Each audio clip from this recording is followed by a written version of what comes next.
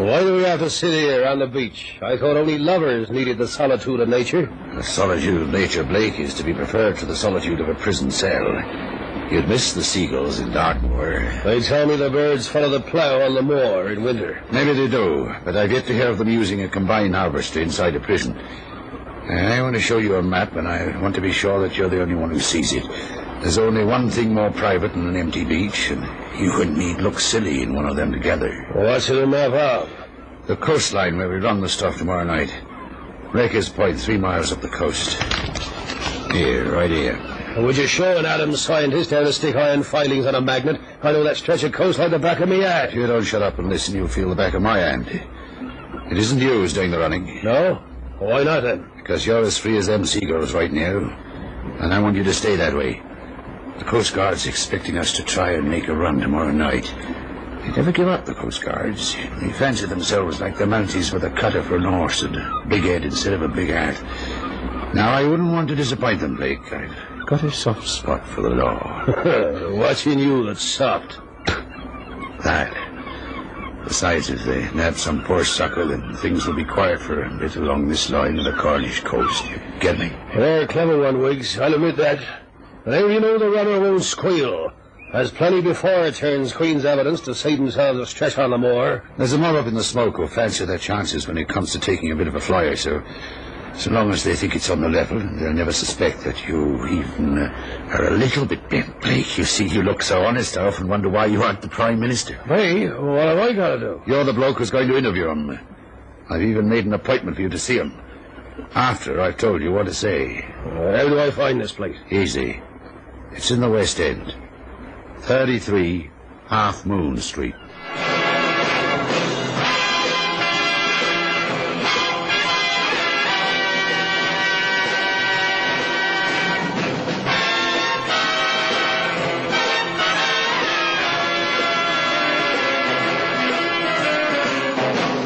The lively spirit.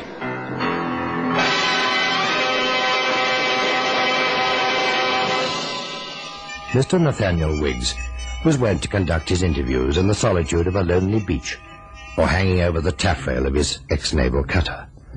But the urgency attendant upon the business of his visitor was such that Mr. Wiggs was forced, for once, to use the seclusion of a back room in the Lifeboat Tavern. The man was in such contrast to Mr. Wiggs that he might have been described as the exact opposite.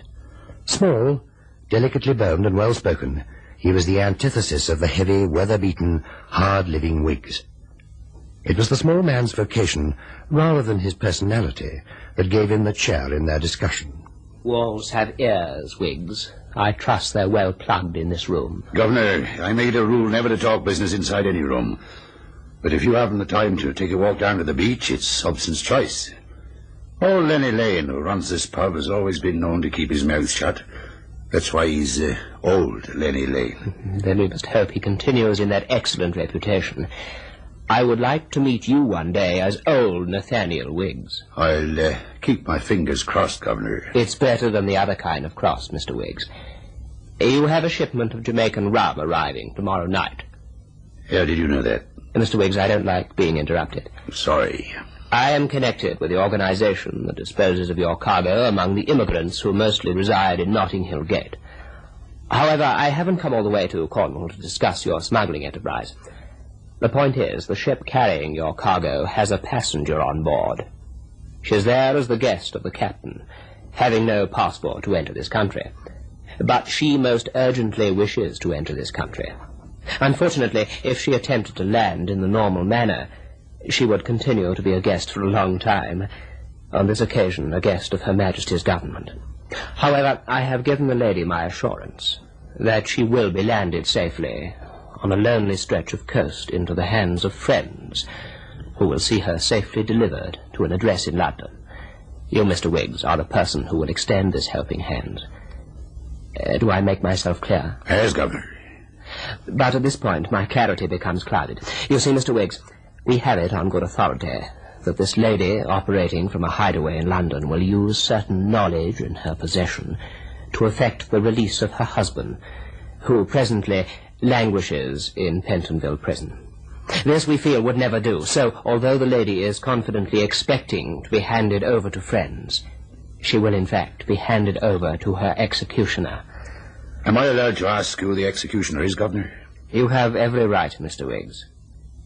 It's you. Me? Here, hang on. I don't hold with murder. It's emergency, and I'm afraid you have little choice. It's almost like a war. Kill or be killed. Am I making myself clear again? Yes, Governor. Your mind is quick to absorb the situation, Wiggs. I'm not at all surprised that you're a successful smuggler. I know you don't like to be interrupted, but one of my men is due to leave, and I'd like to hold him up now that this new thing's come up, Yes, you see. by all means. Thanks. By all means. Ready? Yes? Has Blake left yet? No, not yet. Well, tell him to hang on, will he?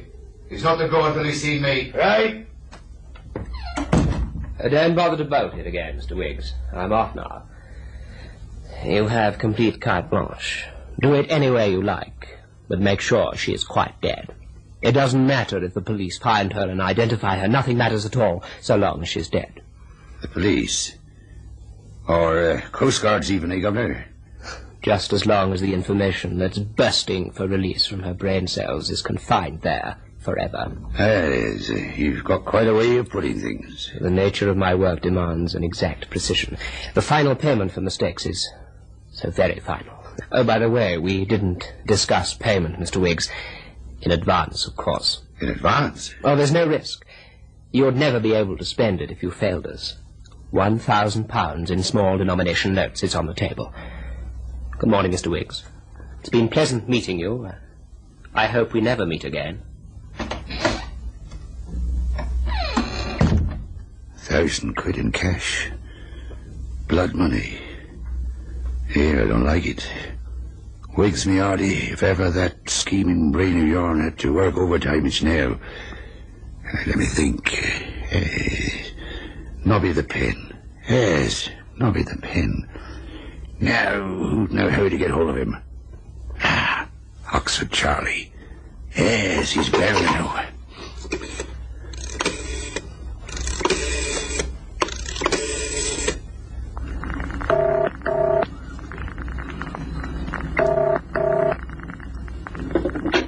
Yes? Oxford. Who's that speaking? Nathaniel Wiggs. Yes, Wiggs. Nobby the pen, I heard he's out of stir, is that right? Correct. I want him to do an urgent job for me. Nobby the pen has retired. It's a pushover for him, Oxford. I just wanted to forge an identity card. Didn't I make it clear? He's retired. It's worth 1,000 quid in cash. Small denomination notes. Hello? Hello, are you still there? Yes. Oh, what do you say? I just said. Yes. Where do you want him? The Lifeboat Tavern. I'll be in the parlour. Can you make it in an hour? 2 hours. Right. Thank you, Oxford. Goodbye.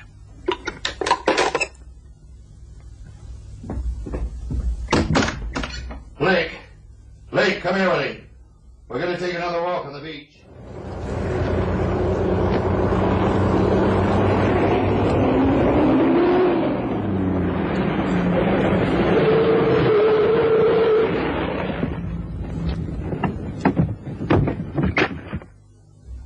Afternoon, Mr. Cannon. Yeah, right first time, and you are taking him, Mr. Blake. Yes, I'd have to call you down here like this. I was to have gone up to London myself, but something urgent cropped up and I couldn't make it. Yeah, you made pretty good time. Well, I was lucky, clear roads and a fast car. Very fast. If ever you and me travel together, we'll take the train. You must be hungry. I got lunch organized in the private room upstairs. Shall we go in? Sure. Then we go up the stairs. What's the job all about, anyway? The boss rang my apartment and told me to get down here in a hurry. I didn't have time to ask for any details. He'll tell you when we get inside the private room. Oh, good afternoon. What cheer, Mr. Cannon? Won't you come in? All right, Blake. Wait downstairs. Okay. I suppose this all seems a little mysterious to you, Mr. Cannon. Well, most confidential jobs are. My name is Wiggs, Nathaniel Wiggs. How do you do, Mr. Wiggs? Please sit down. Cigarette? Drink? Well, I'll smoke my own if you don't mind, and a scotch would be welcome. Right away. Would you like to eat first or talk first?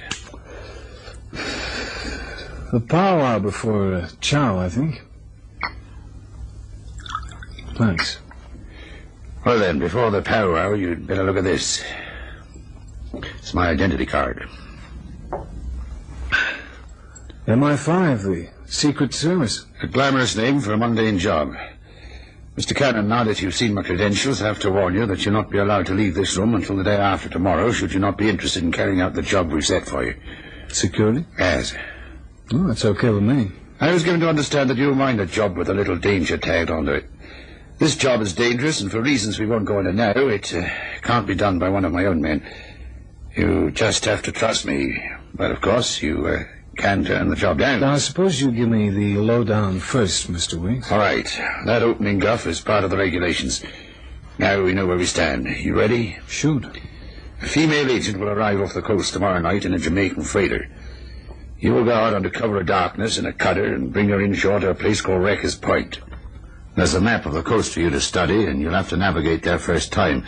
Mr. Mason said you could handle any type of craft and had a navigator's ticket. I have, and it's easy. What engine's the cutter powered by? Inboard diesel. It's a Stratton 2-piston. Yeah, I know. Is that all? Sail out to the freighter, pick up the female operator, and sail her into this Wrecker's Point? Not quite all. There are two other details. The freighter has special davits to hoist your cutter inboard. They will lower another cutter, exactly the same as yours, but fully loaded with certain equipment and the lady in question. It's that cutter that you'll sail back again. Oh, yeah, there's gear to be brought ashore, too. Oh, don't worry about that. I'll have a party at Wrecker's Point to take over from you the minute you beach. And now, what do you say? Well, it sounds great so far. You switch cutters. That's a great idea for smuggling. I wonder nobody thought of it before. Smugglers wouldn't get very far on this stretch of coast, Mr. Cannon. The Coast Guard's too active. Now, I said there were two details. And the other ones? Oh, it's hardly a detail. You might be waylaid on the way in by certain people who would like to put the finger on this female operator. She must be landed at all costs. Can you handle a gun, Mr. Cannon? Well, they say I cut my teeth on my Pappy's 45. Could you use this in an emergency?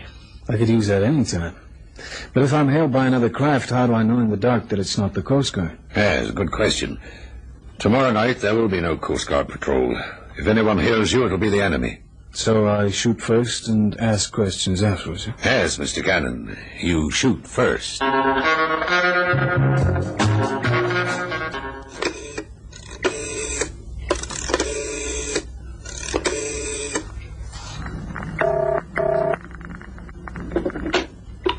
Coast Guard, Cornish Division, Captain Bowker speaking. Coast Guard, this is a tip-off. Tomorrow night, a cutter is making a run towards Wrecker's Point. The contraband Charlie is dangerous and likely to shoot if hailed. Got it? Yes. Who's that speaking? Hello? I got at it to you, Wiggs. You're a genius at getting someone else to do your dirty work. At 23:30 hours, Cannon dropped from the tiny pier into the cutter, and after quickly checking the binnacle and wheel, kicked the engine into life and headed for the open sea. An hour later, he was at the rendezvous, and cautiously circling the black hulk of the freighter that wallowed silent and dark in the swell. He tried to make out her name on the stern, but the lettering had been carefully obscured with engine grease. Effective, he thought, and easily removed before she re-enters the shipping lanes at dawn. A voice hailed him from the darkness, a voice that had obviously been expecting someone else.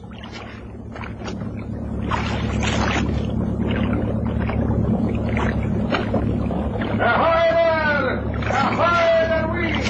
Bring her under the lee bow and the company of mortar!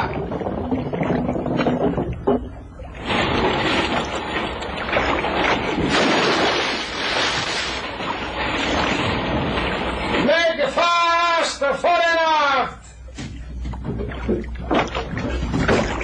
The boat plane is fast, all away!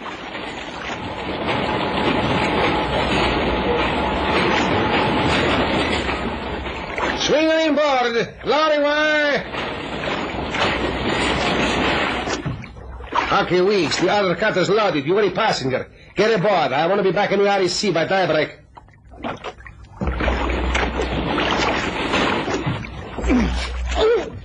Sorry. Swing out the davits!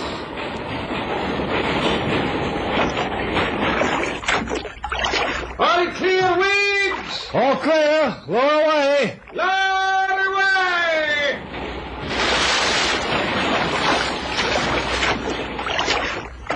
Cast off! All clear!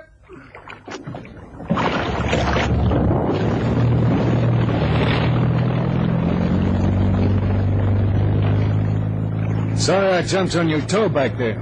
It's all right. You cold? No, I'm all right. Where are we going? At the moment, we're headed towards France. France? But I was to be put ashore in England. Yeah, and so you shall be eventually. There may be another craft out looking for us. I want plenty of sea room if we happen to meet it. Say, do you get seasick easy? No, I was all right on the way over. Why do you ask? Well, pretty soon I'm going to cut this motor and drift in the swell. That's bad on the digestive system for poor sailors. Hey, put those cigarettes away. If you strike a match out here, it can be seen for miles. Sorry, I didn't think. Okay, I'm going to cut the motor now.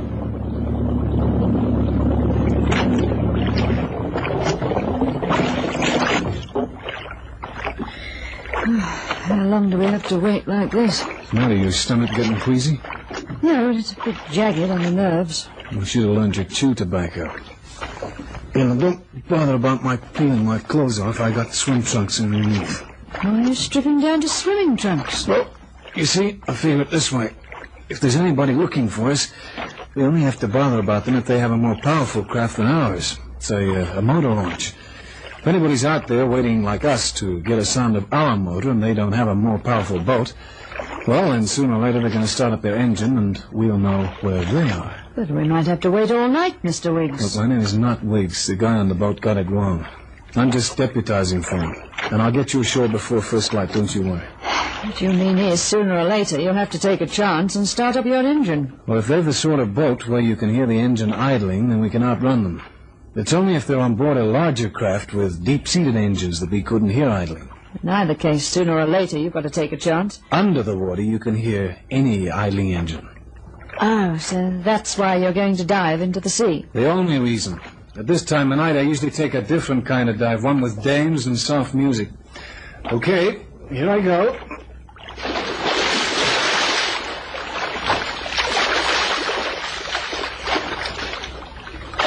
Are you all right? Sure. Keep your voice down. Here, come on, give me a hand over the gun. Would you like to use my shawl? No, it's okay. I'll get dressed right. I'm used to it. If I'm not wet on the outside, I'm wet on the inside. You heard something? Yeah, that's right. There's no sense in fooling you, is there? Is it a big boat? Enormous. They must know we're around here somewhere. My guess is they lost us when I cut the motor. What would you do? Well, I gave this some thought all day yesterday while I was waiting for the assignment to begin. I have with me a little gadget I made up. And first we need something small that'll float. So, do you got any idea what's in those casks? No, they were already loaded into the cutter before I was put aboard. Well, the Secret Service can afford to lose the contents of one in order to save the rest. Secret Service? Who are you? Well, just a plain ordinary citizen. Keep your show on. Now, you give me a hand with this cask. We'll empty the contents into the sea and then ram the bung back home.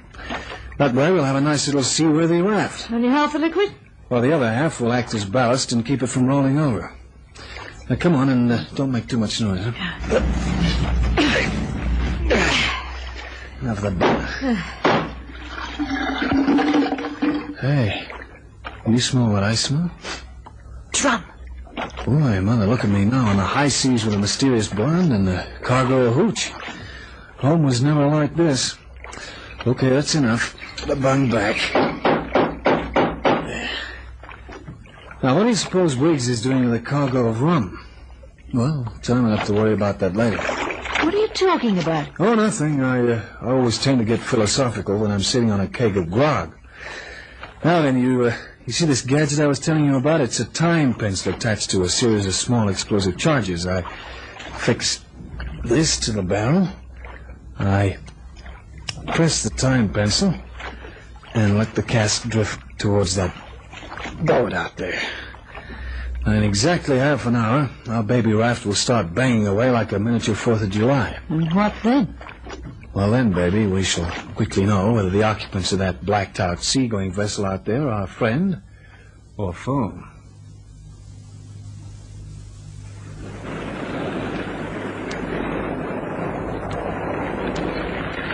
See anything out there yet, Blake? Oh, Sausage, he should either have rented the Coast Guard or be here on the beach by now. Here, give those night glasses to me. It's too dark. They're a waste of time. What if he makes it to the shore? After you tipped off the Coast Guard? They might have thought it was an hoax. Oh, you worry too much. If you're not careful, you'll wind up with ulcers. Say that? That's single shot. That must be cannon. There's another one. Hear that? The warning siren from the Coast Guard. If he keeps on shooting now, he's done for. They've got a Vickers K machine gun mounted in the bows of their launch. He's keeping on all right. Listen to him. It couldn't be better.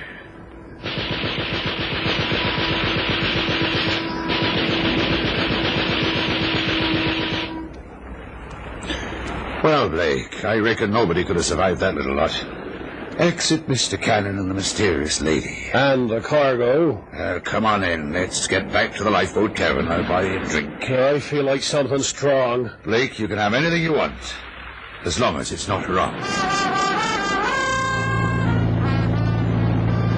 There's the beach now, right up ahead. I'll run her in and you can jump ashore. Aren't you coming too? You bet. I've had enough excitement on this old tub for one night. Stand by now, I'm going to cut the motor.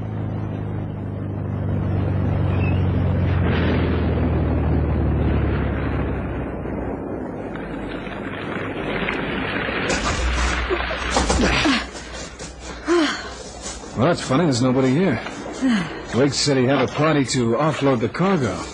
At least he said he'd have a party here. Well, now I know what the cargo is. He must have meant some other kind of party. I don't know how you can be so cheerful. If you hadn't brought that thingamajig with you, we'd have been blown to bits out there. Anyway, thanks for saving my life, whoever you are. Well, there's no mystery about me, baby. You're the Secret Service risk. Why do you keep talking about the Secret Service? What do you expect me to talk about?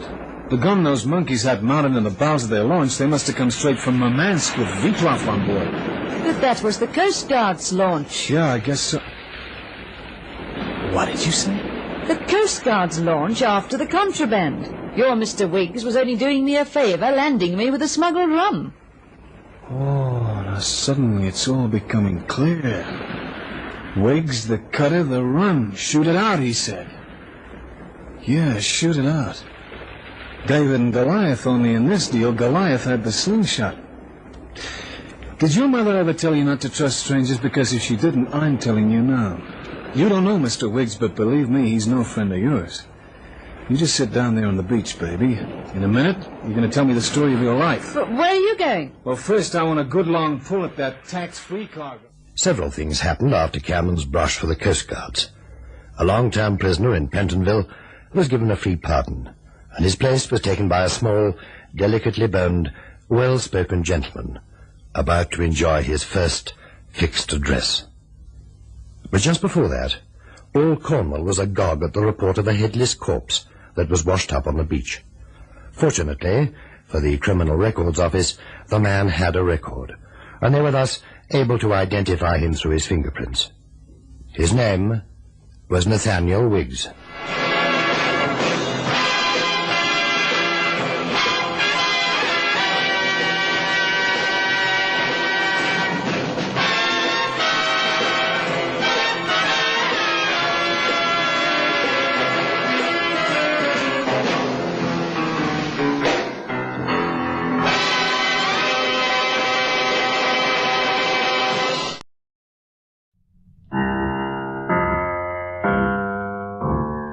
Ladies and gentlemen, a $5,000 reward will be offered on the program immediately following this announcement.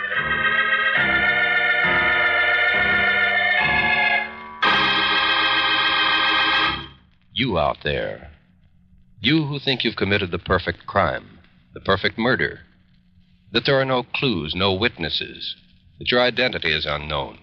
Listen. Somebody knows. Yes, you, wherever you may be, no matter where you're hiding.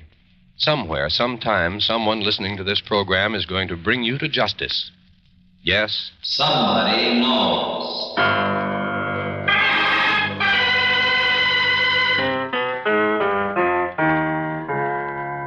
The Columbia Columbia Broadcasting System presents Somebody Knows, a program conceived in the public interest, dedicated to aiding the forces of law and order in the solution of this nation's unsolved crimes. Ladies and gentlemen, we're going to recreate for you tonight all the known facts in an actual unsolved murder. Somewhere, someone among you has had contact with a killer or killers. Someone whose identity need never be known has seen evidence or possesses information that can lead to the solution of this crime. In the public interest, the Columbia Broadcasting System offers $5,000 reward for evidence or information leading to the arrest and conviction of the killer in this unsolved murder. We ask you then to please listen carefully, for you may be the one to win this reward. Somebody knows. It may be you.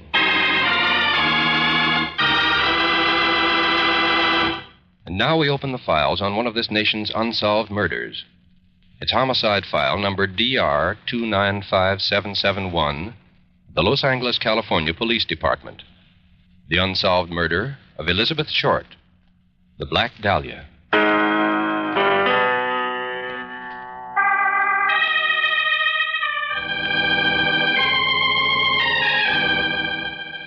It is approximately 6:45 a.m., the morning of Wednesday, January 15th, 1947. In the southwest section of Los Angeles, California, in the houseless 3900 block on South Norton Avenue, a vacant, weed-overgrown lot is barely visible in the quiet darkness just before dawn. Then an old battered sedan speeds south on Norton Avenue, suddenly swings sharply into the curb opposite that vacant lot.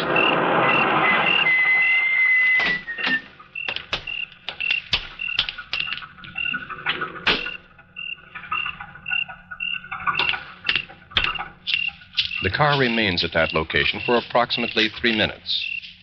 During that time, the driver makes 2 hasty trips across the paved sidewalk between the car and the vacant lot. Then, when the task is completed, the driver re-enters the car and speeds away.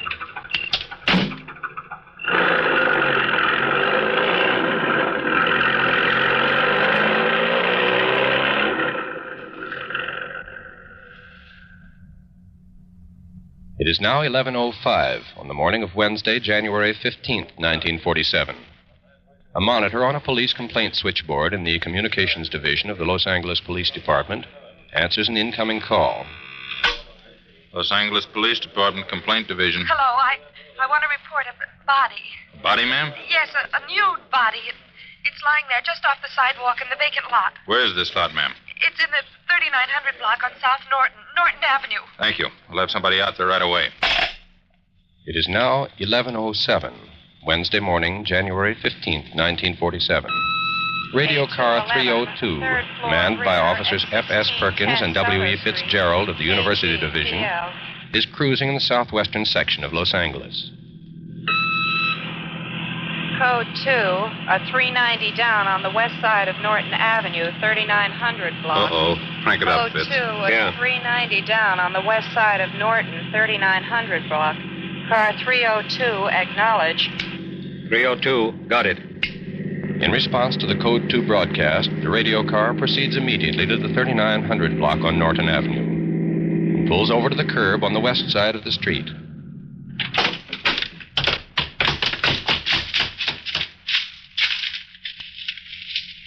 Good Lord. Yeah. The nude body of a young woman is lying face up in the weeds, a few inches from the sidewalk. Her face and forehead have been brutally slashed and beaten, the body itself horribly mutilated. It has been cut completely in 2. Better notify university detectives. Homicide's going to have a job on his hands.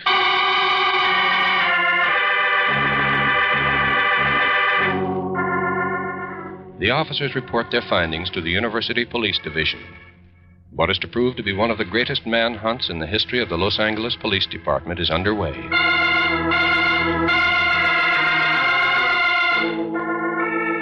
Early efforts to identify the victim of the murder prove unsuccessful. And at 7:25 o'clock on the night of January 15th, 1947, an all-points broadcast is put out. Attention all police officers, all cars and divisions. Wanted identification of this person found murdered this A.M. Description follows. Female, American, young, height 5'6", weight 118 pounds. All fingernails bitten to quick. Black hair recently henned. Eyes grayish-green. Small nose, up-tipped slightly. High forehead and hairline. No earlobe.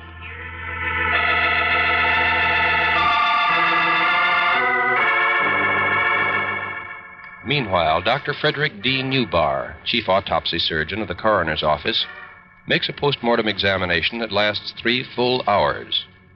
Then he reports, the immediate cause of death was hemorrhage and shock due to concussion of the brain and lacerations of the face. There were rope marks around her neck, wrists, and ankles. These, along with the severe mutilations of the body, indicate the victim was probably tied and sadistically tortured before her death. Fingerprints are taken at the morgue, and at 2 a.m. on the morning of January 16th, 1947, enlarged photographs are flashed by wire photo to the FBI in Washington. Emergency. Request immediate search. And within 5 hours, a reply comes in from the FBI. Positive identification of prints made from those recorded in this office September 1943. Subject Elizabeth Short. Age that date 19 years. Clerk at Camp Cook, Lompoc, California, Post Exchange. Arrested Santa Barbara, California for drinking with soldiers in local cafe. Description follows. Height 5'6", weight 100. With the positive identification of the victim as Elizabeth Short, the police investigation swings into high gear. Her mother, Mrs. Phoebe May Short of Medford, Massachusetts, is notified and within hours arrives at the Los Angeles airport. Elizabeth wanted to get into pictures. That was her principal ambition. But she wrote to me 10 days ago that she was working in a naval hospital then in San Diego. I just can't believe that my daughter is dead. Sure, I know Beth Short. She was a swell kid. I'll say she had men friends, plenty of them. Gee, she was a pretty kid with that dark hair and that pretty white skin. And when she got all dolled up in that sheer black clothes, that's how she got her nickname, you know. That's why everybody called her the Black Dahlia.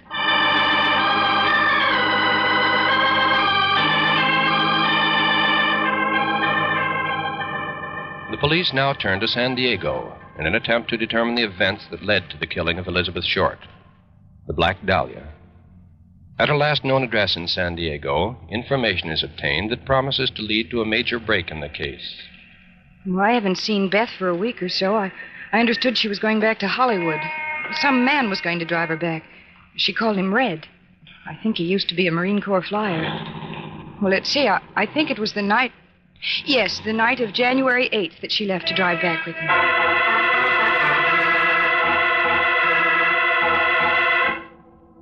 Now the police have something more definite to go on. And for 3 days, a search is made for this unknown man. Then, on January 20th, 1947, at police headquarters in downtown Los Angeles. Say, I understand you want to talk to me. I'm the man who left San Diego with Elizabeth Short. I first met her maybe a week or 10 days before Christmas. I was down there on a business trip. I saw her standing alone on a street corner, and you know how it is. How well did you get to know her? Well, we had dinner together a few times. That was about all. What about this trip to Los Angeles? Well, she heard that I was going there, and she asked if she could go with me. So I said, sure. That was on the night of January 8th? That was the night we left, yeah. January 8th. When did you reach Los Angeles? Well, it was about 6 o'clock the next night. January 9th? Yes, sir. It doesn't take that long to drive here from San Diego.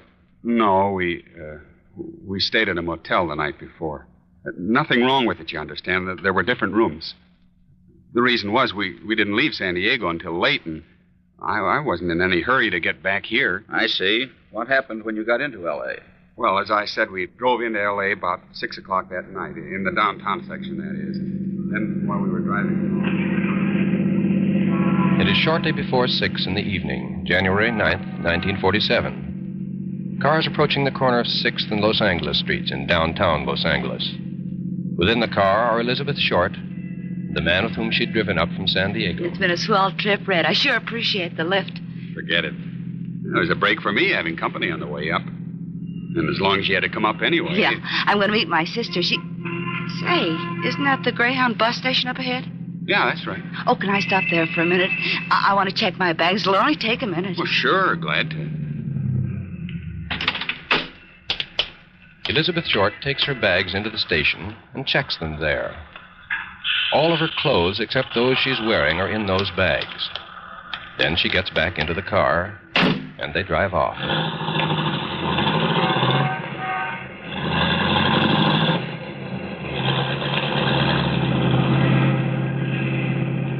Several minutes later, the car pulls up in front of the Biltmore Hotel at 5th and Olive Streets. Well, here's the Biltmore, Beth. That's where you want to go, isn't it? Yeah, my sister should be in there now. Thanks again for everything. It was really swell. Coming back to town again soon? I expect to, one of these days. Well, be sure and give me a ring when you do. Try the hotel on Orange Drive. If I'm not there, they'll probably know where I am. So long. Bye, Beth.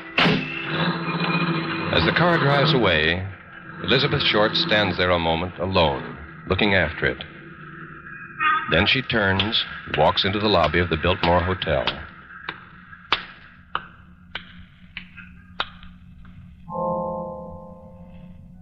It is not until 6 days later, the morning of Wednesday, January 15th, 1947, that she's heard from again, when a nude, mutilated body is discovered lying in a vacant lot. The body that was once Elizabeth Short. It was once the gay and laughing Black Dahlia.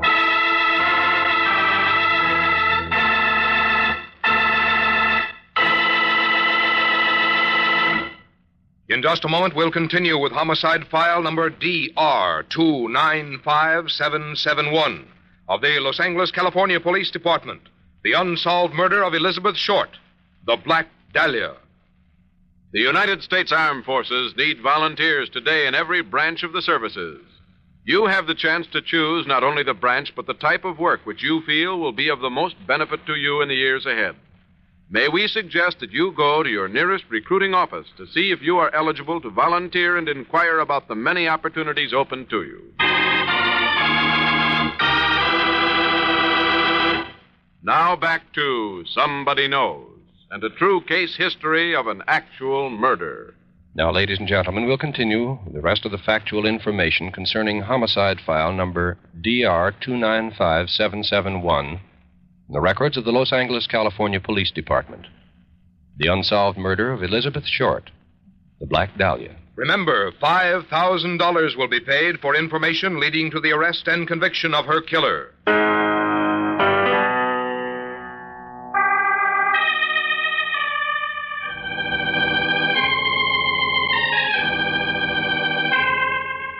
The police check and recheck the story of the man who drove the Black Dahlia from San Diego to Los Angeles and dropped her off at the Biltmore Hotel at approximately 6 o'clock on the evening of January 9th, 1947. Then this statement is issued. We released this man with a clean bill of health. There's no evidence to connect him with the murder of Elizabeth Short.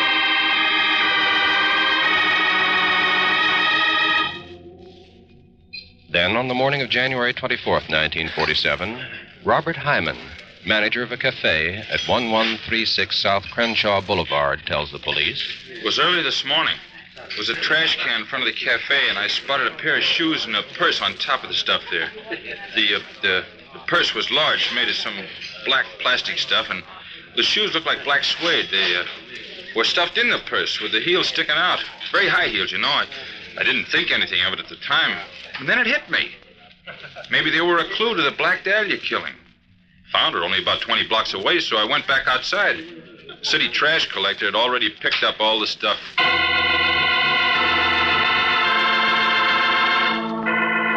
The police immediately make a widespread search for the trash collector's truck and finally locate it at the Los Angeles Byproducts Company. They talk to Mr. K.B. Schroeder, the traffic manager of the disposal plant. Yes, that truck came in here all right, but it's already dumped its load. Where was it dumped? Why, onto that big pile of refuse over there. Trucks have been dumping stuff on it all week. You still have to go through it. Find that purse and the shoe. What? Oh, okay, sure thing. I'll stop the work and get all the men busy on it. We'll run the whole pile through a conveyor belt. May take a few hours, but the stuff will turn up if it's in there. For several hours, the conveyor belt carries the refuse from the giant dump pile past the waiting men. Then, finally... There they are. Stop the belt. I see them. There they are.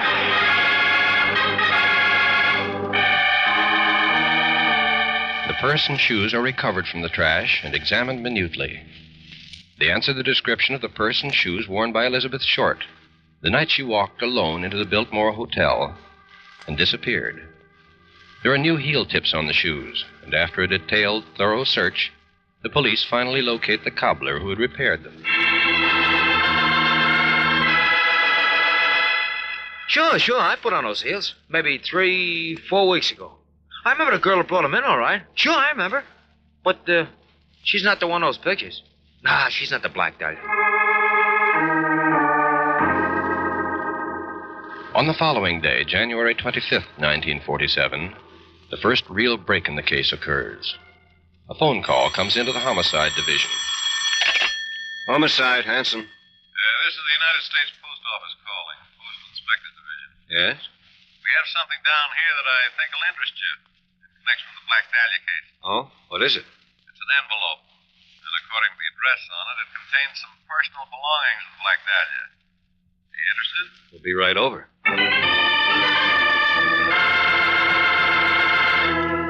The envelope is examined in the postal inspector's office. It is addressed in letters clipped from newspaper accounts of the crime. The crude address reads, Los Angeles Examiner and other Los Angeles papers. Here is Dahlia's belongings. Letter to follow. The envelope is opened. Now here is Detective Sergeant Harry Hanson's statement as to its contents. The envelope contained a black address book, of birth certificates, and pictures and calling cards. We're completely satisfied that the contents of that envelope are actually the belongings of the Black Dahlia. It is the black address book, however, that is of primary importance to the police. Though 125 pages have been torn out of it, it still contains the names of some 75 men. Contact with these men is begun immediately. Here are some typical results. Well, I will admit I did pick her up. That was last October. I just took her to a drive-in. Never saw her again.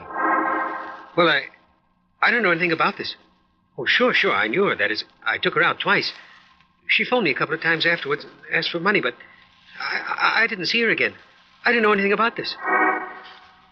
That's right. I went out with her a number of times. Sure I did. But, you know how those things are. I haven't seen her for maybe 6 months now. You know how those things are.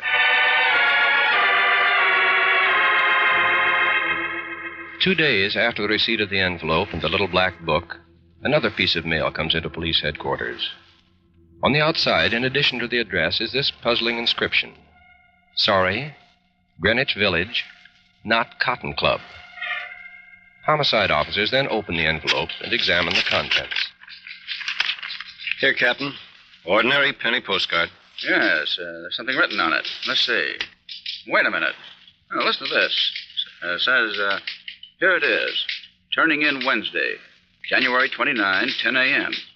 Had my fun at police. And it's signed Black Dahlia Avenger. The card is written in ink with a bold, crude hand. There are no fingerprints on it. Postal authorities say that the new message was mailed the night before in downtown Los Angeles. Captain Jack Donahoe immediately publishes an answer to it. To the killer of Elizabeth Short.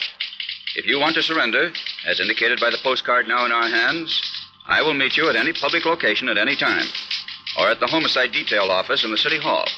Communicate immediately by telephone or by mail.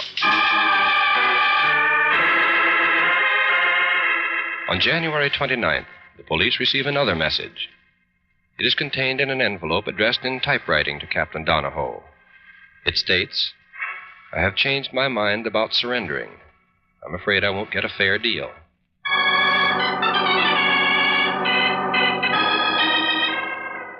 At 1 p.m., with no further word received from the message sender, another answer is drafted and signed by Captain Donahoe, Deputy Chief W.J. Bradley, and Deputy Chief Thad Brown.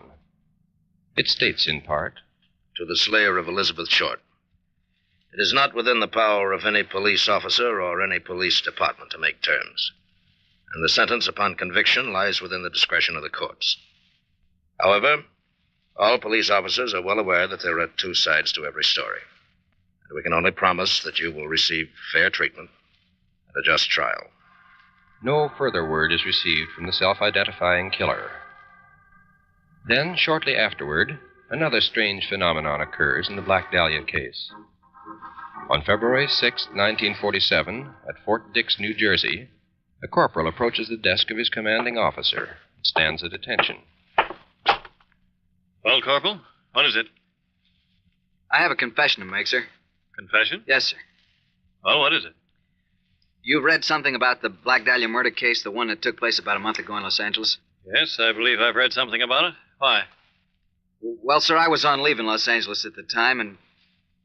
Well, sir, I'm the killer of the Black Dahlia.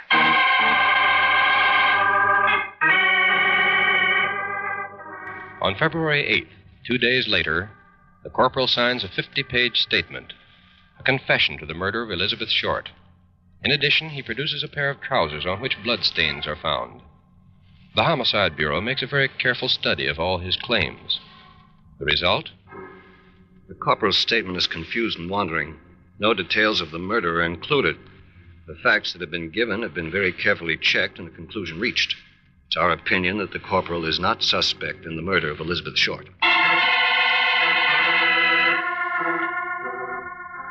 In the able hands of Sergeant Ed Barrett, the Central Homicide Division files on the murder of Elizabeth Short continue to grow. Other confessions are received and found false, until a total of 23 persons have claimed to be the killer of the Black Dahlia, a total believed to be unprecedented in American police annals. New clues are examined, new suspects questioned. The investigation continues.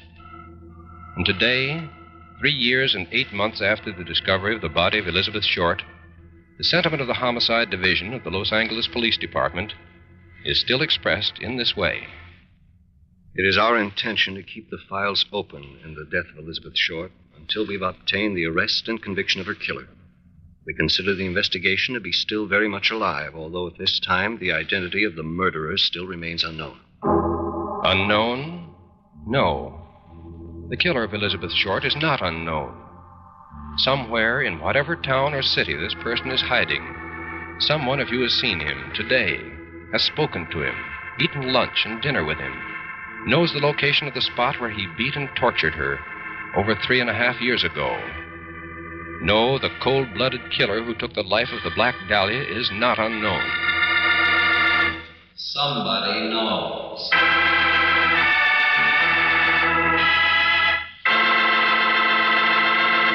Now listen carefully, please. Listen, all of you, wherever you may be. We're going to give you a recapitulation of pertinent facts in the unsolved murder of Elizabeth Short, the Black Dahlia. Better make a note of them. And remember, by following the instructions we shall give you in a moment, you may be the one to earn a $5,000 reward. Now, here are the actual facts in the case. Elizabeth Short, 22 years of age, known as the Black Dahlia, was found dead in a vacant lot in the 3900 block on South Norton Avenue in Los Angeles, California. The time was approximately 11 o'clock in the morning, Wednesday, January 15th, 1947. The police believe that she had been held prisoner and tortured by a sadistic pervert for some time before death. Possibly for as long as 6 days, since her whereabouts are unknown, from the time that she entered the Biltmore Hotel at 6 o'clock on the evening of January 9th. Her statement that she was intending to meet her sister there was found to be false. Now, here is one of the most important facts concerning this case. No trace of the clothing she was wearing at the time she entered the hotel has ever been found. Here's a description of that clothing as contained in the special police bulletin published at the time. Please listen carefully. She was wearing a black suit, no collar on coat, probably cardigan style. White fluffy blouse, black suede high-heeled shoes, nylon stockings, white gloves, and a full-length beige coat. She carried a black plastic handbag about 8 by 12 inches in size.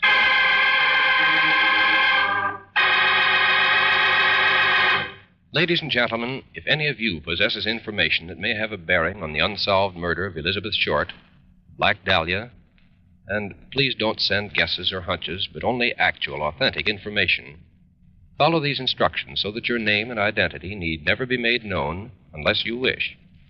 Now listen carefully. Write your information on a plain sheet of paper. Do not sign your name. Instead, sign it with 6 numbers, any arrangement of any 6 numbers. Then tear off a blank corner of that paper with a ragged edge. Write the same 6 numbers on that corner and keep it. Mail the rest of the paper with the information to Somebody Knows, Hollywood, California. You need tell no one what you have done. Mail your letter to Somebody Knows, Hollywood, California. And if the information you've supplied leads to the arrest and conviction of the killer of Elizabeth Short, we'll announce your signature number on your local CBS station. Then, if you don't want your name to be known, go to your lawyer or doctor, your priest, minister, or rabbi, and have him present the torn corner of the paper to any CBS station. In this way, you do not need to appear in person. If the torn corner matches the original paper containing the information, the $5,000 reward will be yours. Remember, you out there, you who have murdered in cold blood and think you've gotten away with it, listen. You cannot escape. There is no perfect crime. Remember, you are not unknown. Somebody knows.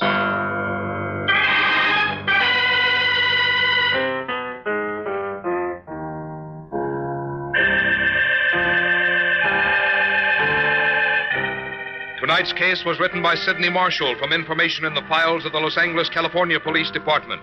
Research was by Maurice Zim. Music was composed and played by Milton Charles.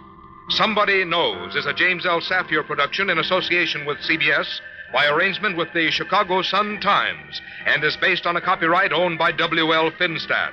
It was narrated and directed by Jack Johnstone.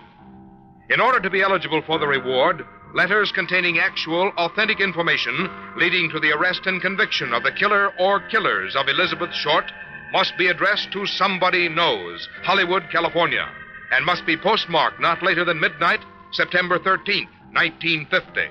Arrest of the guilty person or persons must occur within 90 days of that date, and conviction must be within 1 year of tonight's broadcast. If more than one person gives the information leading to conviction, our judges will divide the $5,000 reward among them in proportion to the importance the judges attach to the facts supplied. And in this, the decision of our judges will be final.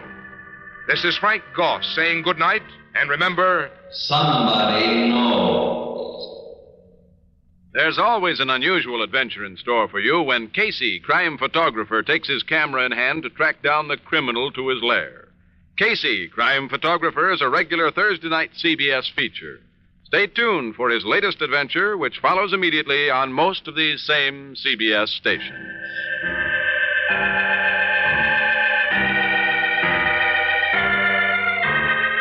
This is CBS, where you find Arthur Godfrey's daytime program every Monday through Friday, the Columbia Broadcasting System.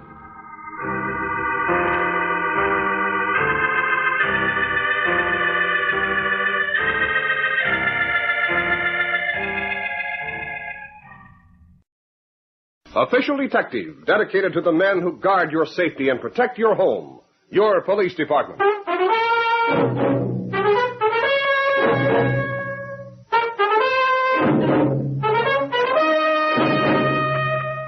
Now, Official Detective.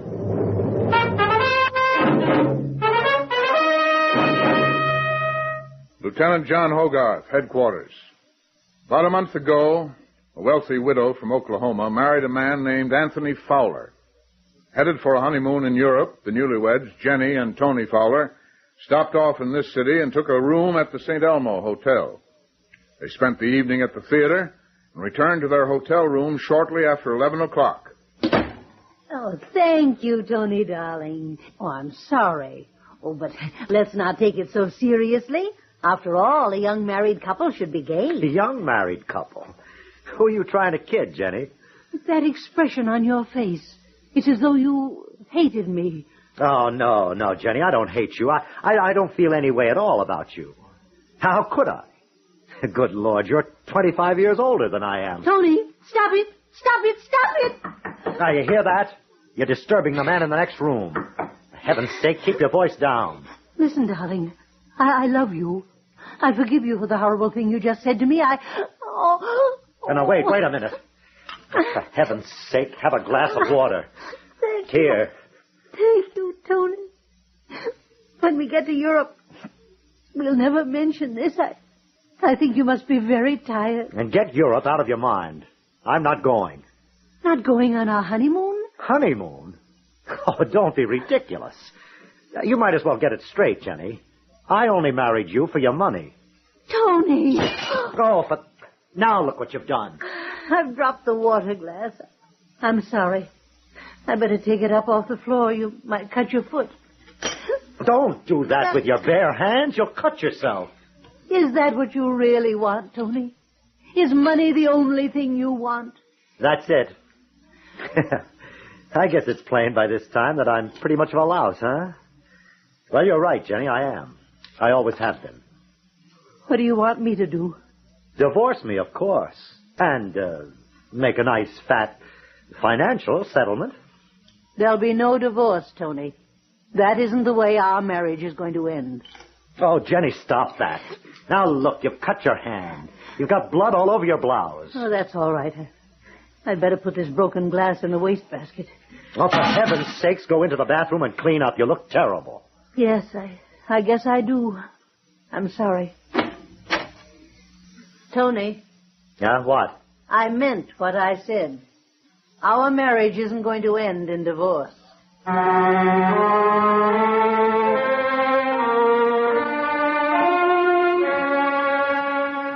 Hey, Lieutenant, how's for the all-night coffee joint before you head home? Good idea, Alan. As the commuter says to his wife, I had a hard day at the office. You and me both. I'll lock the file. Lieutenant Hogarth. Oh? Which hotel? Was it a shooting? Oh.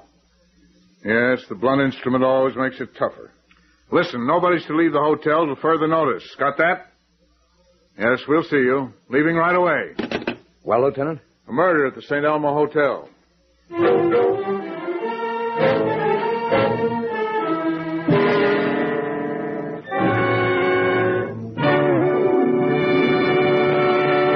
In the hotel room, Hogarth and Allen are continuing their investigation of the murder of Tony Fowler. The body has just been taken from the room, and the detectives are questioning Tony's widow. Now, Mrs. Fowler, will you tell us exactly what happened here? I'll do my best, Lieutenant. We just come in from the theater, my husband and I. We talked for a few minutes, and then I started to get ready for bed. I went into the bathroom to bathe and wash out a few things. Now, while you were in there, did you hear any sounds from this room? No, sir. You see, the water was running most of the time, so I couldn't have heard. How long were you in there, Mrs. Fowler? I'm not sure. 20 minutes, perhaps. And when you opened the door and came out? I was in my nightdress and negligee. I saw my husband lying there on the floor. Take your time. It was his head that was so horrible. Oh, what was it? What was he struck with? Something heavy and blunt. We haven't found the weapon, but we think it was one of the bedside lamps. Yes. There were 2 lamps in here. So the housekeeper told us. They were a matched pair, heavy metal base with a glass column going up to the bulb. By the way, we noticed that bandage on your right hand. What happened? A bandage? Oh, I poured myself some water and accidentally knocked the glass off the table. It shattered on the floor, and when I was picking up the pieces, I cut myself. And you threw the pieces in this wastebasket? Yes. We wondered how this glass got in here. Well, let's get back to your story, Mrs. Fowler. You came out of the bathroom and saw the body. Then what? I'm not sure, but I remember screaming, and then a man came running in. He said he was a guest in the adjoining room. He picked up the telephone and told the operator. How did this man from the next room get in here? Well, I don't know. He just opened the door, that's all. It must have been unlocked. If the killer's prints were on the knob, this guy certainly ruined them. Now, Mrs. Fowler, as you know, the story of your marriage has been in newspapers all over the country. It was considered news for many reasons. Your social prominence, your great wealth, and the rumor that you took a great deal of cash with you on your wedding trip. Is that true? Did you bring a lot of cash? Of course. How much? $175,000. What? You had all that in cash? Yes, Sergeant. Well, that much money is a strong motive for murder, Mrs. Fowler. I know, but it wasn't stolen. I made sure of that before you came. It's in a suitcase. Here, in the closet. Here, let me get that, huh? Oh, thank you. You may open it if you like. Yeah, I'd like to see that much money. Holy Hannah. Is this 175,000? Yes, in thousands, hundreds, and some smaller denominations. I'm going to have this suitcase put in the hotel vault, Mrs. Fowler. Very well. There's another reason why this marriage of yours was considered news. The fact that you were 25 years older than your husband. That didn't affect our happiness at all. Tony loved me. And you had no differences? No spats or arguments? Of course not, Lieutenant. Tony worshipped me. Well, I'm sorry to have upset you. Alan, have Mrs. Fowler moved to another room on this floor. I'm sure she'd be more comfortable. Okay. What about this money? We'll have to put it in the vault right away. Well, the motive certainly wasn't robbery, or this suitcase full of dough would be gone. Could have been robbery. The killer might have gotten scared away before he found the suitcase. Maybe so. As soon as we get a chance, I want to question that man in the next room.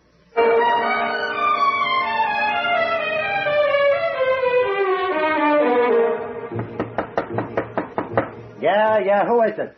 Police officers. Look, I'm sleeping now. Come back in the morning. That'll be too late. We're investigating the murder in the room next to yours. Come on, open up. Okay, wait a second. Say, I thought you said you were sleeping. How come you got your bag packed and you're wearing your hat and coat, huh? Okay, so you caught me in a tiny lie. Say, turn around. I want to get the full light on your face. I say the trouble, Lieutenant. You know this puss all right. I thought so. Mickey Potts. Yeah, that's me. Hey, fill me in, will you, Lieutenant? Mickey Potts is an old-time thief, Alan. You wouldn't remember him. Where were you going in such a hurry, Potts? Anywhere to get away from here. With my record, I knew you cops would be asking me a million questions. That's right. You got any answers ready? One's all I need. I don't know who brained that guy in the next room. Well, tell us what you do know. Okay. I hear the old dame let out a scream, and then she screams again, and I run in like a dope. Her door's unlocked. I see the stiff on the floor. So I pick up the phone and holler murder. Well, that's the whole story. Go ahead, send me up for life. Now, don't be impatient. Maybe that'll happen later.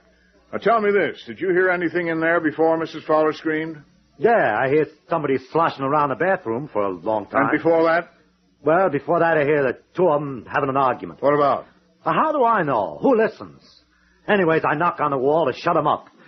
Hey, what's your pal looking for? Don't get upset, Mickey. I'm just having a look around your room to see if you left anything. Oh, sure. You cops are very good that way. Hey, Lieutenant, one of the bellboys told me about this Mrs. Fowler.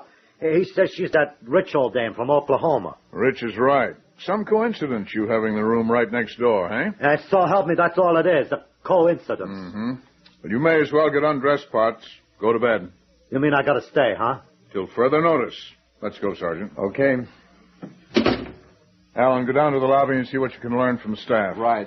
When you're finished, come back up. I'll be questioning the other guests on this floor.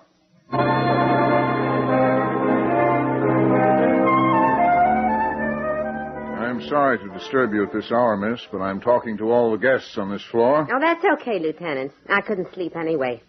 Imagine being this close to a murder. Your name and home address, please. Rose Clark. I'm from Madison, Wisconsin. What are you doing in this city, Miss Clark? Oh, I came to buy clothes. I do that every year. Say, is the dead man really that Tony Fowler like the maid told me? Yes. Did you know him? Me? Gosh, no. But I read about those two in the paper. I was absolutely fascinated. Imagine her being 25 years older. Yes. Miss Clark, this room of yours is directly across the court from the room where the murder was committed. I know, Lieutenant. Gives me goosebumps. From this window, you have a direct view into that room. I was wondering whether you heard anything or saw anything. Well, yes, as a matter of fact, I did. But I don't suppose it means anything. Tell me about it anyway. Well, it was, maybe 11:30. I was at this window looking up to see if the stars were out. That's when I saw this woman. She was at the window over there throwing something out. When I heard it smash down in the courtyard, I knew it was something made of glass. So maybe it was a whiskey bottle. Do you think this woman was Mrs. Fowler? Golly, I wouldn't know. It was too dark. I could just see her outline, that's all. Lieutenant, is it true what the paper said about Mrs. Fowler? Does she really have a suitcase full of money? Well, Miss Clark, the newspaper said a lot of things that, Lieutenant, it's me. Come in, Sergeant. The maid told me you were in this room. Oh, excuse me, miss. Certainly. I think I found the murder weapon, Lieutenant. Yes? Somebody reported hearing it crash down in the courtyard around the murder time. I went out just now and looked. It was the lamp, just like you figured. Anything on it? Blood, all over the metal base. That's all that's left of the lamp. The glass is in a million pieces, not a chance of any fingerprints. Is Mrs. Fowler settled in her new room? Yeah, 907. I think we'd better talk to her again. Well, thanks a lot, Miss Clark. I hope you can get some sleep now. I'll try, Lieutenant. Good night.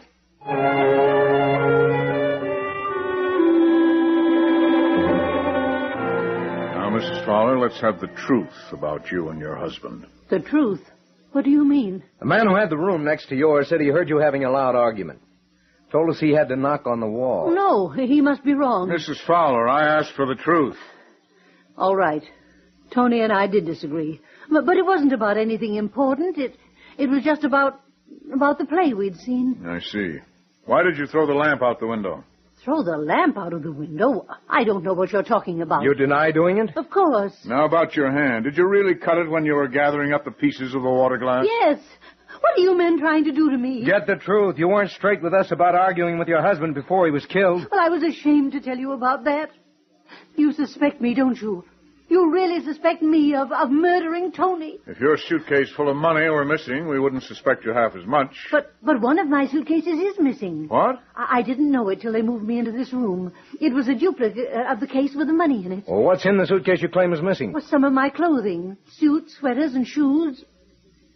You don't believe that it's missing. We'll have to take your word for it. Well, why should I lie to you? Maybe to get a burglary motive into the case. But I'm not lying. Well, I hope not. All right, Alan, let's get out of here. I imagine Mrs. Fowler would like a little time alone to do some thinking.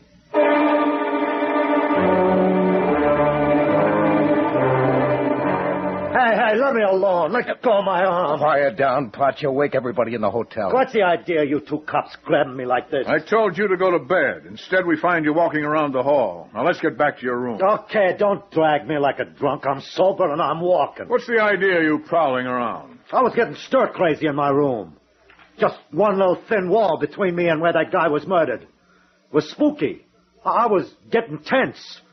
I had to come out and walk around the hall so I wouldn't flip my wig. How long you been out of your room, Potts? 10, maybe 15 minutes. Okay, here's your room. Al and I are going to put you to bed. Look, you cops don't have to come in. I can put myself to bed. I've been doing it for decades. We're coming in. We want to make sure... Potts, where did that come from? Where'd what come from, Lieutenant?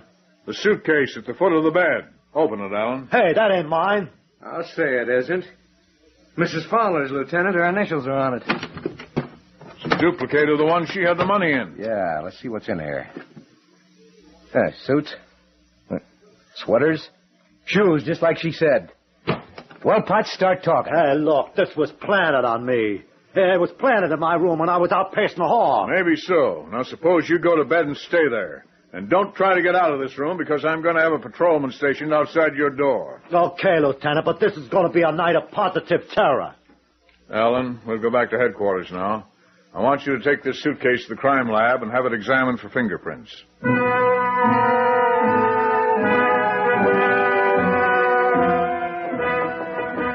Mrs. Fowler. One moment, please.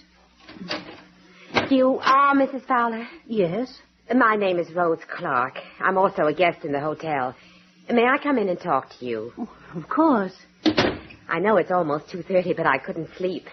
And after your terrible tragedy, I'm sure you can't either. Oh, no, Miss Clark. Of course I can't. I thought maybe there was some way I could comfort you. Oh, that's very thoughtful of you. I've just been sitting here thinking of my poor husband. I know, Mrs. Fowler. I was thinking of Tony myself. You knew him?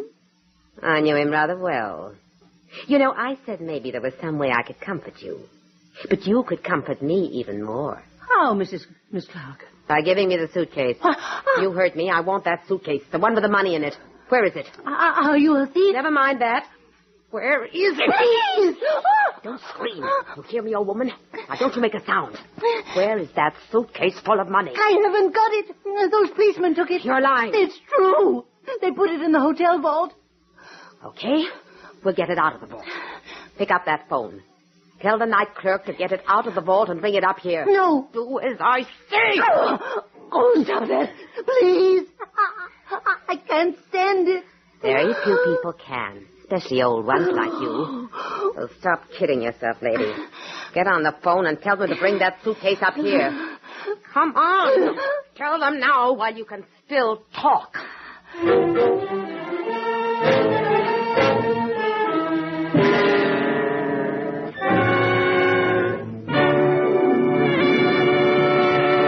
It's 2:30 in the morning at police headquarters. Lieutenant Hogarth comes into his office, bursting with news. Hold on to your hat, Alan. Yeah, what cooks? The boys and records identified the prints in the suitcase. They belong to a young woman named Ada Lasker, confidence woman. Ada Lasker. Don't know her. You will in a minute. The boys told me that Ada works with a con man named Buck Babson. That's so. I got their mug shots out of the files. This is Ada. Recognize her? Hey, let me... Hey, this is Rose Clark. The gal in the hotel. Now, here's a shot of her sidekick, Buck Babson. You won't recognize him, though. The only time you saw him, he was dead, with his head bashed in. You mean Tony Fowler? Yep. Got his prints from the morgue. Tony Fowler was really Buck Babson. A con man taking that poor old gal for her dough, huh? Looks that way. He and the girl were working together, but something went wrong, and he got killed. Let's get back to the hotel. I want to call Rose Clark by her right name and see what happens.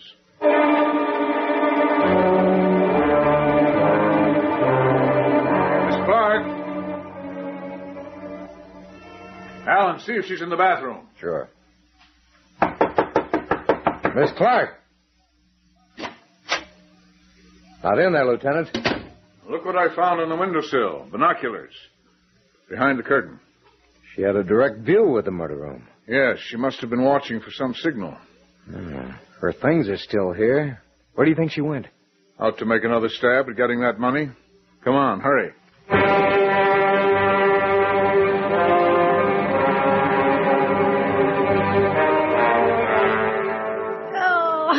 Are you going to pick up that phone? No, you can't make me. Do as I say. Tell them to send that suitcase up here. Okay, Jenny, we'll try something else. No! Please! Quiet. Help! Help! Help! Mrs. Fowler, This woman was torturing me. She's lying. you'll be quiet. Alan, stay here with Mrs. Fowler. Phone for a doctor and wait till he comes. Okay. I'll talk to this woman outside in the hall. Come on. Let go of my arm. I said come on. Look, you going to believe that crazy old woman? Yes, Why? because you're Ada Lasker. You got a criminal record. You're crazy. Ada, I've got you cold. Now tell me how Buck Babson died tonight. And don't give me that look. I found out that Tony Fowler was Buck Babson. So, how did he die? Did you double-cross him? You're so smart, why didn't you tell me? I'll tell you part of it. You took a room across the court and watched through binoculars. Buck was to give you a signal, but you didn't wait for it. Am I right? Ada, you got to tell it sometime. Okay, handsome. We did have a plot rigged up. Buck was the signal, and I was to go over. He left the door unlocked. He was to go down to the bar and talk to a lot of people for an alibi. And you were to kill Mrs. Fowler, take the suitcase full of money, and leave the hotel. Say you are smart. Never mind that. You did double-cross him, didn't you? For $175,000? Certainly. Through the glasses, I saw the old girl go into the bathroom. So I went over to the room. When Buck had his back turned, I let him have it with the lamp. He sank right down without knowing what hit him. Then what? Well, I threw the lamp out of the window, grabbed his suitcase, and took it back to my room. Only trouble was it was the wrong suitcase. Had clothes in it instead of money. So later you planted that suitcase in the room of a certain Mr. Potts. Yeah. Say, handsome, are you interested in money? Definitely. Well, downstairs in the vault there's $175,000 in a suitcase. You had it put into that vault, and you can get it out. Can't you? Sure. What did you have in mind? Oh, a quick trip somewhere? Just you and me? Ada, you must be a mind reader. You mean you were thinking of a trip? Mm-hmm. Just the two of us. Well, what do you know? Where to? Police headquarters. Huh? You'll love it there this time of year. Come on, Ada. Let's get going.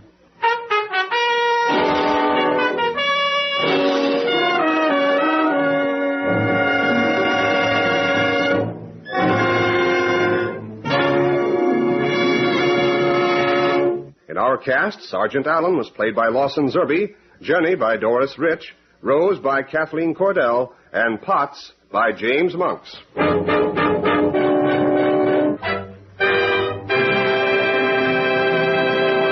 Official Detective is produced and directed by Win Wright, written by Albert G. Miller. All names of persons and places used in this program are fictitious. Any resemblance to names of actual persons, living or dead, is coincidental. Jack Irish speaking. This program came from New York.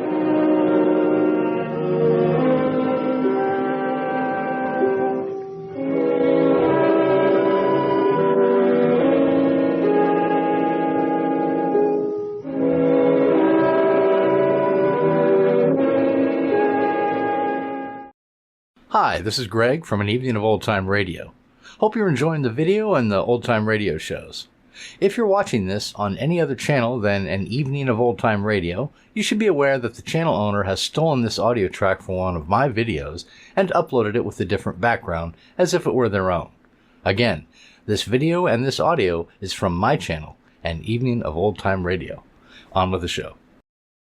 Though it hath no tongue, murder will out.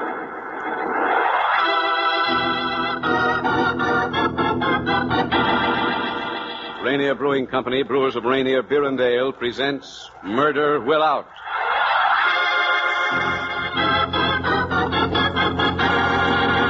Starring William Gargan as Inspector Burke, Chief of Homicide, with Eddie Marr as Detective Nolan, in another challenging story written and directed by Lou X. Lansworth. The mystery of the swindled songwriters.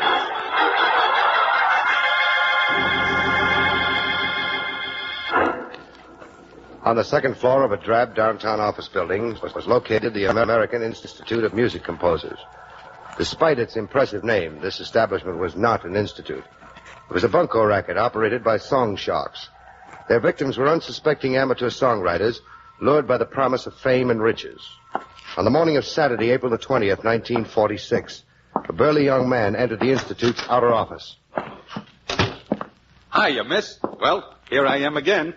I guess you remember me, all right, huh? Why, yes, I... Bailey. Bill Bailey. Oh, yes, of course, Mr. Bailey. Mr. Morse said he'd have my song published today. Oh, I'll tell Mr. Moss you're here. Yeah. Oh, thanks, miss. Hello, lady. How do you do? You mind if I sit down here? Please. Are you a songwriter? Yeah. First one, off the press today. And between you and I, lady, I sure am a lucky guy. Indeed. Yeah. Love song. Oh, how wonderful. Yeah. Today's Shirley's birthday. Shirley? Yeah, that's my girl. I'm going to give Shirley this song I wrote. Birthday present. Oh, how beautiful. Yeah, it sure is. But believe me, lady, I sure had to work. I don't mean writing the words. That comes natural to me. I mean getting the dough to pay Mr. Moore for composing the music and pay him to publish the song. I've come to see Mr. Moss about some words I wrote. No. Well, congratulations, Mrs. Swope. Mrs. Henry Swope. Well, Mrs. Swope, it's a pleasure to have met a fellow songwriter. Thank you.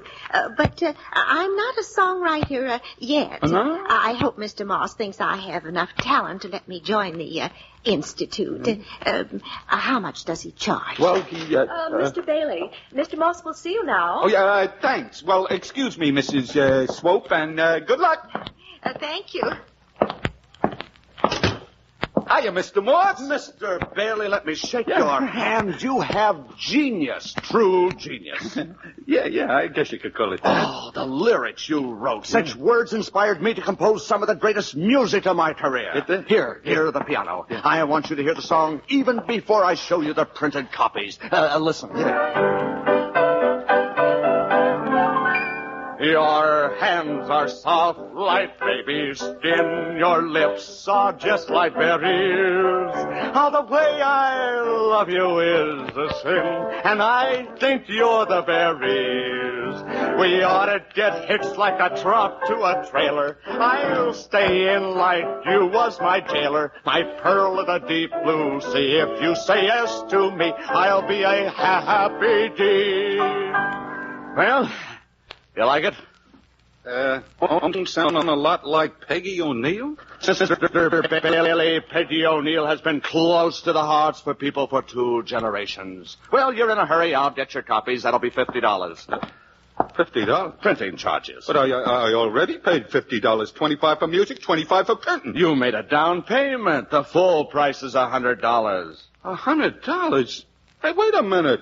You said I could have professional copies for $25. Professional copies? Why, Mr. Bailey, you ordered the deluxe sheet music edition, specially dedicated to Shirley Hobson. I have your signed order right here. Yeah, but you said it was for free. For $50, I could dedicate my song to Shirley, and I ain't going to spend no more. Don't get excited. I got to have my songs today. Today's Shirley's birthday.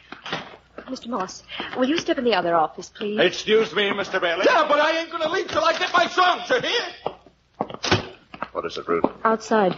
2 men want to see you. I think they're the police. Plain clothes. Police?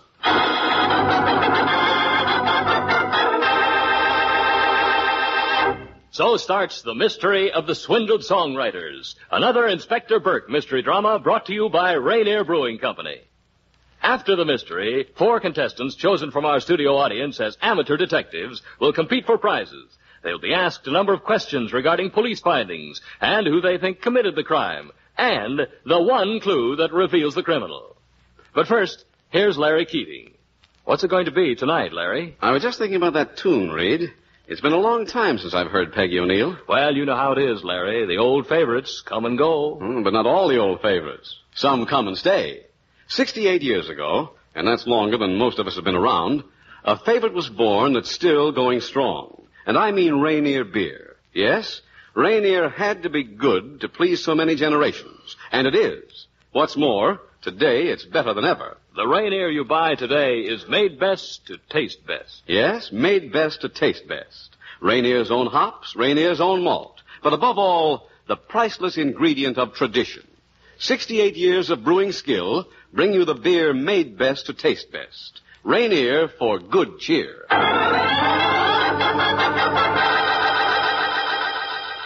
Now back to our story, The Mystery of the Swindled Songwriters, starring William Gargan as Inspector Burke. In here, gentlemen. Just up in this other office. You're Dave Moss? Yes? Now, what can I do for you? We're police officers. I'm Inspector Burke. This is Detective Nolan. Oh, how do you do? How are you? We're looking for a Hubert Collins. Know him? Hubert Collins. Yeah, Hubert Collins. You published 3 or 4 songs he wrote. Oh, my partner, Charlie Reed, might be able to help you. Yeah, where is he? Oh, he's out right now. Mr. Reed takes care of all financial matters. I take care of the artistic side of the business. Uh-huh. Well, have you any idea where we might find Hubert Collins? I know. Is something wrong? Yes. Last night, an unsuccessful attempt was made to rob the store where Collins works. And the description we have fits this Hubert Collins. The person attempting this robbery was surprised by a special patrolman. There was some gunplay. The patrolman's condition is serious. Oh, how terrible. Oh, young Collins had such talent. Look through your records, your files. Any information you and your partner can give us, no matter how small, phone headquarters.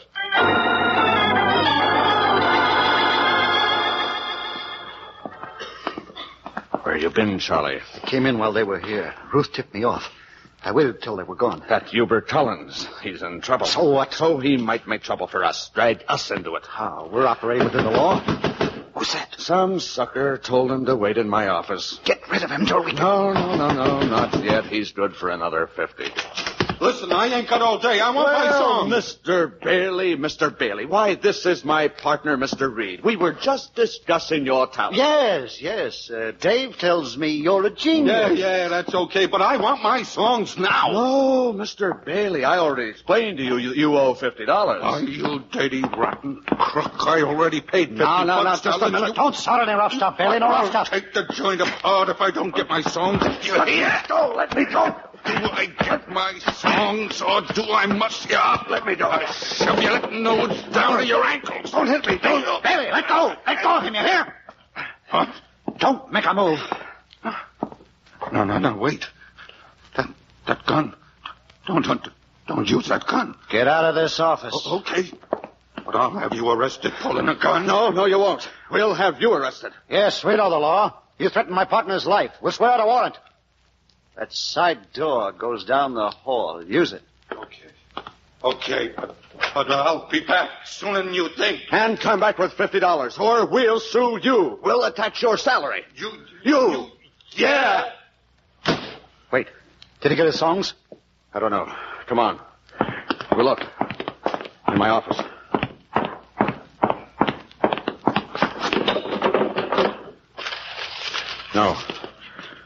Now, his songs are all here. My desk drawer. All 12 copies. Okay, put them back. If the sucker wants them, he'll be around. Yes, he'll cool off. He'll show up with the other 50. What's all the commotion? Oh, some chump was in here. Must have had to shout to cover up. What is it? That old lady sitting out there, Mrs. Swope. What about her? She wants to join the Institute. And she's got all her savings with her. $500 cash.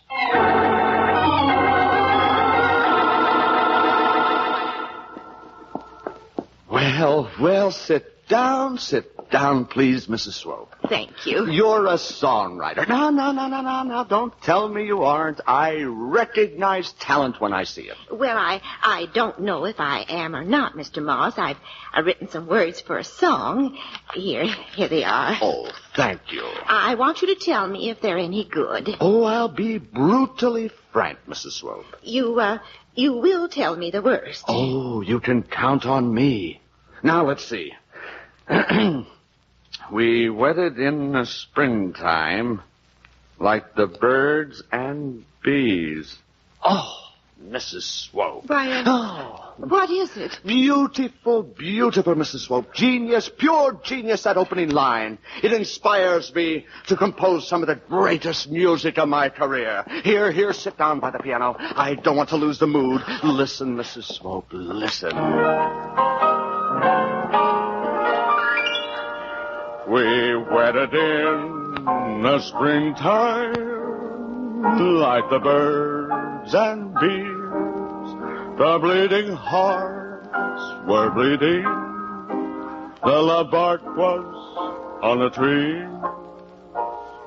Then the angels took you. I saw this song I wrote for my dear dead husband, named Henry Swope, in memory of Henry Swope. Ah, Mrs. Swope, pardon me while I have an emotion. What is it? Something wrong, or are you ill? Oh, I'm overcome.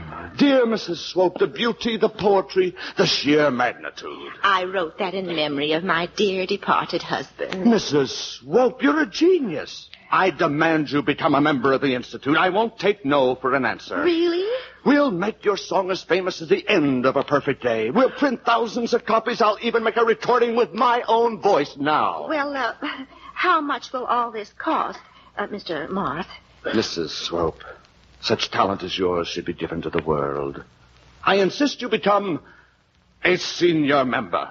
What does that mean? We will publish every song you write. You will be famous, wealthy from the royalties you receive. Well, how much will it cost? Only $500, Mr. Swope. You owe it to yourself. To the memory of your dear departed husband, Henry Swope.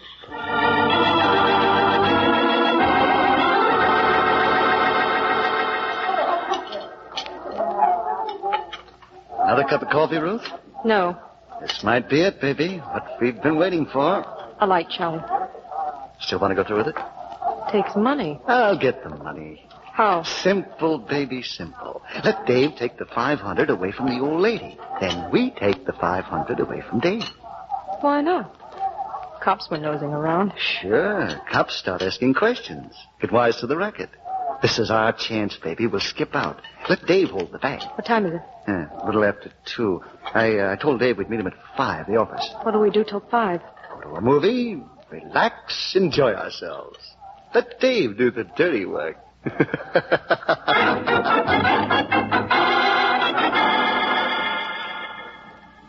Hello, Mr. Morse? What? Hubert Collins. What are you doing here? Listen, Mr. Morse. Hubert, you sap. The cops were here this morning. You gotta help me, Mr. Morse. I've gotta get out of town. Look, it's almost 2:30. There's a bus leaving at 3 o'clock back east. You're out of your mind. Cops will spot every bus depot in town. I've got to take the chance. I can only get some money. Get back east. I can... No dice. Listen, Mr. Morse, I've spent over $500 with you. All I'm asking is a loan of $50. give me a break. I haven't got any money. Okay. I tried to pull a job last night. Know why? I'm not interested. So I could get more dough. You little fool. I didn't tell you to pull a stick up. You told me if I got more dough, you'd promote my songs. I'd be riding high, hit the big time. Get out. Not until you let me have some money, Mr. Moss. If the cops pick me up, I'll drag you in. I'll tell them why I did it. To pay you.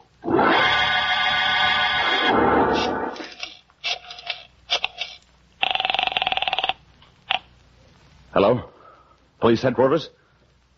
This is Dave Moss, Institute of Music Composers. Yes. Some officers were here this morning looking for Hubert Collins. Robbery last night. Yes, that's right. Collins just left here, not 5 minutes ago. He's headed for the Central Bus Depot, blackmailed me out of $50, said he'd tell a lot of lies about me if I didn't. Oh, yes. All right. Send some men right down. You can pick him up.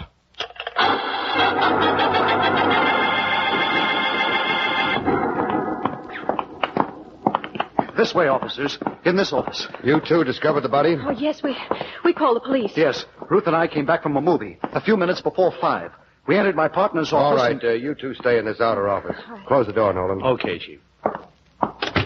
Well, looks like a cyclone hit this office. Yes. Let's take a look at the body. Why, it's that fellow we were talking to this morning, Chief, Dave Morse. Looks like 2 bullets did it.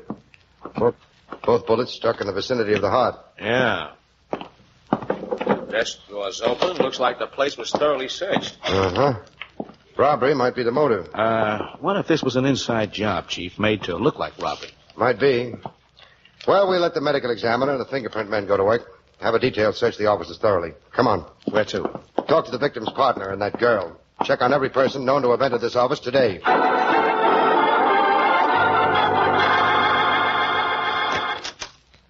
Come in, Nolan. Well, we got all the people lined up, Chief, holding them separate. Good. I had a talk with the girl, Ruth, and that Charlie Reed. Oh? Got their story. What about the reports? Anything new come through? No trace of the murder weapon yet. Ballistics identifies the 2 death slugs as having been fired from a .32 Smith & Wesson. Uh-huh. Medical examiner definitely establishes Dave Moss met his death sometime between 4 and 4:15 p.m. Well, right now, as far as we know, there was only 2 persons know Dave Moss is dead. Yes, the girl Ruth and the victim's partner, Charlie Reed. What do you think about our plan? You think it might work? Well, you can't tell. The shock impact might be a complete surprise to our suspects. We'll watch their faces carefully. Well, I got the record player rigged up in Lieutenant Williams' office and that record we found in Moss's office. When we're ready, I'll press the buzzer, signal the lieutenant. He'll phone me, and then we'll listen to the record on the intercom. Good. That way everybody in the room can hear. Well, let's go to work, Nolan. Bring in our people.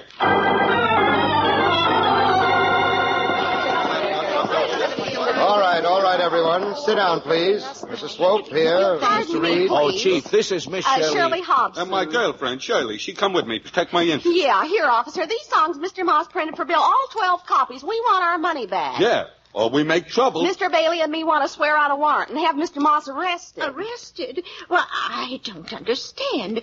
Mr. Moss is a dear, kind man. He's a philanthropist. Well, I don't know what that means, lady, but if you ask me, he's a dirty, rotten crook.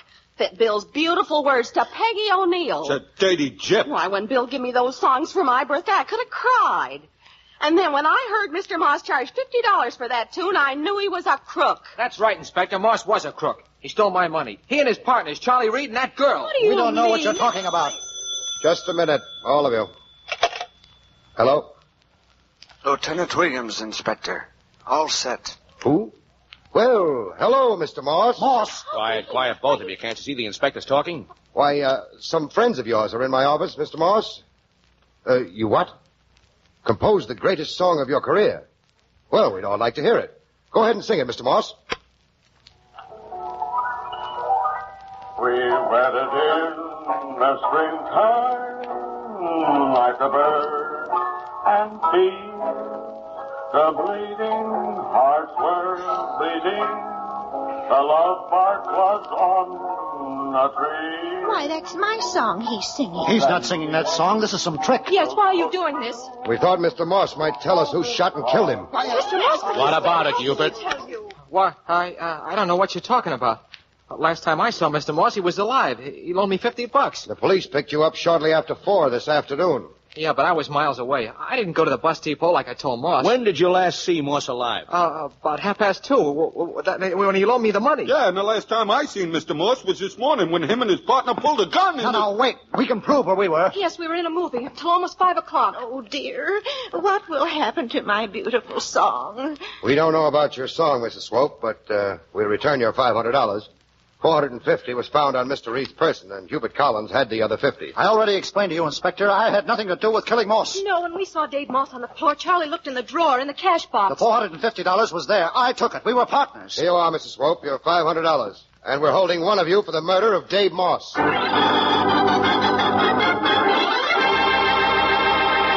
Ladies and gentlemen, you've heard the testimony of the suspects. You know all the facts and clues in tonight's mystery.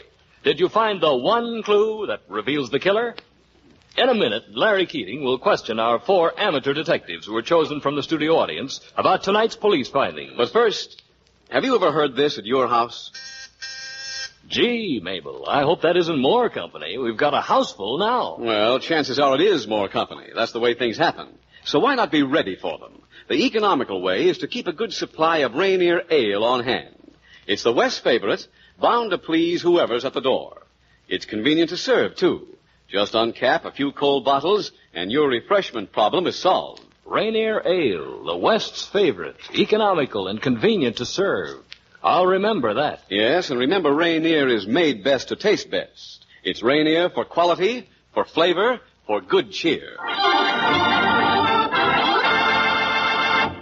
And now here's Larry Keating, ready to question our 4 amateur detectives regarding the evidence furnished by Inspector Burke. Our amateur detectives tonight are Mr. Irwin B. Hershen of Hollywood, California, Mrs. Molly Malone from Springfield, Missouri, Mr. Keith Williams of St. Louis, Missouri, and Mrs. Rita Hatton of Los Angeles, California. Before we get underway, I'd like to point out the rules of tonight's crime quiz. To each contestant who finds the murderer and the correct clue, Rainier Brewing Company will pay a $50 savings bond. If our amateur detectives find the murderer but do not have the correct clue, they receive a $25 savings bond. And here's something else. To each contestant solving tonight's mystery, Rainier also awards a special gold detective certificate, suitably framed. The winners of this award rate the honor of joining the ranks of expert amateur detectives. And now, Inspector Burke has given me the basic evidence in tonight's mystery. Each contestant will be asked several questions. For answering correctly, Rainier Brewing Company will pay $5 in saving stamps. Now, let's review this evidence. First of all, here is Mr. Irwin Hershen. Is that the correct pronunciation, Mr. Hershen? That's correct. All right, fine. Here is your question. The victim, Dave Moss, was shot and killed. At approximately what time did the medical examiner establish his death? Between 3 and 4 o'clock. 2 and 4, I think. Between 2 and 4? No, it couldn't have been 2 and 4. It was... Take your time. Between about 2:30 and 3 and 4 o'clock. Well, I'm sorry, old man. If you had said between 4 and 4:15, you would have had it right on the nose. Better luck next time, and let's talk to Mrs. Molly Malone now. Mrs. Malone, the Ballistics Bureau identified the 2 slugs that caused the victim's death. What caliber were these 2 bullets, do you know? 32 Smith & Wesson. 32. I see you're consulting all the data you have there. Very good. That's the way. Give this I thorough... knew the time he was killed. You did? Great. Well, I'm sorry, but we asked that the young man. But now here. All right, you know so Maybe much, I Mrs. won't know the next one. I'll bet you will. Do you know what make the gun was? Smith & Wesson. Oh, how easy. Well, I'm sorry we can only give you $5 for all this information. $5 in saving stamps, but you'll be back again and get some more money, we hope. Now, here is Mr. Keith Williams. Mr. Williams, you're quite a big boy. How tall are you? 63 and a half. 6'3" and a half, and you are from St. Louis, eh? That's correct. And I see you were with the amphibious forces in the Navy, right? That's right. Here's your question. The receptionist, Ruth, found out Mrs. Swope carried her savings with her. How much money did Mrs. Swope have? $500. That's a lot of coconuts, isn't it? That's certainly. Good. You get $5 for giving us the correct answer, Mr. Williams. Now, Mrs. Rita Hatton, if you please. Shortly after 4 p.m., Hubert Collins was picked up by the police. How much money did Hubert have in his possession? 50? Do you know where he got said 50? From Moss. From Moss. He sort of borrowed it and rather blackmailed the money from Dave Moss, didn't he? Yeah. But you get $5 in saving stamps from Rainier with our very hearty congratulations, Miss Hatton. Now here is Irwin Hershen once more. The victim's body was found by Charlie Reed and the girl Ruth. At about what time did this happen? At 4:45. A 4:45, I would say, would be very close to it. A few minutes before 5 p.m. Where did these two claim they were at the time of the killing? They were at a movie. And $5 to you, sir, courtesy of Rainier. Very good. Mrs. Malone, once more. Mrs. Malone, I see you have the books at hand again here. You're studying your Gladstone, I see. Here is your question. When did Bill Bailey say he last saw Dave Moss alive? Look it up. Take plenty of time. Let's go ahead. That's on page 4, I think, Mrs. Malone. What? This is, we're discussing Dave Moss. When did Bill Bailey say he last saw him alive? That might be in the footnotes there. Do you want to look for it? Haven't got it? No, at 2:30, he pulled the gun on Collins. He pulled the gun on Collins at 2:30. But now we want to know when Bailey's... That's the wrong page. Yeah, wrong page? Now the question, may I repeat the question? Granted. Here is the question. When did Bill Bailey say he last saw Dave Moss alive? Is your secretary here? We could send... No? Mrs. Malone has it all written down on the back of all envelopes, laundry bills, everything. What? Haven't got it? Would you care to make a stab in the dark? Now think this over. You heard the story. When did Bill Bailey say he last saw Dave Moss alive? Guess I don't know that one. Well, I'm sorry. It was in the morning when Moss and Charlie Reed forced him out of the office at the point of a gun. Too bad. Now, Keith Williams again. When Bill Bailey was tossed out of the Song Shark's office, did he have the printed copies of his song with him? No. Where were these songs? They're in the desk drawer. You're right. $5 more to you, young man. Now, Miss Rita Hatton, please. A nice hand for Mr. Williams. Good. Mrs. Hatton. Bailey's girlfriend, Shirley Hobson, came to police headquarters with him. Shirley brought Bill's birthday present with her. What was this present? His song. Oh, what a present. $5 to you, young lady. Very good. And now let's see what this evidence revealed to you. Ladies and gentlemen, here is Inspector Burke to check the papers each amateur detective received at the start of tonight's mystery, on which to write who they think committed the crime and the one clue that reveals the criminal. Thank you, Larry. Well, I've checked the deductions of each of our amateur detectives, and I find that Mrs. Molly Malone of Springfield, Missouri, said that Charlie Reed was the murderer. I'm sorry to say that she's wrong.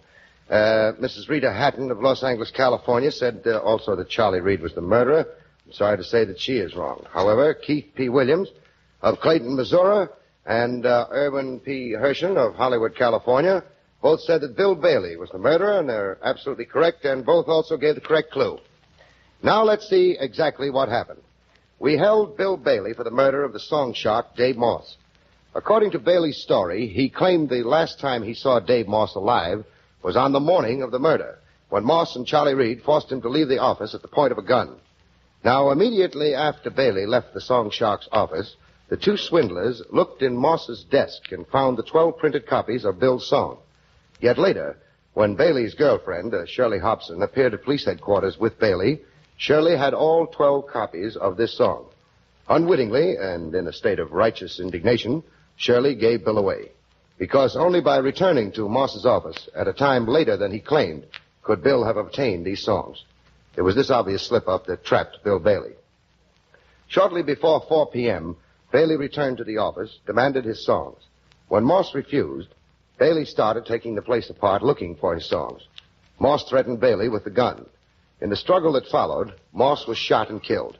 Hurriedly, continuing his search, Bailey finally found his songs, left the office, taking the murder weapon with him. Bill Bailey pleaded self-defense. Hubert Collins was held for the attempted robbery of the store he worked in and wounding the patrolman. Charlie Reed and Ruth were arrested by the Bunko Squad. Their racket was exposed and smashed. Thank you, Inspector. And so tonight we find that Mrs. Molly Malone of Springfield, Missouri has won $5 in saving stamps. Mrs. Rita Hatton of Los Angeles, $10 in saving stamps. We have two first prize winners tonight, Mr. Irwin B. Hershen of Hollywood and Keith P. Williams of Clayton, Missouri. They each receive a $50 in savings bond, won $5 in saving stamps, and Keith Williams $10 in saving stamps. Congratulations. And to each of the winners, Rainier awards a special gold detective certificate honoring our guest as expert amateur detective. And now, Inspector, what about next week's story? Next week's story, Larry, is about an innocent witness to one of the strangest cases on record. Threatened, terrified for his life, this person came to the police and revealed a fantastic plot. What this strange plot was will be told in the mystery of the startling secret. I'll see you then. Good night, everyone. Good night, Inspector. So we bring to a close another Inspector Burke mystery drama, starring William Gargan, and brought to you by Rainier Brewing Company of San Francisco and Los Angeles. Brewers of Rainier Club Extra Pale Beer and Rainier Old Stock Ale. All characters and incidents used on this program are fictitious. Any resemblance to actual persons or incidents is purely coincidental. This is Larry Keating saying goodnight for Rainier Brewing Company and inviting you to listen in again at the same time next week. This is ABC, the American Broadcasting Company. From Hollywood, Homicide, O'Kane.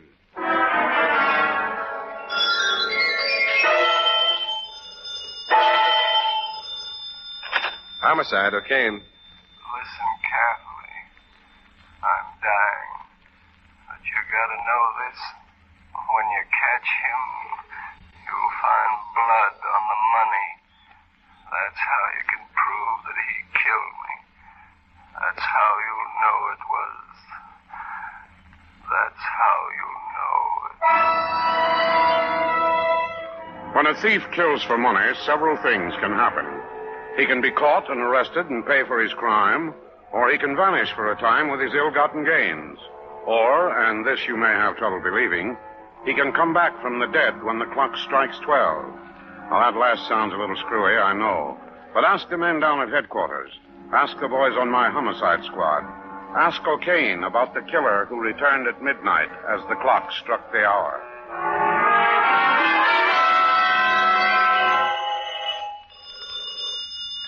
Homicide, O'Kane. We are still trying to trace the party who phoned you, sir. Well, do a little better than just try, sister. It shouldn't be too difficult to trace that call. Call? Trace what call, O'Kane? Hold it just a second, Lieutenant. Look, babe. Yes, sir? Take your cue from the fact that you're talking to the police, and that the guy who phoned in had all the symptoms of a man being murdered. He didn't hang up, so the line's still open. Now, you go on from there.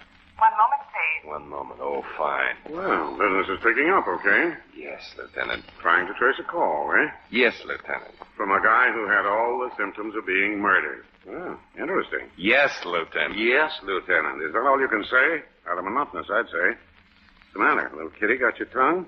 Or is this a private murder where I shouldn't intrude? It's just that I haven't had time yet to draw you a map, Lieutenant. So you'd understand. But in nice, easy words of assorted syllables, I just had a phone call. Well, surprise. How jolly.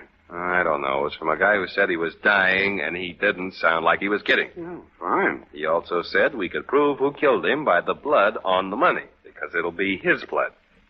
Isn't that a big help, do you suppose? Go on, and then? And then? The guy was dying, Lieutenant, that's all. Operator? Yes? 1 minute, please. We are trying to locate your party. Well, gee, I'm pretty grateful, Grandma. Sir? Oh, nothing. It's Dandy. It's Dandy. You said it. Blood on the money. Oh, my old brother. Operator? Don't give me that operator routine, sweetheart. Just scurry around and find where that call came from. That's all I ask, believe me. The supervisor of the Bel Air Exchange reports that the party who called you phoned from Bel Air 23619.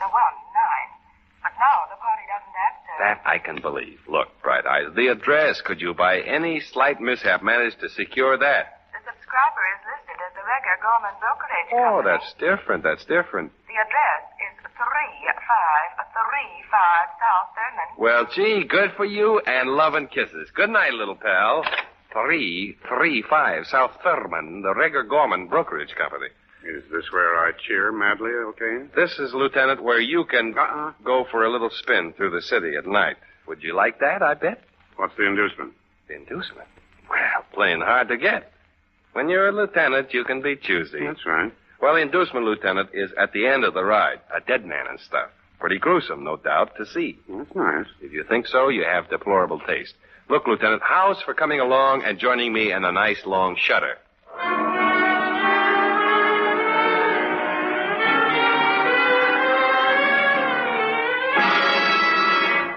Regard Gorman Brokerage Company, the sign there says. All right. Where's the nice long shutter you promised, O'Kane? Yes. Dark in there. No watchman on duty, apparently. Try the door. Always the realist, huh, Lieutenant? Well? Well, what do you know? Not locked. All right, Lieutenant. What's all right about a door that's not locked? Well, we can go through and enter the darkness, you know, in search of death.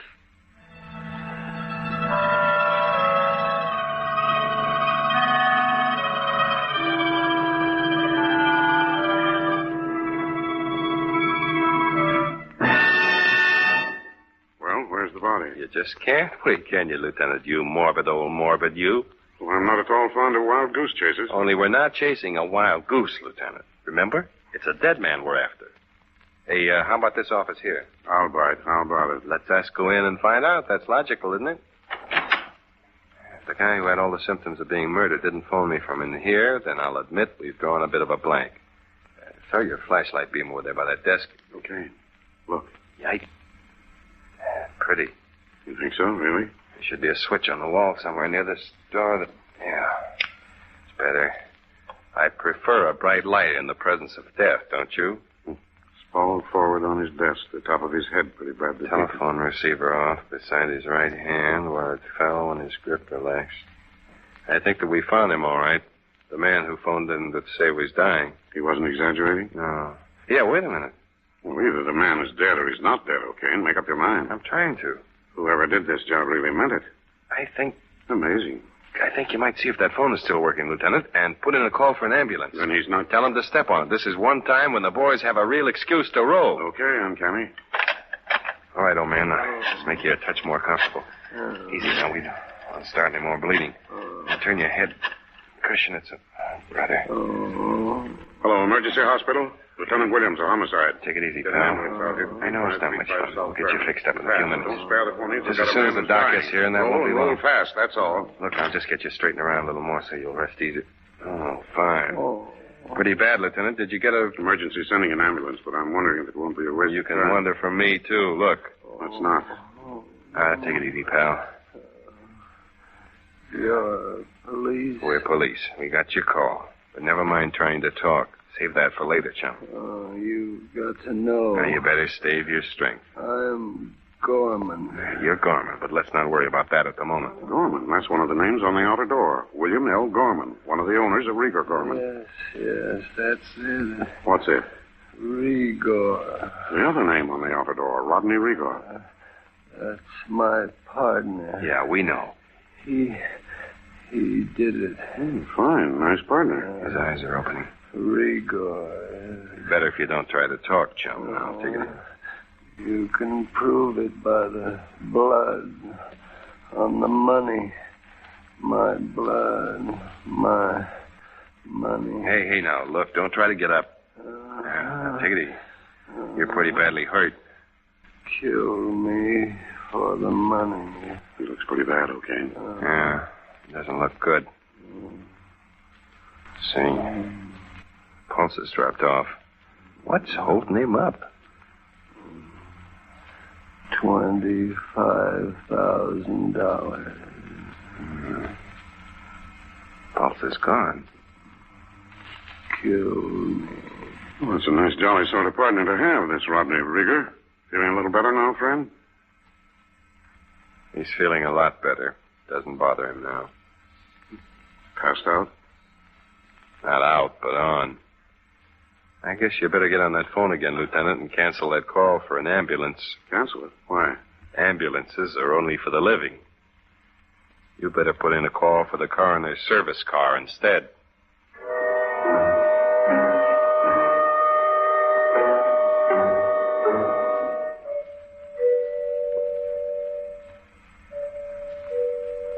Better keep leaning on that doorbell button, okay? I think that'll do it, Lieutenant, even at 11:15. After all, we're not trying to awaken the dead. How do you know? Don't be cryptic, Lieutenant. On you, it doesn't look good. Well, you've already seen an example of Rodney Rigor's work tonight, what he did to his partner. He's also been doing a little homework in there, too. Always expecting to find bodies. You're gruesome, Lieutenant. Utterly... Oh, getting results at last. Rigor, somebody's awake in there. Yeah. Light just came on the hall. I think I heard... Well, give him the bell again. What is this? Patient cuss, aren't you? Yes. Well, somebody come to the door at last, so you can let that high blood pressure simmer down from a neat 4F. Listen. About time. Watch it. Well? Okay, take it easy. Wait a minute. You can't come in here. I said that you I'm can... sorry, but we can and have, haven't we, Lieutenant? We'll cut the clowning, okay, and close that door. Here we go, throwing our rank around. Yes, sir? Well, now? Who are you? Headquarters. My badge. Oh, police. Yes, police. What do you want? I'll ask things. You answer. Who are you? Mrs. Martin. Well, of course, that tells us everything. Add a little more. I'm Mr. Rieger's housekeeper. What a grim bozo this guy Reeser must be. He doesn't miss anywhere. All right, where is Rieger, or Reeser, whatever his name is? We want a few words with the gentleman. If you'll wait here, I'll tell him. I think we'll go... wait here. Go on, but tell Rieger not to keep us waiting. All right. I'll tell him. And you got the equipment to do it, too, haven't you, baby? Do I need to tell him that, too? If he doesn't know it yet, there's no use. A little speed, Cinderella. The coachman awaits. A large, fat, gray rat, wasn't he? Yeah. Come to think of it, he was, wasn't he? You will quote fairy tales, okay? Yeah, but that doesn't explain why we're standing here with our feet in our mouth while Hatchet Face goes to give Rieger the hot tip he needs a powder. Eddie and Jen will be around in back of the house by now. No one's going to get very far. In the meantime, to straighten things out in my mind... Oh, come now, Lieutenant. And to make sure who's who in this deal, I'm giving him a chance to make the first play. And quite generous of you, too, I'm sure. And it reminds me I should have tucked an extra handful of .38 caliber police specials in my pocket. If I'd only known of your generous impulses. All right. Be very funny, okay? Don't think I was kidding. Quiet sort of place, isn't it? Yeah, it's a proverbial tomb. This dump has all the earmarks. You might recall what I said about waking the dead. Could be. Oh, Poison and Petticoats and Rieger, too, for that matter, are taking their time about making that play you so generously offered them. Well, I was thinking myself. Well, even the lieutenant can fall on his face. What do we do now? Take big black guns in hand and go for a walk through this sepulcher? Open that front door, step out and ring the bell again. Are you kidding? Do what I told you. Open the door and reach for that bell button. Well, maybe someday when we really get to be policemen. I beg your pardon. Huh? Did you ring? Which crack did you pop out from? No, I didn't ring, but I was just about to. Silly of me, wasn't it? But I distinctly heard the doorbell a few minutes ago. Unfortunately, I couldn't come at once. A few minutes ago, yeah, we did ring then. Would you mind telling me who you are and how you got into the house? We're police, little pal. Oh. And Mrs. Martin let us in. Mrs. Martin? Rieger's housekeeper. I beg your pardon? Mrs. Martin, Rieger's housekeeper. She let us in, then went to tell Rieger we're here. Oh, how very strange. Is it? Yes, because there is no Mrs. Martin. The name is quite unfamiliar. In fact, I've never heard of it. Now, look, little man. No one has ever lived here, you see, except for the master, Mr. Rieger. Oh, yes, of course, and me. And who are you, if you please? I am Parks. Oh, I see. Butler and houseman and all that, I take it, huh? Oh, yes, quite. And double as a spook after dark, huh? Well, Parks, let's put the social small talk aside and get to the point. We want to see your master right now, and we'll settle the Mrs. Martin matter later. Oh, I'm afraid you can't see Mr. Rieger, sir. But if I may say so, I'm very glad to see you. Now, what kind of a line is that? Line, sir? What do you mean you're glad to see us? Are you kidding? Oh, that. Yes, of course. Yes, you see, I was just about to phone for the police, sir. Oh, wait a minute. What kind of a gag's coming up? Trying to cover a getaway attempt by your boss? Getaway? We want him for murder. Don't give us that just about for phone for the police stuff. Oh, I see. Well, then... Well, then what? Perhaps you'll understand better if you'll just step this way into the master's study where it happened, you see. Just this way, if you please.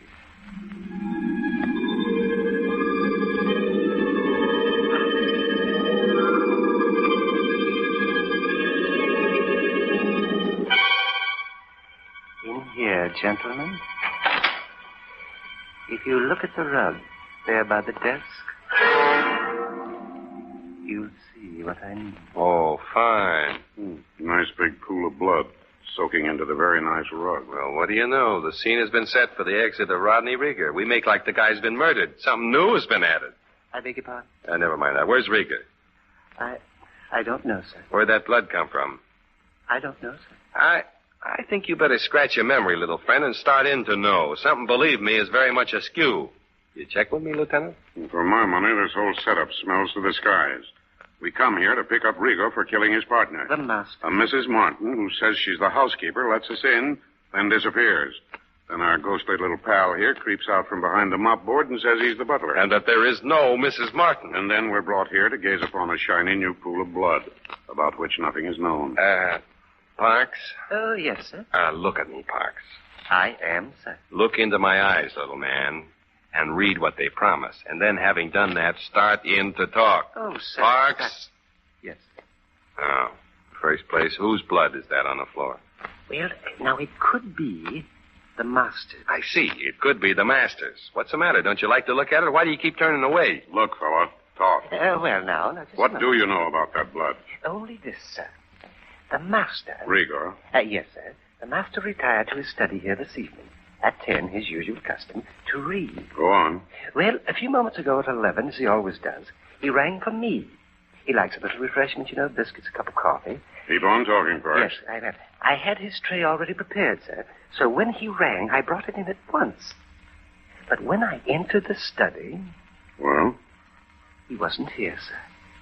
There was no one here. Nothing but that. Blood on the rug. You searched the house? Oh, yes, sir, at once. But Mr. Rieger apparently has vanished. Wonderful. Mr. Rieger apparently has vanished. Just when he was about to be arrested for murder. That's fine. I've heard some wonderful tales in my time, but never one quite like this. It has got its nice points, Lieutenant. A man rings for his butler, suddenly bleeds all over the place, then boom, he is gone, just like in a storybook. Is real life simply amazing? Stranger than fiction. I'm afraid. Look, Parksy, old boy. Well, I'm very sorry, sir, but that's all I know, sir. It is. Yes, it is. But it isn't enough. Oh, I know. I'm very sorry. And, of course, that helps. Yes, doesn't it? Wait a minute. What's this on the floor by the end of the desk? Empty briefcase. Rigor's? Oh, I hardly think so, sir. I've never seen it before. Initials in gold stamped on the flap. WLG. Hey, William L. Gorman, Rieger's partner. Anything in it, Lieutenant? There's some strips of paper. Saw at the bank's fastened around bundle. $1,000 marked on this one. There's another. And another. Keep on looking, Lieutenant, and you'll probably find enough to total $25,000, for which Rieger killed his partner tonight. Oh, now, sir. What's the matter, Parks? Surprise? That's right. $25,000, real Fulton money that he took from his partner after a nice choice bit of murder. $25,000, Parksy, huh? Nice. Men have killed for less or gotten themselves killed, if you know what I mean. Yes, sir. Or in order to acquire which have doped out a smart way to vanish. Well, then I presume, sir, this means you're going to arrest me? Arrest you? Why? Why should I arrest you, Parks? You name the charge. For murdering Mr. Rieger. For the money you say he stole from Mr. Gorman tonight. That, is what you meant, isn't it? We'll talk about murder when we got a body to prove it. First, we got to find the body somewhere in this house. When the body's been found, then we'll talk about murder.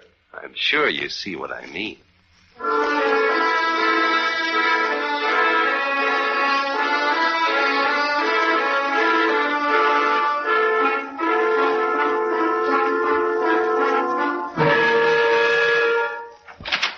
Any luck, Cocaine?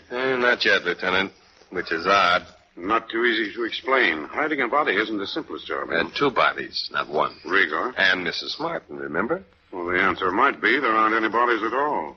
Except that blood. We're going to have to convince little Parksy here that it is smarter to talk. I'm very sorry, gentlemen, but I know you don't know anything. Let's take him back into the study here. Hey, who closed this door? Yeah, it was open when we left here. You're telling me? Open it, okay. Okay. Come in and... Who turned out the light in here? Fine. The three of us in this house, alone. Except we've got company. Who goes around ahead of us, closing doors and turning out the lights? Now, if I may say so, sir. Now, Parksy, don't tell us this house is haunted. Oh, no, sir. But several times as we went from room to room, I thought... Well, good for you. You thought what? I thought I heard footsteps. You're not alone in that thought, little chum. I heard him, too. Thought it was my imagination. Sort of letting your imagination run on ahead of you, huh? Well, let's get these lights on. We'll have... What's the matter? Listen. Keep still for a moment. This joint still makes me think of a tomb. Oh, it is quiet, isn't it? Shut up. Nothing but the ticking of the clock. Oh, yes, the clock is.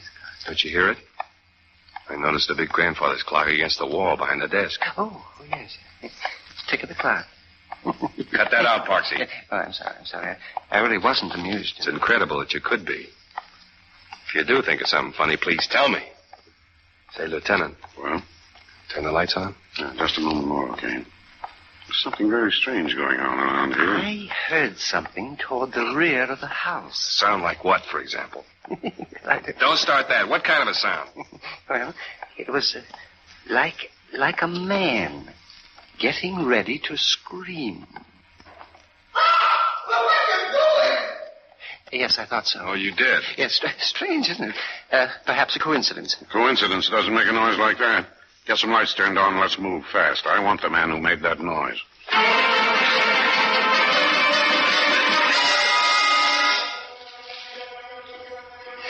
I think in that room. This door here? Yes, Mrs. Martin's room.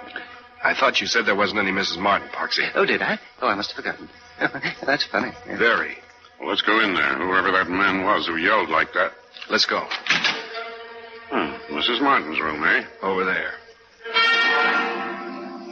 I see. Mrs. Martin has come back. Her body stuffed into that trunk. Alive, O'Kane? I hardly think it's possible. No. Dead for some time. Probably since the time she disappeared just after she let us in. Unpleasantly dead, like Rigger's partner. Bloodstained hammer in there with her. Just like the way that Gorman died. Rieger has a weakness for beating in heads. That doesn't tell us who screamed, not Mrs. Martin. Well, whoever lifted the lid of that trunk was the one who... You see something? The door of that closet just moved a very trifle. That's all I wanted to know. All right, baby. Come out of there and come reach it. Well. Okay. I ain't mad at nobody. Well, look who's among us. Yeah, and please, you could turn the heaters away, because, believe me, it's true. I ain't done nothing that's harmful. Well, Cheetah. Yeah? Our second-story acquaintance of long standing. Yeah. Cheetah, the gentleman intruder, takes things as he finds them, huh? Oh, I ain't really bad. Just because I snitch a few knickknacks in me time. At heart, I am, really. Oh, shut up. Cheetah the burglar, just a big playboy at heart, huh? Yeah. What are you doing in this house? That, Lieutenant, I have been asking myself to no avail. It was you who yelled? Well, yeah. Why? Because I was most unhappy, you see. Why unhappy, Cheetah? Did it ever happen to you? Opening a trunk in a dark room and putting in a hand, by way of no harm, to see what can be found? No. And having that hand come in contact, you might say, with a very dead face. What would you do? What did you do? I yelled. Did you kill her? Me that wouldn't harm even a itsy-bitsy wee fly? Oh, you know me, O'Kane. How long have you been in this house, Cheetah? Too long. Maybe a couple of hours. I'm kept so busy on the dodge with people going around. Where's the profit? In fact, I am happy you found me. This is one house where I will never return to my professional capacity. Right, but I know another house where you will. You mean the big? Yes, up the river. Well, at least they got no dead women in trunks. In fact, they got no women at all, so it is consequently peaceful. I can set out my jolt in a breeze. You'll get a chance to try. Fine. You may think so. You shut up. There are more important things at the moment. Mrs. Martin murdered, in spite of the fact that Parks here stated there was no Mrs. Martin. Another killing in the study. Rieger himself, probably. What do you make of it, O'Kane? Let's go back to that study. I think that the key to the mystery is there. In that pool of blood? Well, in blood.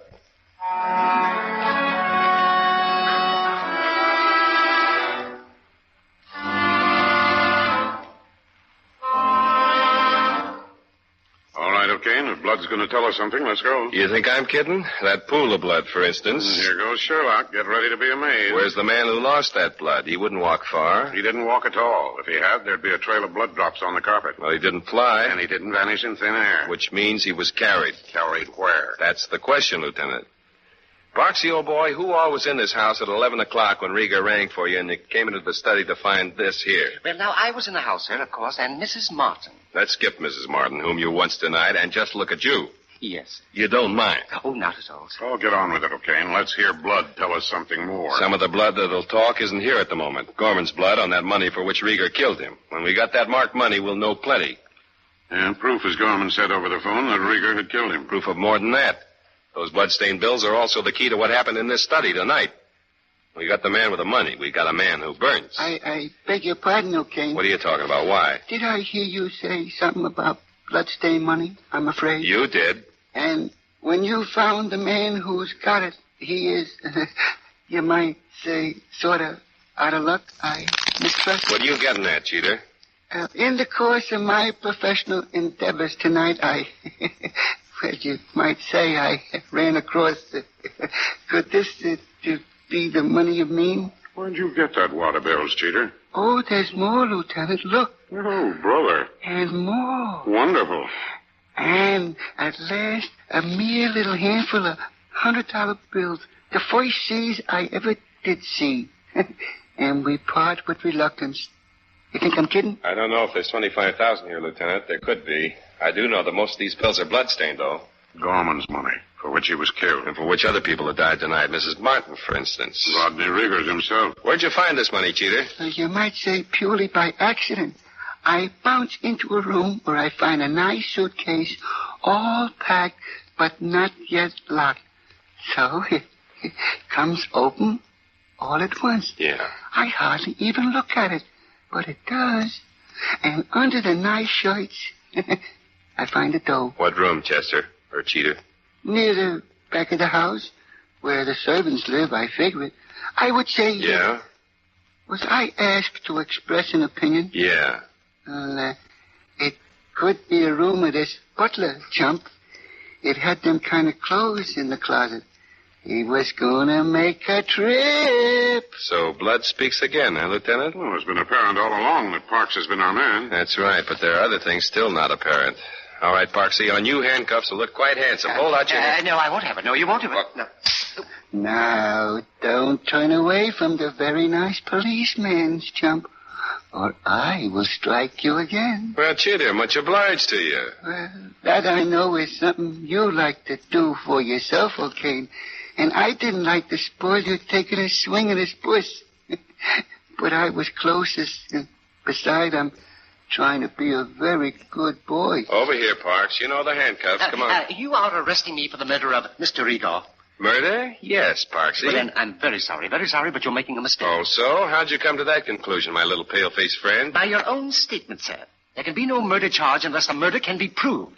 Now, where's the master's body to prove that I killed him? Oh, he gets technical, O'Kane. Yeah, and that'll save his neck, of course. There is the matter of the body. Would any of you like to see the body of the murdered man? Are you kidding, O'Kane? Not especially. I know where it is. All right, produce it. Parksy, according to your story, when your buzzer sounded tonight at 11 to order Rieger's coffee and biscuits, the man who pressed that buzzer button died. Disappeared. I think if that buzzer is sounded again, he'll return. So I'm nuts. Tell me, Parksy, what is the signal for the butler in this house? Twice, sir. What was the last time at night when Rieger usually sounded for you? At midnight, sir. When he was ready to retire for the night. That was my guess, and midnight is only a few seconds away. Parksy, stand there by the desk with your finger on that button. When I tell you, press twice. Oh, now, this sir, is a gun in my hand, little pal. Hey, the rest of you come over by the clock so we can watch the time. Shakespeare O'Kane, always dramatic. All right. Right over here. It's a few seconds to midnight. When the clock starts to strike, ring twice for the butler, and let's see who comes in. O'Kane, are you crazy? Not very. Get ready, Parksy.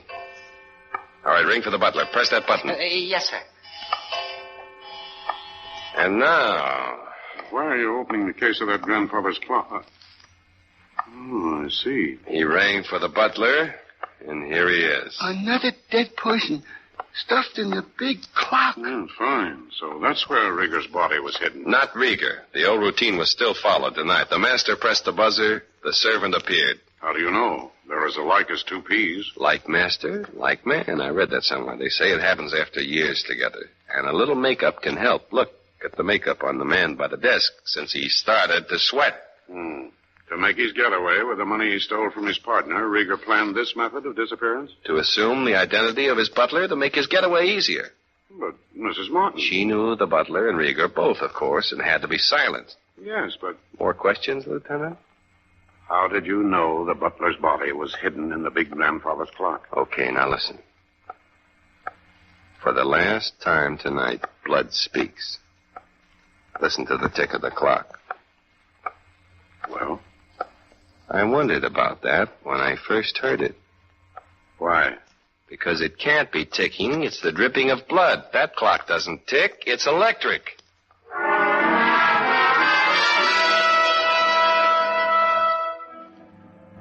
The story of the killer who returned from the dead as the clock struck the hour brought you the voices of John Heaston as O'Kane and Richard LeGrand as Lieutenant Williams. You heard Howard McNear as the killer, Sarah Selby as Mrs. Martin, Harry Lang as Cheater, and Grace Holtby as the telephone operator. The musical direction by Lou Brink.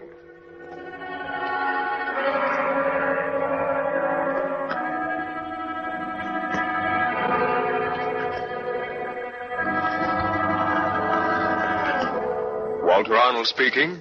Homicide O'Kane comes to you from Hollywood. This is the Blue Network.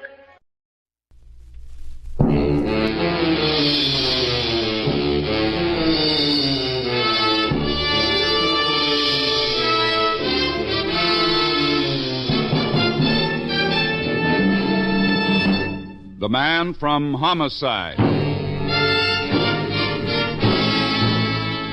Every week at this time, the American Broadcasting Company brings you the distinguished star of stage and screen, Dan Duryea, as Lieutenant Lou Dana, the Man from Homicide. According to Webster's dictionary, homicide is the killing of one human being by another. But to the men of the homicide squad, it's the beginning of a dirty, dangerous job that doesn't end until the killer is found. Lieutenant Lou Dana doesn't mind. I don't like killers.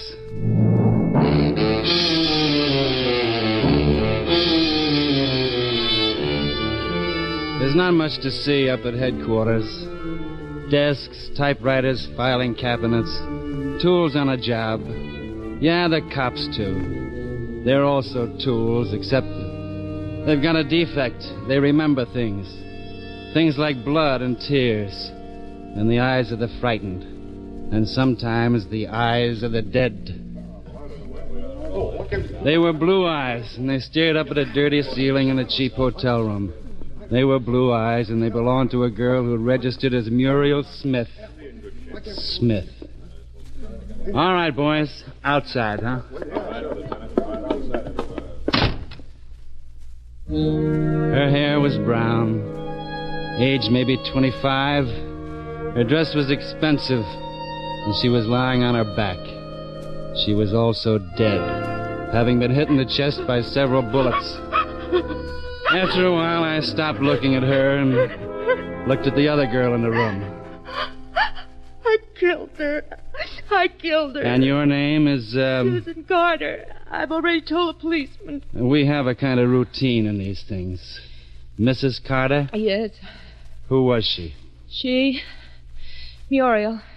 Muriel Smith. Oh, no. Why do you say no? Her dress. Not in a hotel like this. She called herself Muriel Smith. That's all I know. Those gloves you're wearing, they're not very clean. Oh, they're only for driving. Oh, that is, I wore them so I wouldn't leave fingerprints. Yeah. It also helps explain why you waited around for the police, huh? I don't especially like you. You and me both. Why did you kill her? Your questions, you keep jumping around. It's supposed to confuse you. I killed her because she was taking my husband away from me. Is he that valuable? I'd rather tell this to someone else. The trouble with killing people is it limits your choice of company. How did you know she was here? I overheard Mike phoning her. Mike being your husband. You beat him to the appointment? Yes. Tell me how you killed him. Start outside in the hallway. You came to the door. You'd knock, of course. Naturally. I'm not a cop. You knocked. Then what? She opened the door and I came inside. Now, we can skip the introductions. What then? I had the gun in my bag. She laughed at me. So, what more do you have to know? You shot her. She fell down and died. Then you waited for the police to arrive. Yes. What did you do with the gun? Eat it? I found I was looking at Muriel Smith again. I found I didn't like her being dead. I wished she'd close her eyes. I'm not going to say anything more to you. If you insist on meeting an assistant district attorney, come with me, please. Murphy, Mrs. Carter's going to headquarters, district attorney's office. Goodbye, Mrs. Carter. The room had been thoroughly searched. There was no gun in it. There was nothing in the room except what would be Exhibit A in a murder trial. Nobody would mention her eyes. The butler at the Carter home didn't delight in me. My tie seemed to bother him most. I decided that before I visited the next time, I'd get it hand-painted. Mr. Carter? Yes? Lieutenant Dana. My, credentials. Well, don't waste them on me. What can I do for you? Is your wife in? Yes, she's upstairs asleep. It's rather late, you know. I know. Would you mind asking her to come down?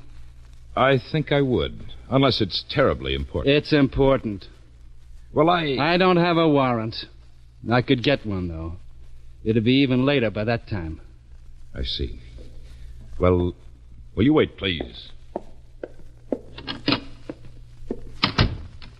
I didn't know exactly why I put him through it. Maybe it was because his tie was already hand-painted.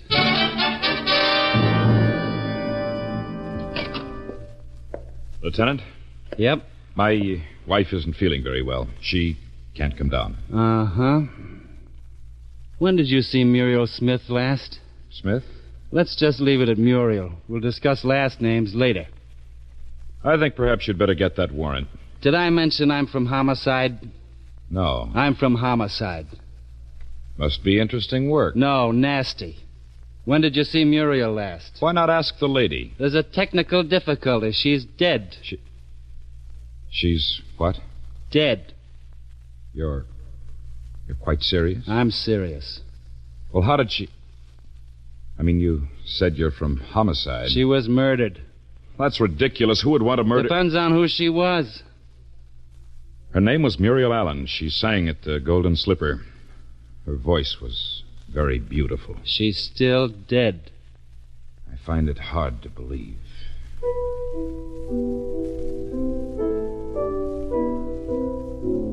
She had such quality. We could manage without the piano. I'm sorry. That was Ravel, his pavan for a dead princess. Yeah?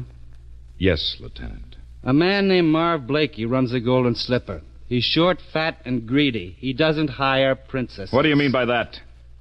She sang for Blakey, that's all. And what did she do for you? Get out. Uh-huh. Keep your appointment at the Standard Hotel tonight? That is not... I had no appointment tonight. It might pay you to keep in touch with your wife. Good night, Mr. Carter. Good night. She's downtown, holding conversation with the district attorney. Your wife, I mean.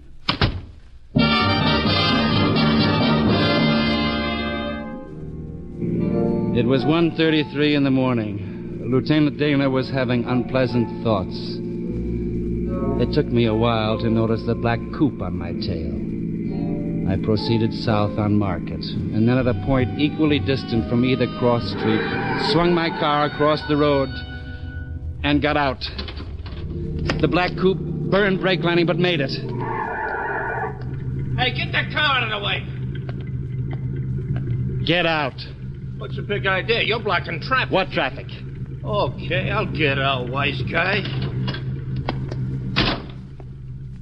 That's better. Looking for me? Look on my arm. Who do you think you are? Who do you think I am? All right. Now maybe you won't be so smart. Got a license for that gun? You mind your own. Thanks. Hey, that's my gun. You can't do that. Who put you on my tail? Wouldn't you like to know? Who put you on me? Nobody, now. You can't get away with beating me up. You're a hood, carrying a gun. Maybe you never heard, but I don't like hoods. I lose my temper with it. Stop it, would you? Who put you on me? Mr. Blakey. The boy with the golden slipper? Pull your car over at the curb. We'll use my car. The city pays for the gas. I wouldn't want this visit to cost Mr. Blakey anything.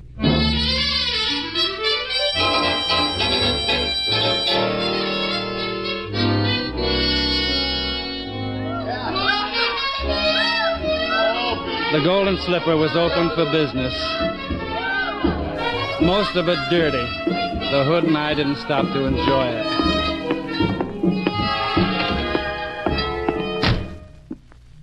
This here's Mr. Blakey's office. Don't knock. What? Okay. Mr. Blakey. Benny, what are you doing here? He's trailing me. Trailed me right into your office, Blakey. Benny? I had a little trouble. The other side of the door, Benny. Not quite so fast, Lieutenant. Benny. Well, he's got my gun, Mr. Blakey. Oh? Benny doesn't feel right without protection, Lieutenant. There's the license for his gun. Pretty engraving. Too bad I can't read. You could get into trouble taking Benny's gun. He could get into worse trouble. He's a little careless. Now that you mention it, perhaps he is. Oh, Mr. Blakey, he beat up on me. Look at my face. It's all swollen. Biggest mosquitoes you ever saw Mr. this Blakey, year. you ought to do something about it, because you sent me after... Get out. You ain't sorry, Mr. Blakey. Get out. Because I couldn't help it if the guy... He wouldn't have tried nothing if I had a chance to get a gun on him. Benny. I don't want to talk to you. Here's your gun. Catch. Now you got a gun on me. Out, Benny. Benny isn't a very strong character. Wasn't a character analysis of Benny that brought you here? No. I don't want any trouble with you, Dennis. I realize you can make trouble, but why? Why did you put Benny on me? I didn't. You misunderstood his instructions. Now, why not let the whole thing drop, huh? This isn't your beat. Homicide's my beat. All right. Maybe the prices I charge the suckers is murder, but... How'd Muriel Allen go tonight? Muriel? Muriel Allen. She didn't appear tonight. Why not? I don't know. Where were you at 11:30 tonight? Right here. Reading a good book. How many witnesses? 4? 7? How many would you like? You got a large payroll. What happened at 11:30 tonight? Muriel Allen quit the Golden Slipper? Practicing to be a theatrical agent, Lieutenant? 3 bullets hit her. I need the gun they came out of. At 11:30 tonight, I was here reading a good book. 7 witnesses, Lieutenant. And I'm only one dumb cop. You're playing it too straight, Blakey. Which means? You had it for her. Well, that may be true. It's a habit of mine. I've seen her. More than habit, Blakey. She was worth a gross of your ordinary stock. All right. So I'm all broken up inside by the news. It wasn't news. Why was Benny staked out at the Carter house? Good night, Lieutenant. I can still use that gun. Good night.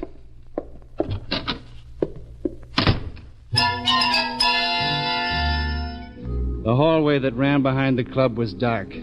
I headed for the floor quick, but halfway down I found out it wasn't entirely my own idea. Oh!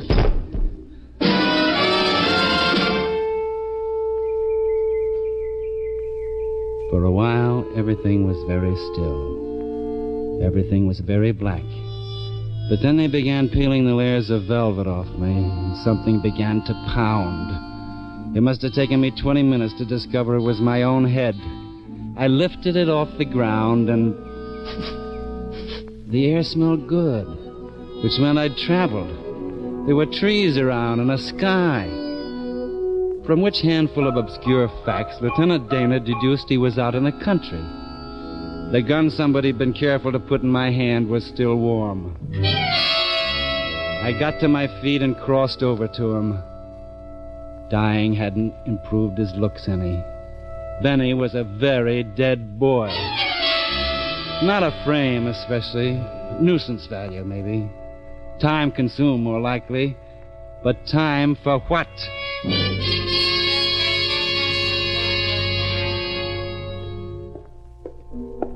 They still had the green lamp burning out in front of headquarters. What? You sound like a Hawaiian, Sergeant. I'm wide awake, and further... Oh, hi, Lieutenant. Hello, Dave. Well, you've been gone quite a time without checking in. Hey, what's with your head? My head? Oh, now you mention it, the blood's tickling the back of my neck. Who slugged you? Little boy Blue. I've also got a corpse out in the car for you. Oh, anybody I know? Have the boys collect them. Sure. Now, you ought to do something about that head. Trade it in for a new model, maybe.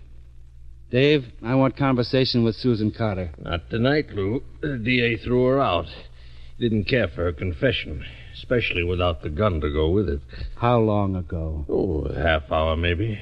Come on. I'm dumping the corpse in your lap, and you've got the lap for it. I'm in a hurry. Okay, Lieutenant.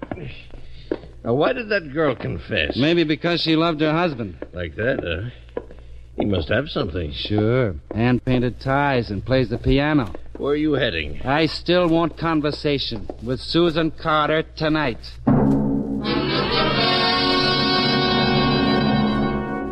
Maybe I was wrong. My head was still pounding and confused.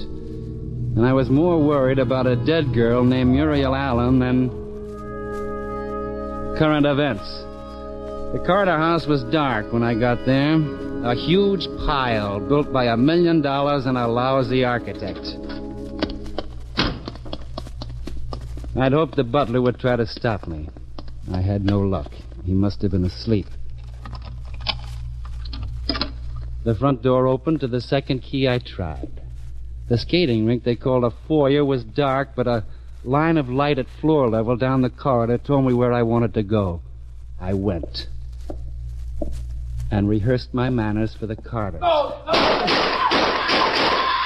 Nobody noticed my low bow as I went through the door. Lieutenant! Which way? The window. I caught a taillight going around the corner.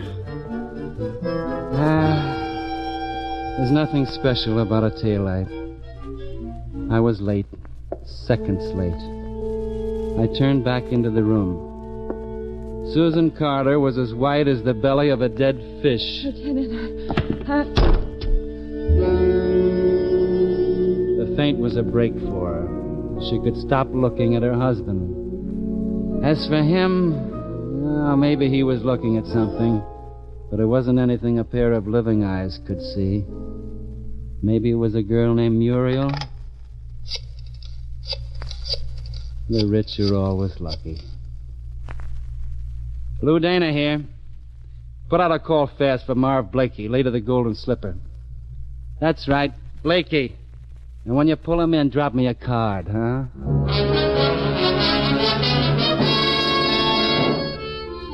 I ordered half dozen policemen and waited. Life caught up with Susan Carter. I can't. Take it easy, Mrs. Carter. You got a long time to settle down with your husband's death. It's not possible. It's possible. Happens all the time. Ask any cop in homicide.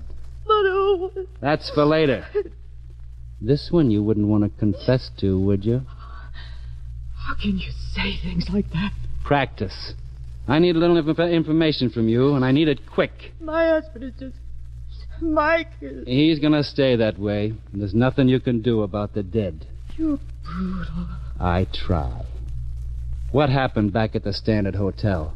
That confession isn't worth a small smile now. The hotel... I got there after Mike. From the hallway, I could hear them quarreling. And then the shots. I wanted to run, but I went in. Mike wasn't there. I can't go on. I can't. You don't have to. The rest's for me. I think I'm going to like it.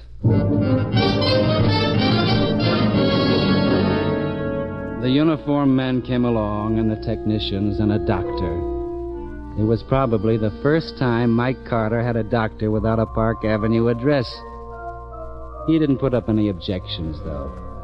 I got out, went back to headquarters, and waited. Somebody sneaked in and bandaged my head. I didn't notice at the time. Later on, I admired the bandage. Plenty of reports came in. The weather was going to be fine tomorrow. Captain Slocum had a baby over at the 16th Precinct. It was going to rain tomorrow. And then it came. They'd run Blakey down, but were having trouble. I decided to go and have trouble with him.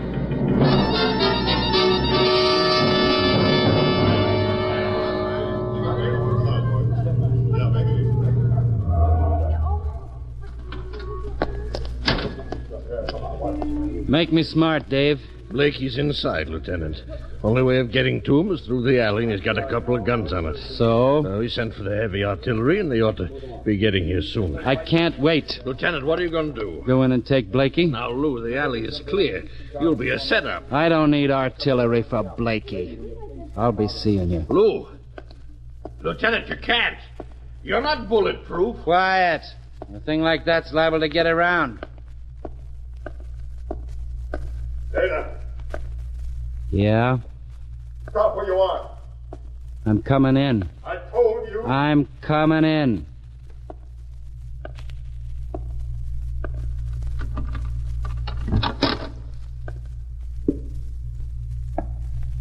Hello, Blakey. All right. All right, you got this far, so what? I'm taking you in for murder. You make a nice announcement. Thanks. Let's have your gun. Why don't you come and get it, copper? All right. I will. All right, you better stop right where you are. I want your gun. All right, now. Another step, just one step more, and you get it. I don't mean the gun either. I mean bullets in the belly. They hurt there. Your gun, Blakey. What's the matter with you? What's wrong with you? You think bullets won't hit you? You think you're different from anybody else because you're a cop? All right, well, you stop moving in on me. What's wrong with you? You're... I'm Lou Dana, Blakey. All right. All right, take it. No, Blakey. Pick it up. Hand it to me. All right. Thanks. All right. Let's go make marks on the sergeant's blotter, huh?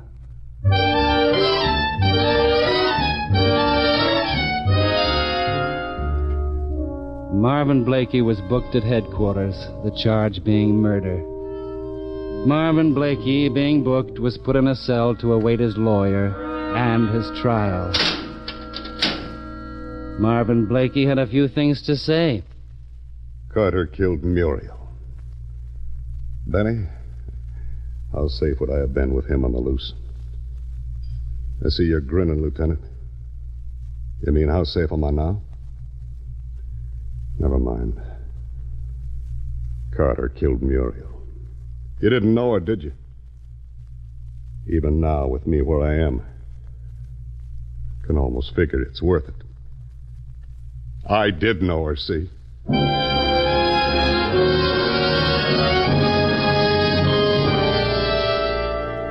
I left him. Maybe he'd crack in the months to come before the state put him away.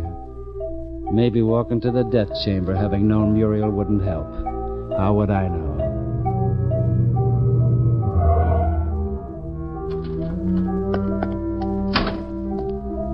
I was a cop on my way to make an official notification. The sky was turning dirty gray. The Carter house was large. The uniformed men and the technicians had long since gone. Michael Carter had gone with them. I rang again. It wasn't the butler who opened the door. It wasn't the girl I'd seen for the first time that night a few hours earlier. This woman was older, grayer and tired. Lieutenant Dana. Yeah. Mind if I come in? I don't think I'll ever mind anything anymore. Come in. Thanks. Let's go where you can sit down. Kindness doesn't become you. Well, Lieutenant? Your husband ever wear driving gloves? No. This is the summertime. He wouldn't have worn any other kind of gloves. He didn't. Your confession didn't make very much sense, Mrs. Carter. Do we have to... Without the gun. We found that gun. Did you? Your husband's pocket. Should I be surprised? No. His prints were on it. Yes. Very clear prints. Too clear. Too clear, Lieutenant? A man fires a gun. The prints tend to be smudged a bit from handling. But supposing a gun is wiped clean, and then the man's fingers are carefully pressed on the handle, then you'd have his prints on it, but they'd be too clear. I never knew that. No. I had the lab give his hands a paraffin test. What's that? When a man fires a gun, small gunpowder particles are embedded in the skin. Oh? Michael Carter hadn't fired a gun recently. I'm tired. I'm not sure I know what you're trying to say. With Michael dead, you've got his murderer. Why did you make all these tests? Because Muriel Allen registered at the Standard Hotel as Muriel Smith. She was ashamed. A club singer? Working for Blakey? She was going to see Mike. Then she wouldn't have registered as Miss Smith. She didn't take that room for romance. She took it for a meeting with you. Lieutenant Dana, what are you getting at? Something very simple, Mrs. Carter. I'm just believing your confession.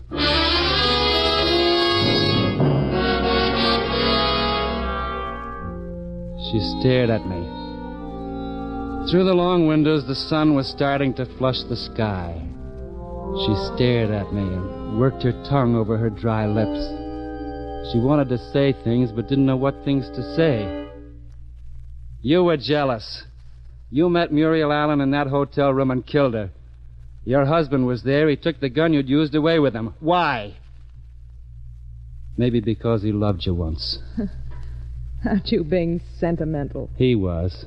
It led to his death. He thought maybe he was giving you a chance to get away. That's why he lied to me when I got to your house. Said you were upstairs sleeping. You didn't even try to get away, though. Instead, you made your confession. A confession that would seem false. That would make it look as though you were trying to protect your husband. That's the way Blakey figured it. That's why he killed your husband. I couldn't have known. Would you have cared? With your husband dead, you remembered the gun in his pocket. You took it out, wiped it clean, and then carefully pressed a corpse's fingerprints on it. The corpse didn't object. You're very clever. No. I just get feelings about killers. All right. I'll go with you, Lieutenant. But... Yeah? What about the feelings you get about the dead?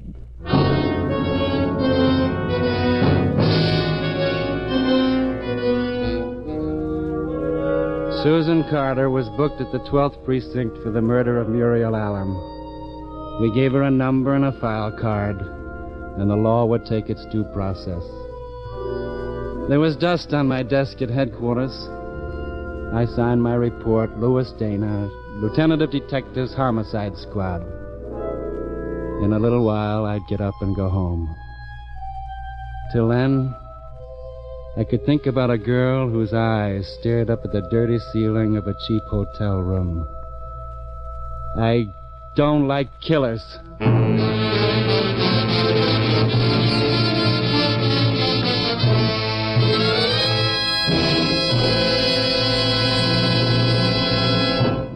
You've just heard the first in a series starring Dan Duryea as the man from Homicide, with Larry Dobkin as Dave.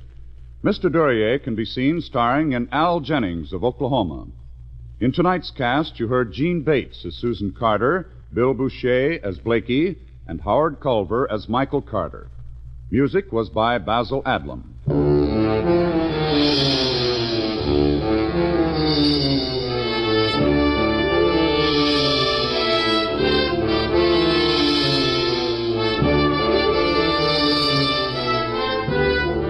The Man from Homicide is written by Lou Vittes, directed by Dwight Hauser.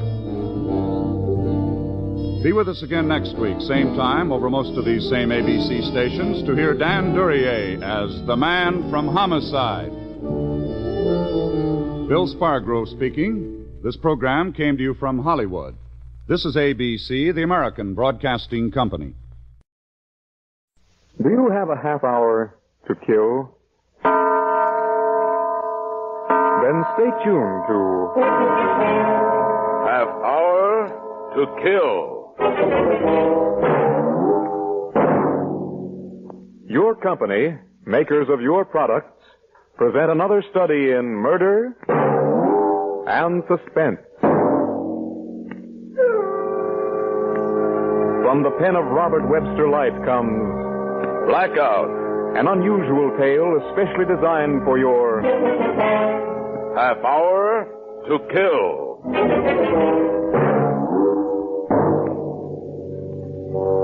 And now we give you the eminent actor, Mr. William Conrad, in Blackout. Tell me, Mr. Police Commissioner, how long ago did life begin for you? 40, 45 years ago? That's about right. Yeah. Well, for me, life began about 24 hours ago. Yeah, that's all. 24 hours ago, I woke up. I was lying in a ditch beside a railroad track. When I first opened my eyes, I saw the sky. It was clear and very blue, and I sat up and I saw that my knee was sticking out through a hole in my pants and that my clothes were dirty and torn. And I started thinking, wait a minute, what's happened to me?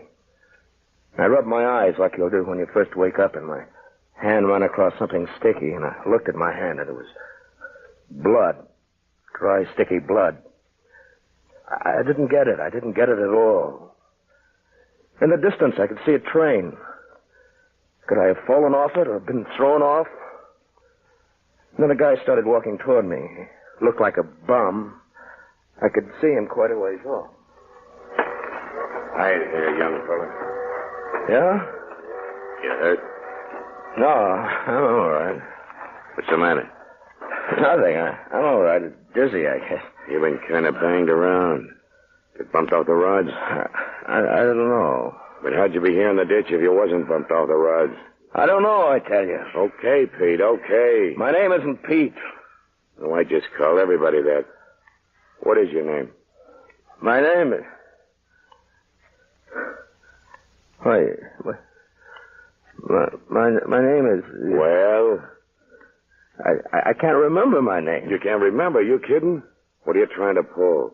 Don't know your own name. I tell you, it's true. I don't know. I can't remember. It ain't so easy to forget your own name, Pete. Look, don't ride me, will you?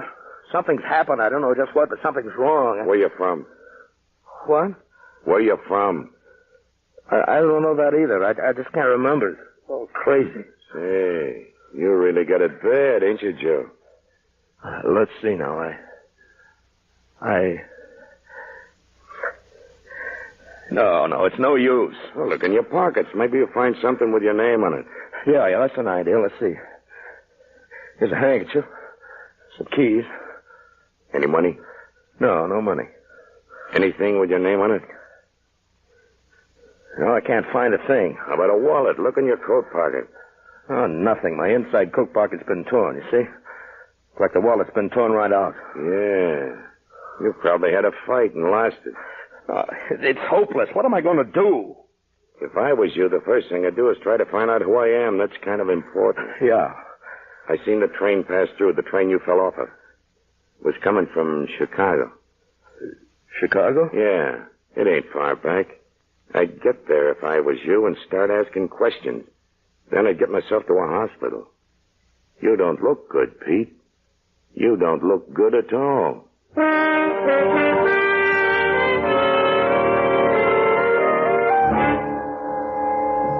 Yes, Mr. Commissioner, that's how it started, with loss of memory, amnesia. I was bad enough, but if I'd known how much bigger and more terrible my problems were going to be, I'd never have come back to Chicago. Never. Well, I hitchhiked in, and when I saw how people were looking at my torn clothes, I thought I'd better pay a visit to a tailor. Good afternoon. Come in. Thank you. Such a beautiful day, I don't feel like working already. But when it's got to be, it's got to be. What can I do for you? Well, my clothes... Such a mess. You had an accident? Yeah, I'm afraid I did. What's the matter with me? Sit down, sit down. You look terrible. You could use a little drink? Some brandy, maybe? No, thanks. I feel okay now. I'd just like to have these clothes sewn up and pressed a little. Could you do it while I wait? Sure thing, and with pleasure. Look, go into the back room. Throw the clothes through the door. You'll find a wash basin. You can wash that cut on your face. That's very kind of you. There's only one thing. Yes? I'm flat broke. I couldn't pay you for them now. Maybe in a day or so. All right, a day or so, a week or so. Go on, make yourself at home, and while you're washing up, I'll mend the pants and get them in first-class shape. So I went into the tailor's little back room and took off my suit. Then I went over to the washstand and started to wash. My head felt better as soon as I got a little cool water on it. I sat down and I tried to figure. What would I do? Where would I go from here? And then I noticed something about my pants belt. It was bulky. It had a little zipper in the back. And when I opened it, money started falling out in tight rolls. The bills were crisp and new, and I thought my heart was beating loud enough for the tailor to hear it as I counted the money. It was $50,000. Hey, mister, are you coming with the clothes? Huh? Oh, yeah, they're ready. I'll hand them to you through the door. Good. I'll have them fixed up like new in no time. You sit there and relax. You look like you could stand it. Yeah, relax. Relax with $50,000 strapped around my stomach. Well, the little tailor fixed my clothes and I looked fairly respectable again. You know, I never seen such nice material in a long time as that suit. Is that so? Yes, it cost a beautiful dollar, believe me. Where did you get it? Where? Why, wasn't there a label on it? No, the label had been ripped off. So why am I asking so many questions? Goodbye and good luck. What do I owe you? So when you earn a few dollars, come back and we'll figure out. Will this do it? What? $20? But before you said you were broke. This I don't understand. That makes two of us, my friend.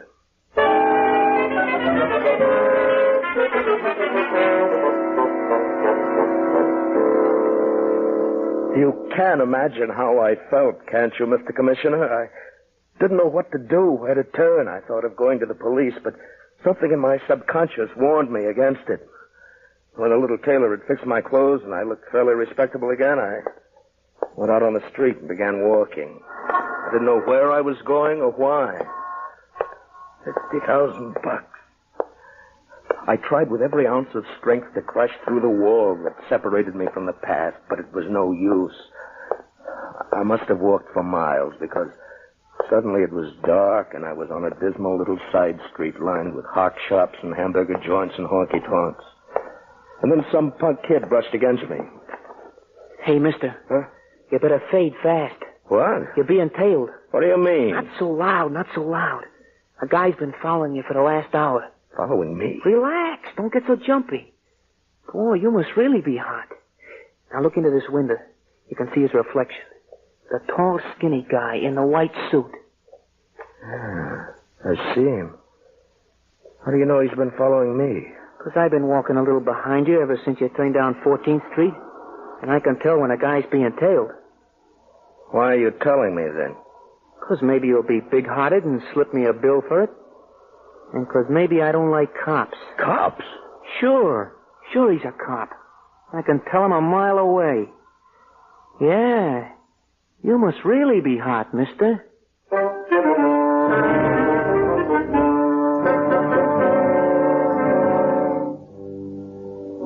It's easy to say now that I know what I should have done, Mr. Commissioner.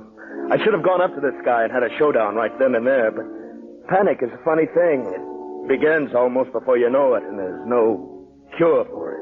No cure at all. I began running as fast as I could, and I brushed against people, and I stumbled, and I didn't stop until my wind gave out and my legs weighed a ton. Then I looked back, and I'd lost my friend in the white suit. But for how long? I had to find a place to sleep that night. I saw this little hotel on Side Street. I straightened my tie and wiped the sweat off of my face and started through the lobby. There was no one at the desk. I rang the desk bell, and a little fellow with glasses came out. Yeah? I'd like a room. Rates are $1.50 in advance. Yeah, that's all right. No luggage, huh? No, I'm just staying overnight. Oh, that's all right. Very few of them bring any luggage. What's your name? What? What are you getting so excited about? Just want your name for the hotel registers, huh? My name? The name's Bronson. Yeah, Howard Bronson. Howard Bronson. I thought for a minute you were going to say you were one of the Smith boys. Here's the key, Mr. Bronson. Okay. And now for the $1.50. Yeah, here you are. $20? Is that the smallest you have? That's all I have, yeah. Well, then I suppose I can change it. You sure it's good? You didn't make it yourself now, did you? It's good. No offense. Just my own little joke. Okay, take another nickel out for this newspaper. Sure thing. Here's the change. Now, why don't you go up to bed? You look very tired. I tried to sleep, but it was no use. Why had that man in the white suit followed me? What had I done? Not knowing almost drove me out of my mind. Out of my mind? I was already out of my mind. Then finally I must have dozed off because I was suddenly in the middle of a terrible nightmare. No, I won't give it up. I won't. Stay out of here. Leave me alone. Leave me alone. Leave me alone, Bailey! Bailey! Mr. Benson. What? Are you all right, Mr. Benson? Yes, I'm all right. Who is it? The room clerk. Would you open the door for a moment? Yeah. Come in. Several of the guests heard you screaming. We wondered if... Oh, it was nothing. Just a nightmare, I guess. I'm all right now, I think. I'm glad to hear that. Is that all you wanted to know? Not exactly. Well? A detective came in a while ago inquiring about somebody. Detective? Yeah, a city detective. Well, that is according to the badge you showed me. What did he want? Oh, no one named Bronson. Well, then what are you bothering me for? It wasn't Bronson he asked for, but his description of the man fitted you exactly. How long ago was he here? Oh, about 20 minutes ago. Your name is Bronson. Yeah, sure. Well, you know it's technically against the law to register under an alias. My name's Bronson. Okay. I just wanted to make sure, that's all. He must have wanted somebody else. He says he's been checking up on all the hotels in this neighborhood. Says he might drop back later. What did he look like? Oh, tall fella, kind of slim, wearing a white summer suit. White summer suit? Don't see many of those nowadays, do you? No. You sure you're over your nightmare? Yeah, I'm all right. Yeah, well, okay. Well, good night, Mr. Brown. Good night. Oh, say, Yeah? If that fella does come back...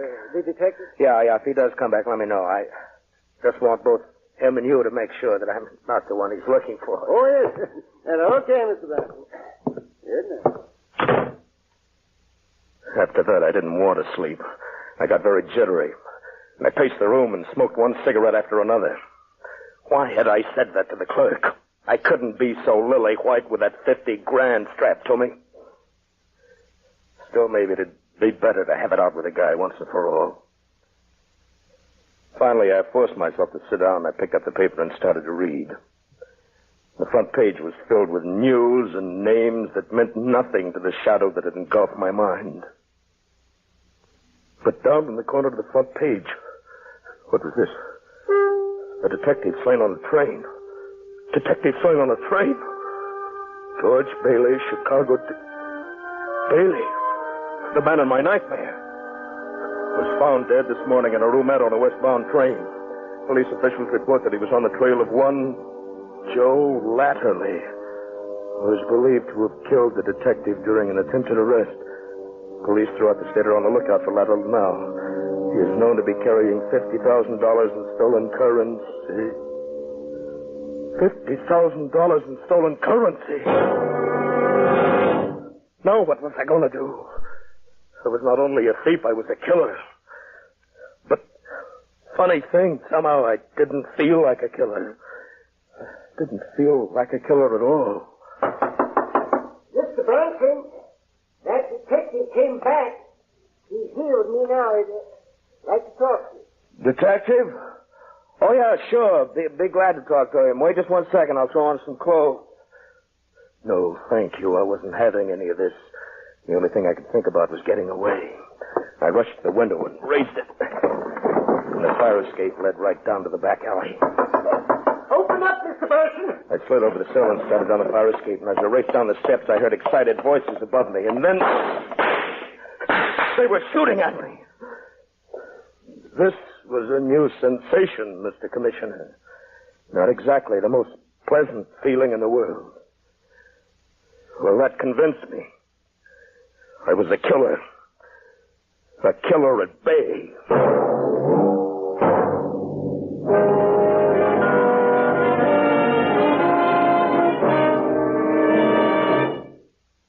Act 2 of Half Hour to Kill will follow in just a moment.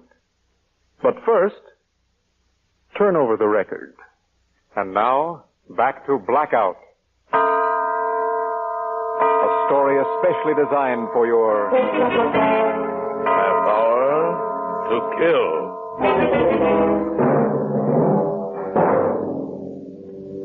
What could I do? Where could I go? It was almost midnight. There was not one person in the whole world that I could turn to, that I knew. I didn't even know my own name. Hey, wait a minute. Yes, I did know my own name. Joe Latterly. A newspaper said Joe Latterly.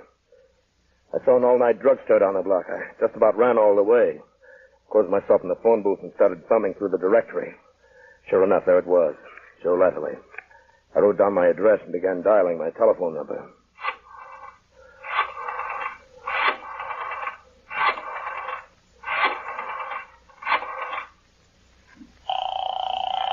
While the number rang, I felt a cold sweat come rolling down my face and neck and soak into my collar. Hello? Hello, this is the Latterly residence? Yeah. What do you want? This is Joe. Joe? Yeah. Don't sound like it. I had a little accident. Did you get the money? Yeah. Any trouble? I killed him. Oh. Look, I better see you right away. Yeah. Well, don't come here. The cops are thick as flies. Better meet me at the usual place. The usual place? Yeah, at Mom's. Okay, at Mom's. Look, this accident kind of mussed up my memory. What's Mom's address again? 229. 229... 9th Street, apartment 204. Oh, yeah, apartment 204. Okay, I'll see you there. You sure sound funny, Joe. What happened? I'll tell you all about it when I see you. So I had a wife, and she was in on everything. You see, Commissioner, the jigsaw puzzle was beginning to make some sense now. A wife, and I couldn't even remember the color of her hair. If only I could break through the shadow. Well, 10 minutes later, I was standing in the entrance of a very classy apartment hotel lobby. Not a soul in sight. As I began looking down the list of numbers for the right doorbell to ring, I felt myself going shaky again. And there it was, 204. I pushed the bell, waited, and then the door buzzer sounded, and I pushed the door open and started across the lobby. No one in sight. No one. That was a break. I pulled my hat down over my eyes as I started up the steps. You see, I was beginning to think like a hunted man, like a killer. I took the stairs to the second floor and then started down the hall. 200, 202, the next door, 204. The door was ajar. I wanted to call my wife, but what was her name? Honey? Honey, you there?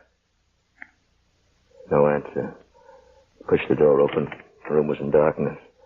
I felt along the wall for a light switch and found it.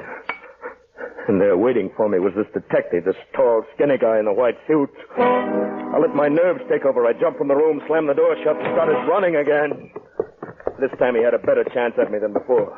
As I ran through the empty streets, I could hear him coming right behind me. I ducked down alleys and across backyards, but he was right on my tail. I couldn't run much farther. I was all pooped out. And then I bumped smack into somebody. Hey, watch where you're going. I didn't see you, officer. Yeah, I'm not exactly an officer. I'm a night watchman. But who are you running from? Why, nobody. Nobody at all. I looked up and down the dark street. The detective was nowhere in sight. I don't know. You weren't exactly strolling along. Come over here to the streetlight. Let me take a look at you. Well, if you must know, I got into a little jam with a lady. Yeah, so that's it. Yeah, the way you run, I bet you're a hard man to catch. Yeah. Yeah, go on with you and be more careful next time. You may not always get a head start. Yeah, I guess you're right. Well, good idea. Oh, Yeah? I live on the other side of town. What's the quickest way to get home? Well, there's an elevated train station 2 blocks from here. That's your best bet. Okay. Yeah, but you better hurry. The last train pulls in at 1 o'clock, and it's pretty close to that right now. I'll hurry. Good night.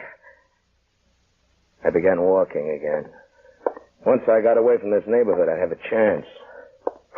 A chance for what? Well, I wasn't sure, but a man with $50,000 could do a lot of maneuvering. I saw the lights of the elevated station ahead, and in the quiet night, I heard the rumble of the approaching train. The last train. I started jogging. I couldn't miss that train. I took a quick glance over my shoulder. It was him again, my friend in the white suit. I raced up the steps 3 at a time. When I got to the top, he was at the bottom. Stop or I'll kill you! I'd never heard a deadlier sound than that voice. There was no one else on the elevated platform. Even the ticket seller had closed up shop and put a little sign on his window, "Pay on train." And the last train was just pulling in. The detective was coming up the stairs. Kind of slow for some reason that I didn't have time to figure out. The train stopped and the doors swung open and I got in. The door closed and the train was on its way. I looked back and the detective was standing on the platform just looking at the train. I didn't get it. Why hadn't he come after me? I couldn't figure it. Then I decided I'd better get some information from the conductor. Say, could you help me? Yeah, sure. What do you want to know? Oh, where does this train go? 190th. 190th. Yeah. Can I get to the state highway from there? Nope. You're going the opposite way. I kind of got mixed up in my directions, I guess. Well, the only way to get where you're going is to take another car back to the loop. That was what I wanted to know. I decided to get off in a block or two in case the cop was waiting for me at 190th. He must have figured he could beat me there and would probably have quite a little reception committee waiting. So I got up and started to walk to the door. Hey. Yeah? Where you going? Well, you said I was going the wrong way. I was going to get off the next stop. You can't get off till 190th. This is an express.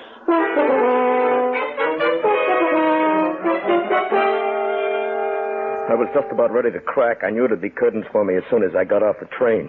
I kept hoping for a miracle. Maybe the train would crack up or stop one station too soon, but it was no use.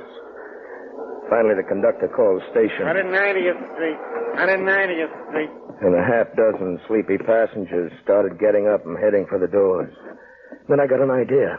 Maybe I could stay in the car. Maybe I could wait. When the last passenger got out, the conductor looked over at me. Is this where you transfer back to the loop? Where does the train go? Up a few blocks and we turn around and head back. What, couldn't I go back with you? Sorry. You gotta get out here and cross the bridge. But I don't make the rules, buddy. The company makes them for me. Well, I tell you that... Hey. What's the matter? There's somebody behind you. Just come with me.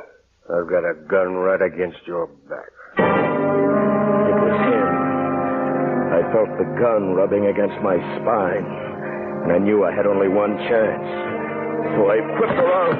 I was lucky. I caught him with a hard right, and he went down. I jumped fast and got his service revolver. He didn't stay down long, though, and as he got up and lunged at me, I let him have it. Right between the eyes.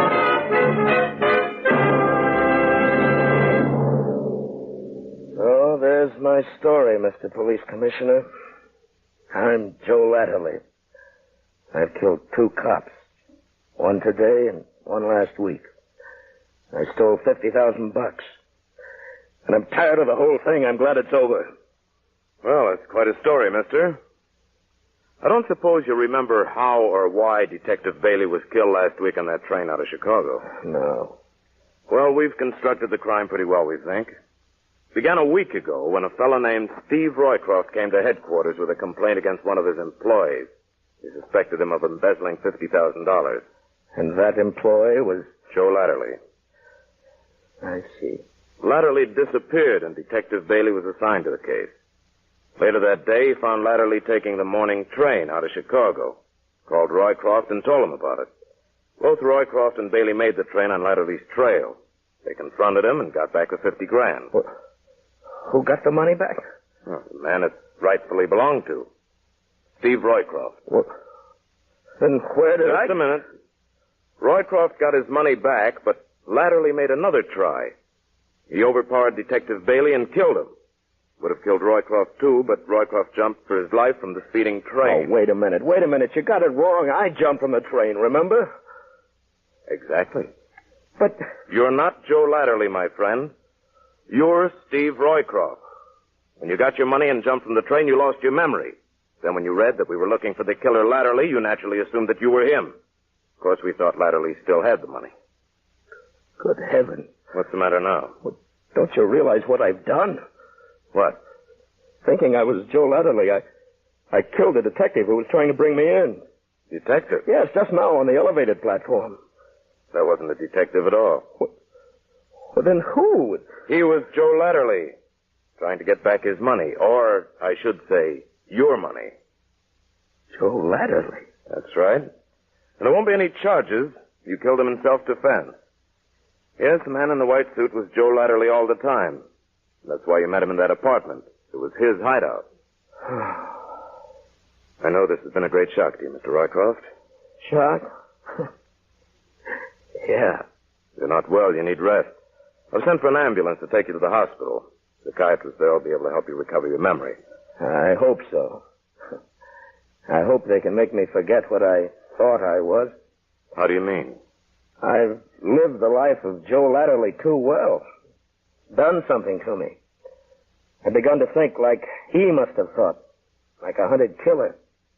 It's not going to be easy to return to the commonplace routine existence of Steve Roycroft after what I've been through. I hope I won't become too bored, Mr. Commissioner.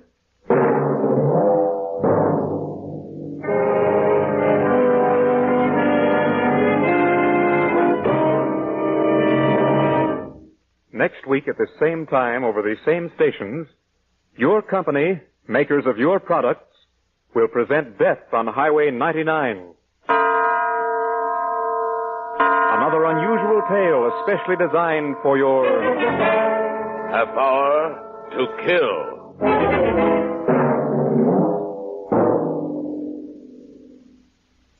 Half Hour to Kill is written and produced by Robert Webster Light. Original music is composed and conducted by Henry Russell. Mr. William Conrad, recently featured in Mark Hellinger's production The Killers, was supported in tonight's presentation by an all-star Hollywood cast, including Peggy Weber, Norman Field, Howard McNear, Ken Christie, Paul Frees, and Byron Kane. This is a Teleways feature, produced in Hollywood for audition purposes only. The Anchor Hocking Glass Corporation brings you Crime Photographer.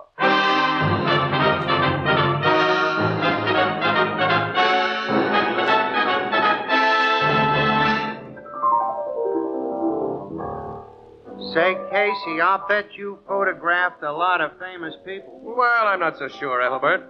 How come? Well, it's like this. Many a guy who looks like a ball of fire today is nothing but a wet match tomorrow. Oh, I get it. You gotta wait before you're sure a guy is really famous. Right.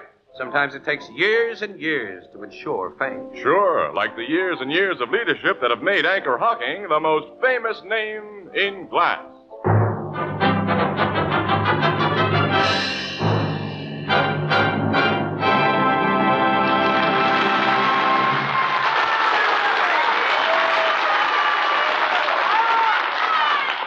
Good evening, ladies and gentlemen. This is Tony Marvin. Every week at this time, the Anchor Hocking Glass Corporation of Lancaster, Ohio, and its more than 10,000 employees bring you another adventure of Casey, crime photographer, ace cameraman who covers the crime news of a great city. Written by Alonzo Dean Cole, our adventure for tonight, The New Will.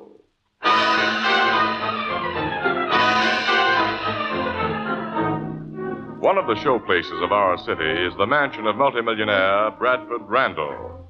In the richly furnished library of this mansion at 8 o'clock in the evening, Randall, his daughter Agatha, and a dapper, handsome man face each other and...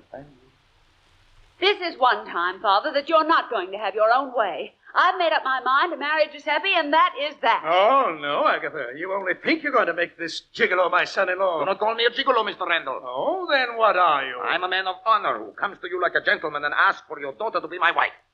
For that, I'm insulted. How much money have you got, Mr. Runover? I'm Count Ranova. All right, Count. But answer my question. Money is not everything. Well, you're not finding a soft spot with me. Father, I won't let you. Shut up, Agatha. Now then, you get out of here, Ranova, and stay out. If he goes, I go with him. If you do anything foolish, Agatha, you'll regret it. And so will your boyfriend. And to convince you both that I mean business, I'm going to make out a new will tomorrow that will cut off Agatha with the minimum bequest allowed by law. Father. You know I don't bluff, Agatha. Tomorrow morning, I'll have Devons draw up a new will. And it'll stand until you come to your senses. Come on, Giuseppe. Let's get out of here. Yes, Agatha. You'll be back, my dear. And still single. You? Oh, I absolutely hate you. I'll show you I don't bluff.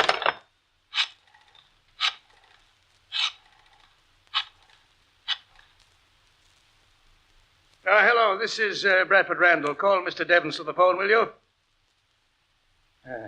Hello, Devons. I've got a job for you to do first thing in the morning. No, wait a minute. You better do it tonight. I want a new will drawn up, and I want you to bring it here to me within the next couple of hours.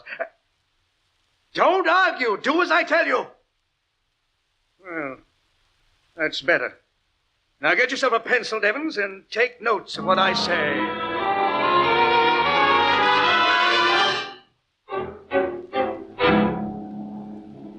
Well,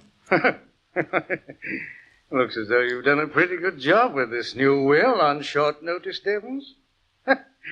So, I'm leaving practically my entire estate to, the Society for the Relief and Rehabilitation of War Victims and Displaced Persons. You told me to name some charity. Any charity as your beneficiary? Oh, it'll do. And of course, when that nitwit daughter of mine agrees to forget about her count, we'll destroy this and make her an heiress again. Yes, I was going to have you draw this new will up tomorrow, but Agatha and her lounge lizard might be getting married while you're doing it. But they won't after I spring this on her at breakfast. Oh, we'll need witnesses to make this good, I suppose. Naturally. Well, I'll get my butler and... Fieldston! Yes, Mr. Randall. Fieldston, get one of the other servants and come in here, will you? There's only the upstairs maid on duty now, sir. It's after 11 o'clock. Well, she'll do. Get her and hurry up, will Very you? well, sir. After 11. By the time I get Now, home... quit your crabbing, Devons. Well, why shouldn't I You'd crab? better not. I made you, and I can break you. Oh, I didn't mean it. Here is Sophie, the maid. Oh, come in, Sophie, come in. I want you and Fieldston to sign a paper. What kind of paper, sir? What does that matter? Here's a pen. Here. Excuse me, sir, but I have been told never to sign my name to anything I have not read over, sir. When you work for me, you do as I tell you. Wait a minute, Mr. Randall. Huh? From a legal standpoint, this girl and your butler must know what they're signing. Sophie, Fieldston, this document is a new will in which Mr. Randall bequeaths the bulk of his estate to the Society for the Relief and Rehabilitation of War Victims and Displaced Persons. If that is the case, You sir... needn't have explained all that in order to make the thing legal, Devons. I'll tear this will up as soon as that girl of mine gets some sense. Well, here's my John Hancock. Now, you sign here, young woman, as a witness. Yes, sir. You, Fieldston, here. Very good, sir. All right. That's all. You can go now. Thank you, Mr. Randall. Yeah. Oh, Fieldston. Yes, sir. Have me called at 7 in the morning. Yes, Mr. And Randall. get my daughter up at the same time. I want her to have breakfast with me.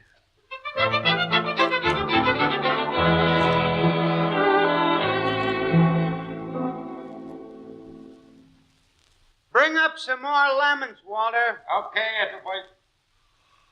Oh, I should get more sleep. Hello, Ethelbert. Huh? Casey.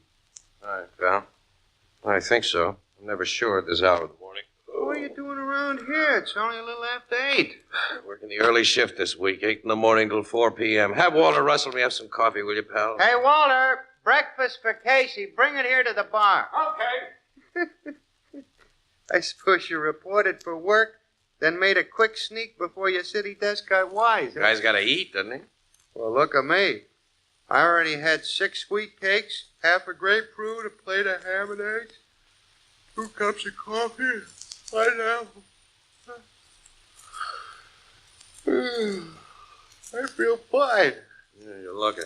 Well, don't mention food again till I get some. Casey. Hello, Annie. Good morning. Come on, get on your bicycle. We're going places. What? Not till I exercise my Oh, teeth, yes. Annie. We're going to Bradford Randall's house right now. Bradford Randall? The Bradford Randall. One of his servants went to call him about an hour ago, about 7 o'clock, and found him dead with a bullet through his heart. Captain Logan and his homicide squad are at the house now. Holy jump. Bradford Randall's one of the biggest guys in this town. And one of the crookedest, too. But his murder is front page and double column, Casey. Come on. Okay, cancel my breakfast, Ethelbert. It'll be on the fire by now, Well, then Casey. eat it yourself. But I had... Well, after all, I ate just a little snack almost an hour ago.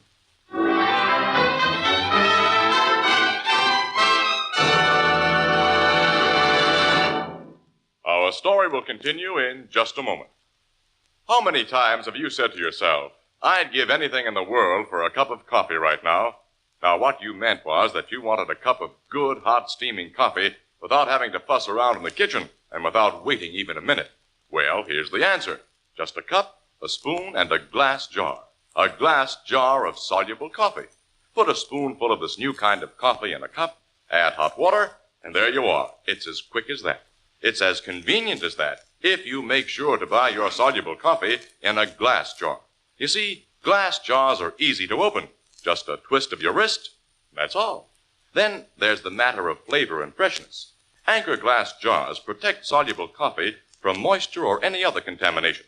Enjoy all of the convenience of soluble coffee products by insisting on glass jars. Most of the better packers of soluble coffee protect their products by using clean, sanitary Anchor glass containers and Anchor caps. Both products of Anchor Hocking. The most famous name in glass.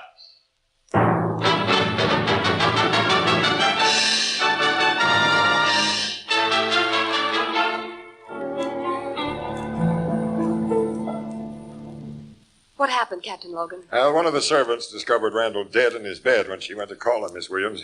He'd been shot through the heart around 3 a.m., the M.E. says, with his own gun, a .45 automatic. We found the gap, but it had been wiped clean of the fingerprints. Well, that rules out suicide. Any suspects, Captain? Too many, Miss Williams. Off the record, suspect number 1 is a party boy who calls himself Count Giuseppe Renova. He'd been out with Randall's daughter and brought her home about an hour before the murder was committed. What's his possible motive? You don't read the gossip columns, Casey. This Renova's been giving Miss Randall a heavy rush. Yeah, she was all set to marry the guy. Some of the servants heard a noisy quarrel between Randall, his daughter, and Renova early last evening, during which Randall said he'd disinherit her if she didn't give Renova the heir. He threatened to change his will first thing this morning. But after daughter and boyfriend left, both pretty sore, Randall got his lawyer and executed a new will last night. It cuts Agatha Randall out of the estate, and how? Yeah, but at 3 a.m., when he was murdered, Renova thought she was still a big heiress. That's the picture. She's suspect number 2. Either one. They killed Randall to prevent him making a new will, which they didn't know had already been made. I've met Agatha Randall, and I can believe she'd kill her own father if he got in her way. Oh, she must be a sweet character, just like her old man. What are your other suspects, Logan? Anyone who was in this house. For instance, there are 16 servants, and the only one who seems sorry that Randall's dead's the butler, Fieldston. I'm not convinced he's very sincere. Popular guy, this Randall. Renova, after he left Miss Randall at the door downstairs, could have gotten into this bedroom by climbing that trellis, Logan. You know? Sure. And so could anyone else. Howard Devons, for example. Randall's lawyer? He had no love for his boss. Yeah, I've heard that. I'm expecting Devons here any minute. I'm letting him have the will we found. He'll need it to settle the estate. Where'd you find the will? Lying, folded on top of that dresser. Well, let's get out of this room and go downstairs. Oh, I beg your pardon, sir. What are you doing outside this door, Fieldston? I was just about to knock, Captain. Mr. Devons has arrived, and I came to tell you, sir. Where is he? Downstairs in the library with Miss Randall. And Count Renova is there also, sir. Get that maid who was your co-witness to the will last night, Fieldston, then both of you come to the library. I'll get Sophie at once, sir. Come on, Miss Williams. Casey. You know, Logan, it looked as though that butler was listening at the door. It looked very much that way. Why do you want him and that maid in the library, Captain? Verify their signatures on the will before I hand it over to Devons. Oh, I see. Now, there's the library. Now, I won't believe that will can stand up in court, Mr. Devons. My father never meant to cut me off. I drew that will, Miss Randall, and it'll stand up. But... Oh, Captain Logan. You're Mr. Devons? Yes. Mind if I shoot some pictures here, Logan? Oh, go ahead, Casey. I mind.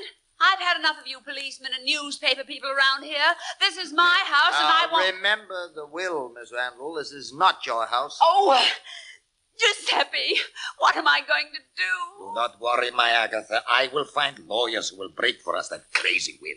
Count is an optimist, Annie. And how he declares himself in. Isn't this a gorgeous room? It's about the last word, I say. No windows in it.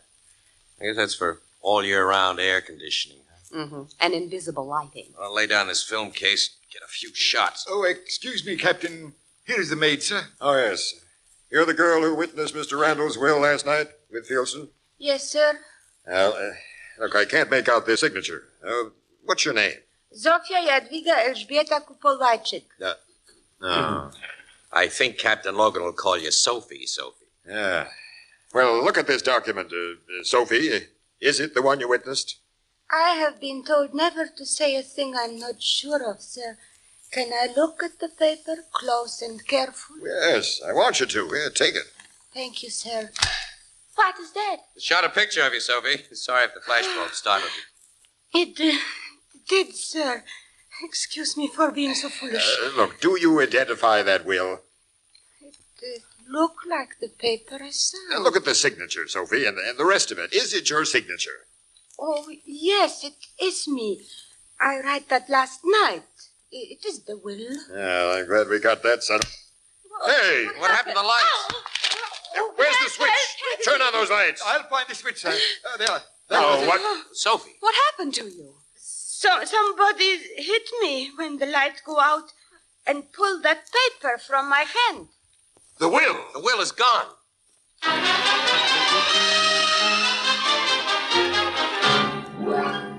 All right, every one of you's been searched, and we didn't find the will. But someone in this room switched off the lights, struck Sophie, and took the will from her hand, and whoever did it isn't going to get away with it. Now, the thing's somewhere in this library, and my men will find it if they have to tear the walls down.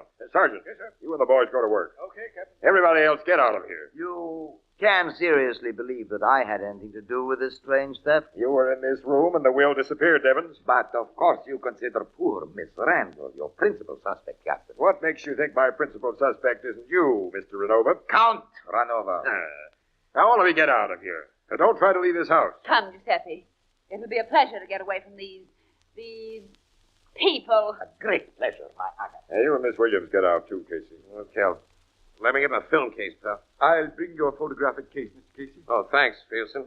Well, just put it down in the hall here. Very good, sir. I'm closing this library door, Sergeant. Now, don't let anybody in, and don't you or the boys come out until you find that will. Okay, Captain. Will you need me any more, sir? No, go on about your business, Fieldston. I'll find you if I want you. Very good, sir. Casey, come into this room. And you, Miss Williams. I want to have some gab without any interruptions.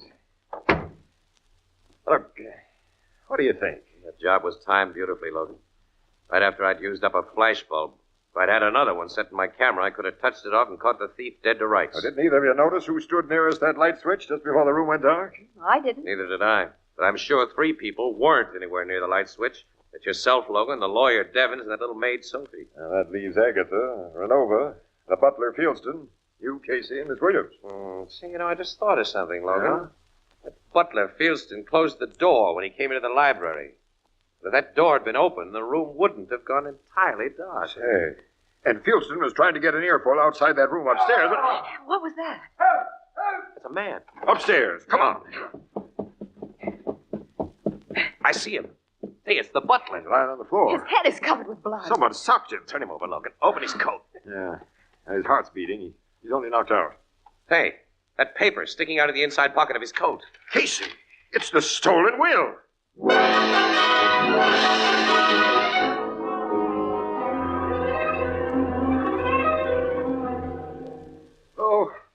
Oh, my head. Now, look, the doc says you haven't been badly hurt, Fieldston. You were just put to sleep pretty rough. Now, tell us about it. Yeah, we're very curious. Well, all I know, gentlemen, is that I was passing along the upstairs hall, and when I passed the door of Miss Randall's room, I thought I heard it open, then something hit me. Did you see the person who hit you? No, Captain. This is what you were hit with. That silver candlestick. Yeah. You recognize it? It usually stands on Miss Randall's dressing table. You heard Miss Randall's door open just before you were caught. I thought I did, yes. Captain, do you think Miss Randall... I'm asking the questions, Fieldston. And here's the one that pays the grand prize. Why was that will in your pocket? Will? Randall's new will. I don't know what... Now, don't try to play innocent. You hit Sophie in that library and snatched the will. I did nothing of the kind. You searched me. We know why the will wasn't on you when you were searched, fella, and how you got it out of the library. Mr. Casey, I swear... Save it. The way I helped your scheme, Fieldston, with my film case. You stuck the will in that film case after you snatched it and before you turned on the lights. Then you carried the case out in the hall where I was dumb enough to leave it. Then you opened the case and put the will in your pocket. That isn't true. What possible motive could I... You knew that Agatha Randall, or Ranova, would pay anything you asked for that will. They wanted to destroy it. And evidently they double-crossed you. Now, are you going to protect the person who tried to kill you, or are you going to talk? I'm going to talk. You're a sensible guy. My head is beginning to clear, Captain. Now I realize that I've been double-crossed. Count Ranova told me that he and Miss Randall would pay me $500,000 if I could get that new will. Well, I got it. But they double-crossed me. One of them tried to kill me. You bring them here, and I'll tell them that to their faces. Get them, Sergeant. Yes, sir. Well, Casey, I guess that takes care of that. It takes care of that, Logan, but you still got the murder of Randall to solve.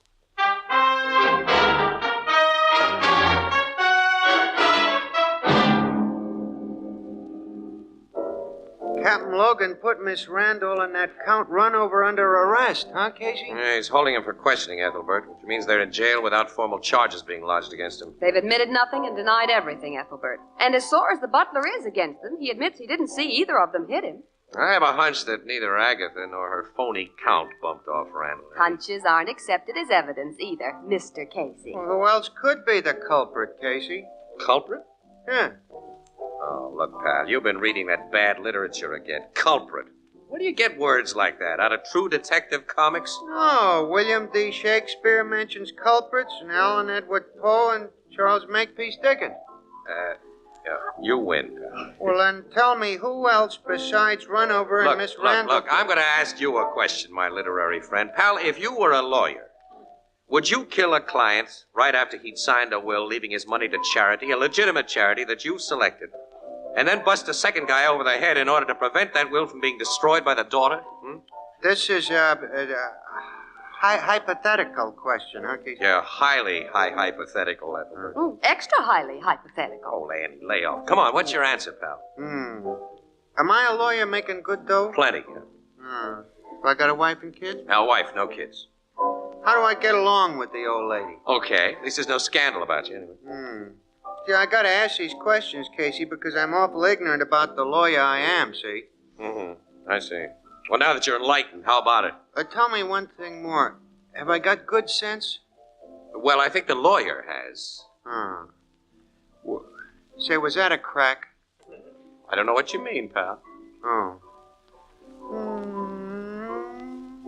Well, after mature deliberation, Casey, I've come to the conclusion that if I got dough, a happy family life, and ain't no crackpot, I would be a first-degree chump to take a chance of broiling myself in a hot seat by doing a job of murder. Yeah, that's the same conclusion I reached, Edinburgh. Now that you have Devons out of the way, where you go from here? I don't know, Annie, but I still have my hunch. Well, try eliminating all the Randall servants now. None of them like their boss or his daughter. Start with that little housemaid, Sophie. You can get rid of her quickly. I'm not giving that poor washed-out gal a second thought. That the dame who Fieldstone gave the black eye when he snatched the will? The Polish girl. Awfully sweet. I spent quite a little time talking to her, Casey. Yeah? She's been in this country only a few years. She's a war refugee. So? Poor thing. You know what the war did to Poland. The Germans invaded and the Russians invaded. And she and her family had a terrible time. How could she stand working for a guy like Randolph? Amongst all the other crooked things he did, he was a notorious war profiteer. She witnessed that new will. She was told its provisions. Annie, come on. We're going to call on Sophie.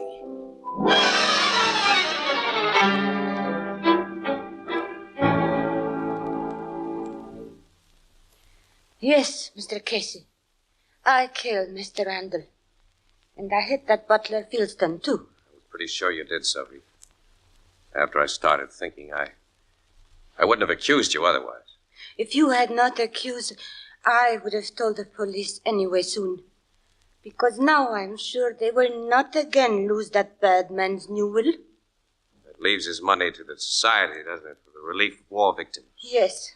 The will won't be lost again. And it won't be broken, Sophie. I believe you, Miss Williams. Tell us what you meant to tell the police. In our town, in Poland, war was very bad. I see my mother killed, and my father. My little sister Paula and I, we sleep in streets and get food where we can get it from. You would not like to hear about that. It is not nice to think of it. Before, I have seen my 2 brothers taken away by soldiers. They never come back. Finally, my little sister, Paula, she lied down to sleep and do not wake. She was too hungry.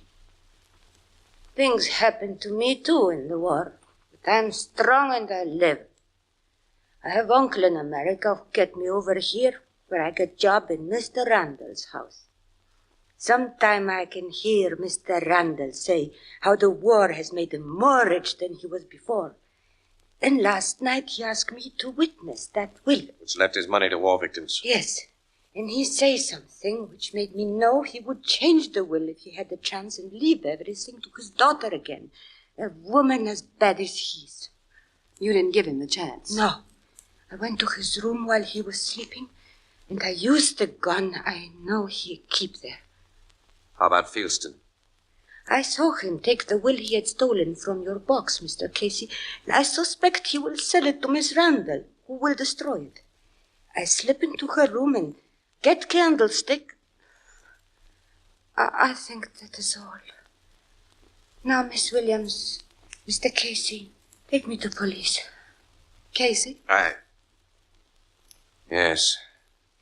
I'm not afraid, and I have no regret. You see, we who have felt war have died many times. Another time does not matter.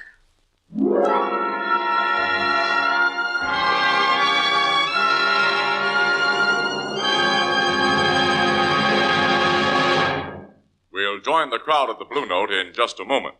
Just in time for Christmas shopping, Anchor Hocking presents the perfect answer to your problem of giving something beautiful and practical. A set of jadeite dinnerware. Jadeite, spelled Jadeite, jadeite. It has the lovely texture of Chinese porcelain, the color of green jade. It's as sturdy and heat-proof as the Fire King oven glass you bake with. Almost anyone will be delighted to receive a beautiful 35-piece jadeite dinner service consisting of 6 cups, 6 saucers, 6 dessert plates, 6 salad plates, 6 dinner plates, 1 vegetable bowl, a platter, and a sugar and creamer set. All of this for less than $5. Jadeite, a product of Anchor Glass, can also be purchased in open stock. Now, you'll find jadeite dinnerware at chain stores, department stores, and most other stores selling chinaware and glass. Ask for jadeite by name. The newest triumph of Anchor Hocking. The most famous name in glass.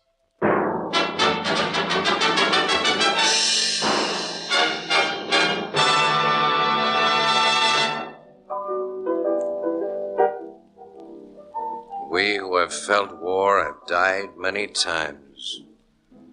Another time doesn't matter. What's that, Casey? Huh? What'd you say? Bobby? Oh, nothing. He's been muttering to himself like that ever since Sophie repeated her confession to the cops, Ethelbert. I guess I have, Eddie. What'll be done about that girl, Sophie? Should be sent to a hospital for the criminal insane. The docs say she's crazy, huh? In the legal definition.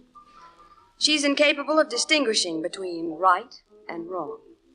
She never had much chance to get acquainted with what's right in the legal definition, did she? No, Ethelbert. She didn't even realize that there's never a justification for murder. That's a fact, Annie. Yeah, and many people in Europe and Asia are just like her. People who as children saw nothing but war, and whose only teaching was that might makes right, and that the end justifies the means. Boy, you know, we're just lucky that philosophy hasn't become basic training for a lot of American kids. So far. You know, the anniversary of Pearl Harbor was last Sunday, and in 2 weeks we celebrate Christmas. I think a lot of people over here have forgotten the meaning of both those days. It's time all of us started thinking and doing.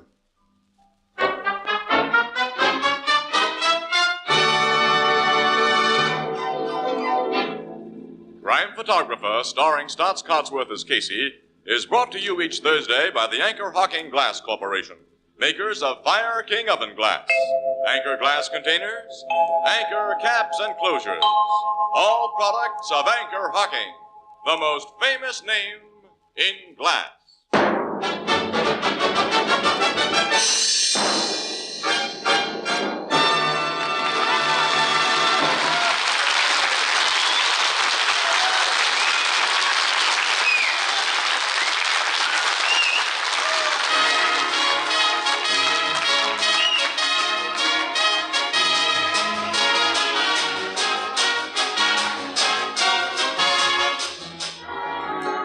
Crime Photographer is directed by John Deese. The original music is by Archie Blyer, and the program features Miss Jan Miner as Anne and John Gibson as Ethelbert. Herman Chittison is the Blue Note pianist. Lives are lost needlessly every year when people die of tuberculosis. You do your part to prevent tuberculosis when you buy and use Christmas seals. And be sure to do your Christmas mailing early. This is Tony Marvin saying goodnight for the Anchor Hocking Glass Corporation of Lancaster, Ohio, with offices in all principal cities of the United States and Canada.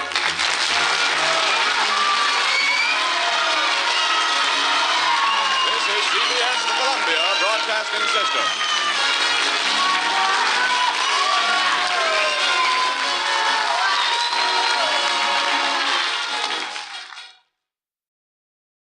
Manhunt. The clue of the stairway slaying that led to manhunt. No crime has been committed yet. No murder has been done yet. No manhunt has begun yet.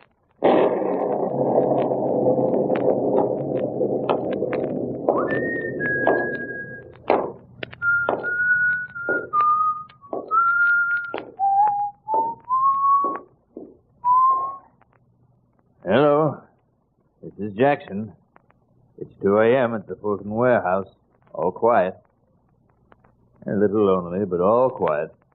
When the relief watchman comes, have him bring up some coffee, will you? Thanks. I'll go on. Hold everything. I've got to see what's happened. Hey, you! You, coming down those stairs. Stop! Stop! Oh. Into the quiet of a waterfront warehouse, death blasts an announcement of its presence. Man-made death, called on the police records by a much uglier name. Murder. Who will avenge the death of the watchman? Who will solve the secret of his murderer's identity? Who will start the manhunt?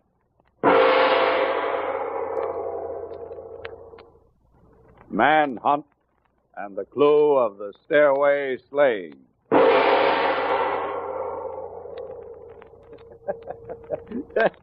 I gotta laugh, too. I gotta. Sometimes an old-fashioned cop like me can get results, too. What are you laughing at, Bill? Come on across the hall to my office. Okay. You know that the watchman at the Fulton warehouse was shot to death at 2 o'clock this morning? Yes, I know. Is that what's breaking you up? No, I gotta laugh at the... Come on, I'll tell you. All right, I'm with you.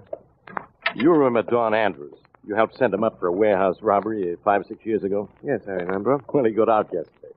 When I heard this was a warehouse job, I grabbed Andrews. So you know what? What?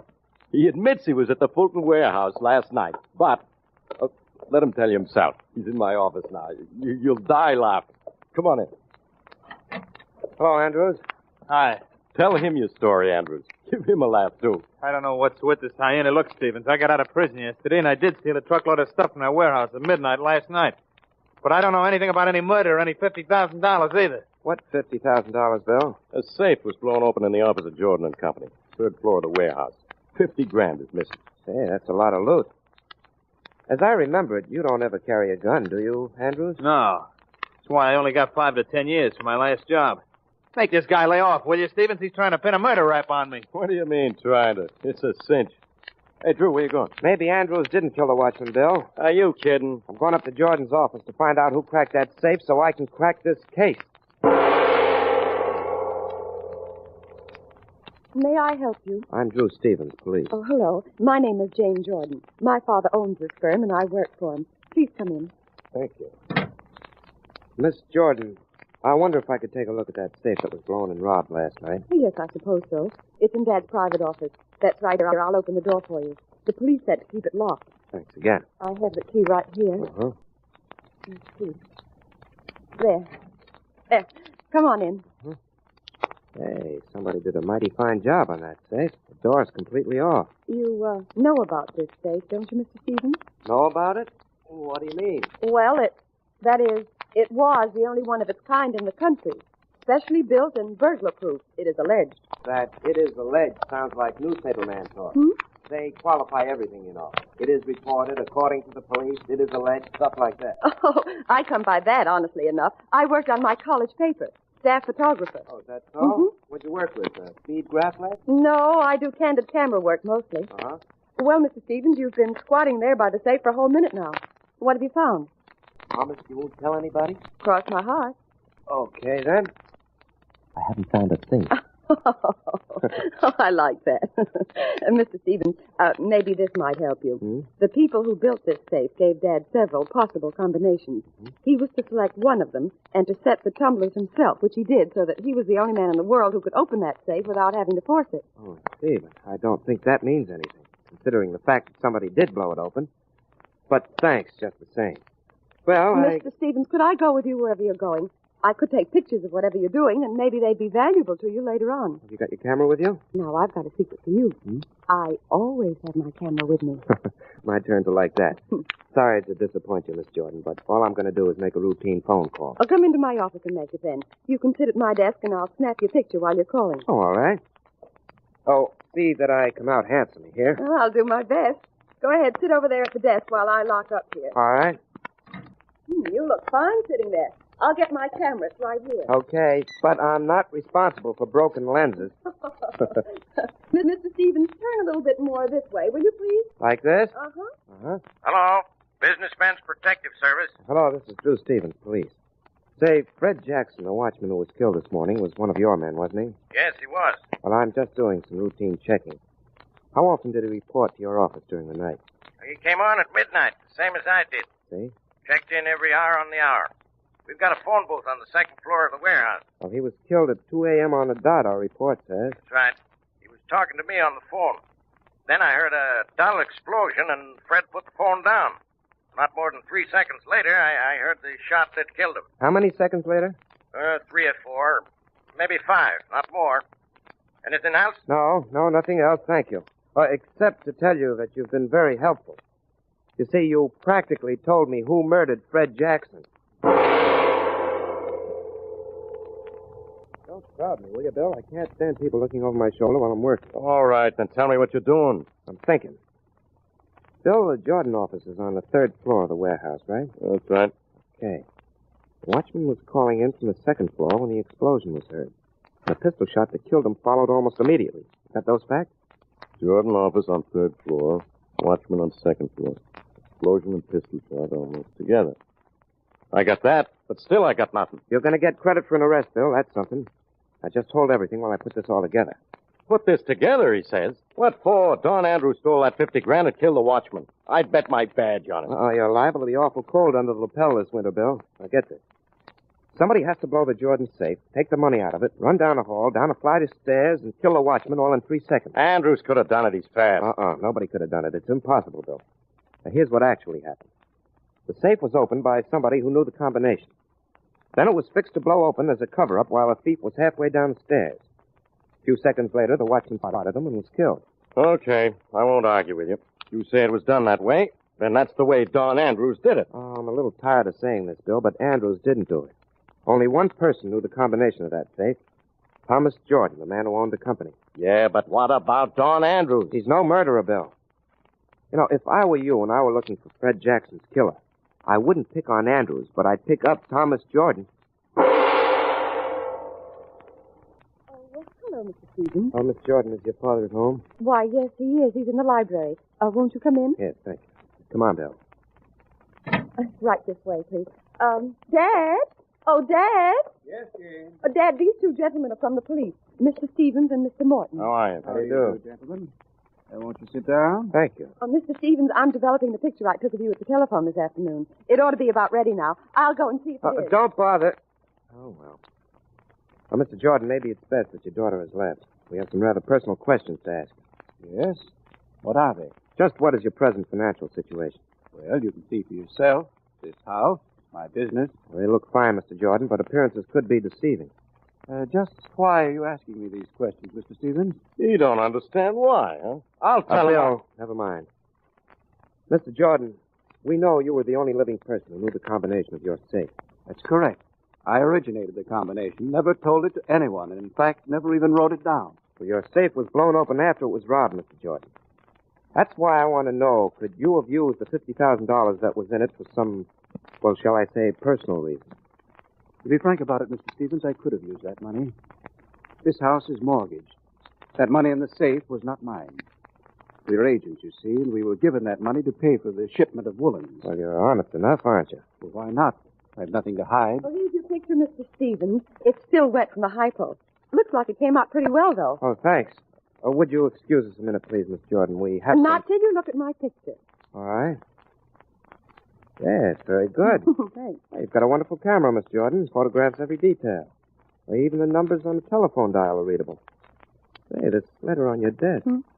Nice work. May I keep it? You can see a letter in that picture? Let me have it. Just a second. No. Not fair grabbing. I know this makes me pretty much of a social outcast, reading other people's mail. But I see why this letter is important. Very important. I think it tells me why you robbed your father's safe. I did not. Give me that photograph. Give it to me. Do you hear me? I want the photograph. Keep her Give quiet, it back Bill. to me. Bill. Keep her quiet. I'll read the rest of this letter. I can make out most of it. Okay. Keep your hands off me, you. Go ahead, mastermind. Read it. Jack Barnes, the gambler. And it says that unless Miss Jordan pays him the $35,000 she lost at roulette in his place, he's going to... Well, I can't read the rest, but it doesn't matter. You paid Barnes, didn't you, Miss Jordan? Wait, please, Mr. Stevens. You said the safe was open before the explosion. No one knew the combination but me. Jane couldn't have taken the money. Oh, yes, she could, sir. Jane worked in your office. She saw you open the safe a dozen times. Of course she did, but she was never close enough to see the numbers on the dial. Oh, she couldn't, Mr. Jordan, but her camera could. She must have snapped candid photos of you when you opened the safe, taking a new shot for each turn of the dial and later enlarged them. Isn't that what you did, Miss Jordan? Yes. Yes, it is. I had to have that money, so I figured out what I thought was a perfect plan. But I didn't mean to shoot the watchman. All I wanted was the money, but then while I was running down the steps, I heard him call for me to stop it. Well, I must have shot him. Well, you better take her, Bill. Have this print for evidence. It's too bad for you, Miss Jordan, that the hypo solution developed not only my picture, but also a murder charge against you.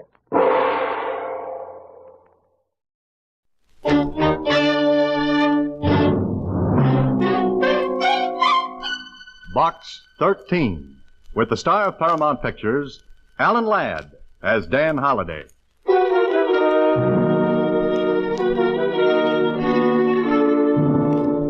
Hey, look, boss. Look at this. An ad in the Star Times out-of-town newspaper. Yeah. Box 13, Adventure Wanted. We'll go any place, do anything. Well, this looks like the right answer, Tony. Yeah. I think I'll write a letter to Box 13. The letter was postmarked from a city in Nevada. It came airmail, special delivery to Box 13 and me. It sounded like a great chance to grab a change of scenery and maybe a little fun. Fun? Brother, how wrong could I be?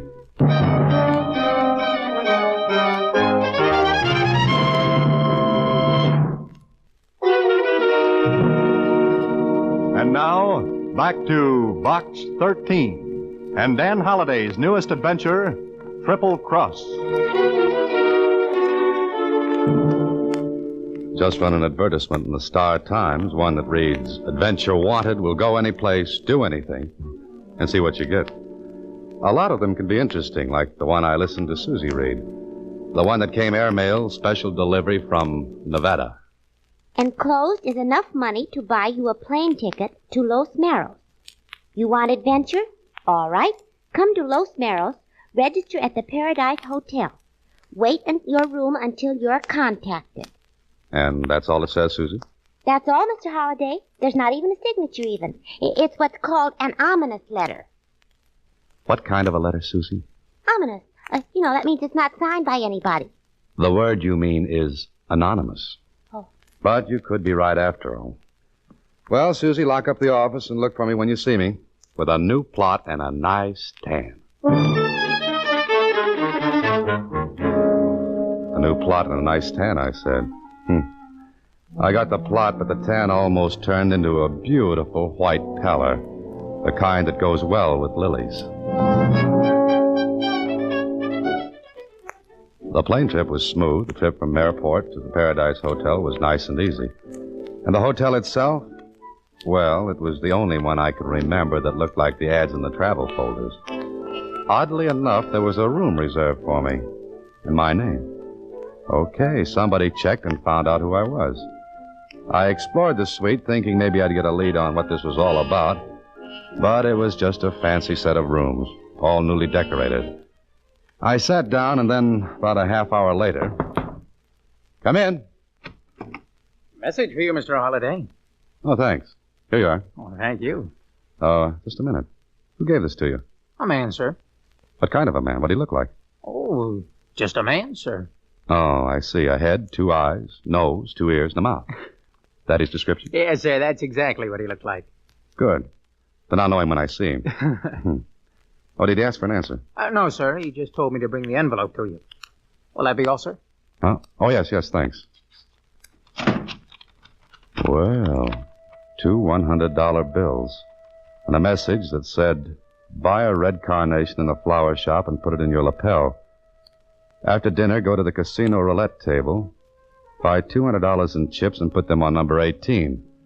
If you win, walk away, wait 10 minutes, and put half the winnings on number 22. After you play, wait in the casino.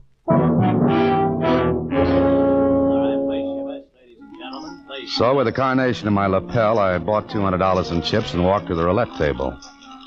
There weren't many players. It was a little too early for the big crowd. So I waited a minute and watched the play. Took a look at the croupier, but I might as well have been in Timbuktu. He didn't give me a tumble. Okay, the best way to see what was going to happen was to see. I shoved the whole 200 on number 18. 1 or 2 of the other players placed bets, and then... No more bets, please. No more bets. Number 18, red and even. Your chip, sir. The croupier shoved the winnings across to me. I watched his face. If he had any expression, it was on the soles of his shoes. Well, maybe $7,000 win was common around here. I left the table, sat down, and did a little problem in arithmetic, which figured out to be $126,000. That's what I'd have if number 22 came up. And, brother, it looked from where I sat as though it would. The 10 minutes went by, and I walked back to the table. No more bets. No more bets. Waited until the wheel stopped. Number 16, red and even. Place your bets, please, ladies and gentlemen. Slowly, I shoved 3,500 in chips to number 22. This time, the others around the wheel did look. 3,500 at 35 to 1. Then the wheel began to slow up. No more bets, ladies and gentlemen. No more bets, please. That croupier was as cold as the floor of a mausoleum. Somebody dropped a pin, and I heard it hit the floor. The white ball clicked, clicked its way until... Number 22, black and even. Your chip, sir.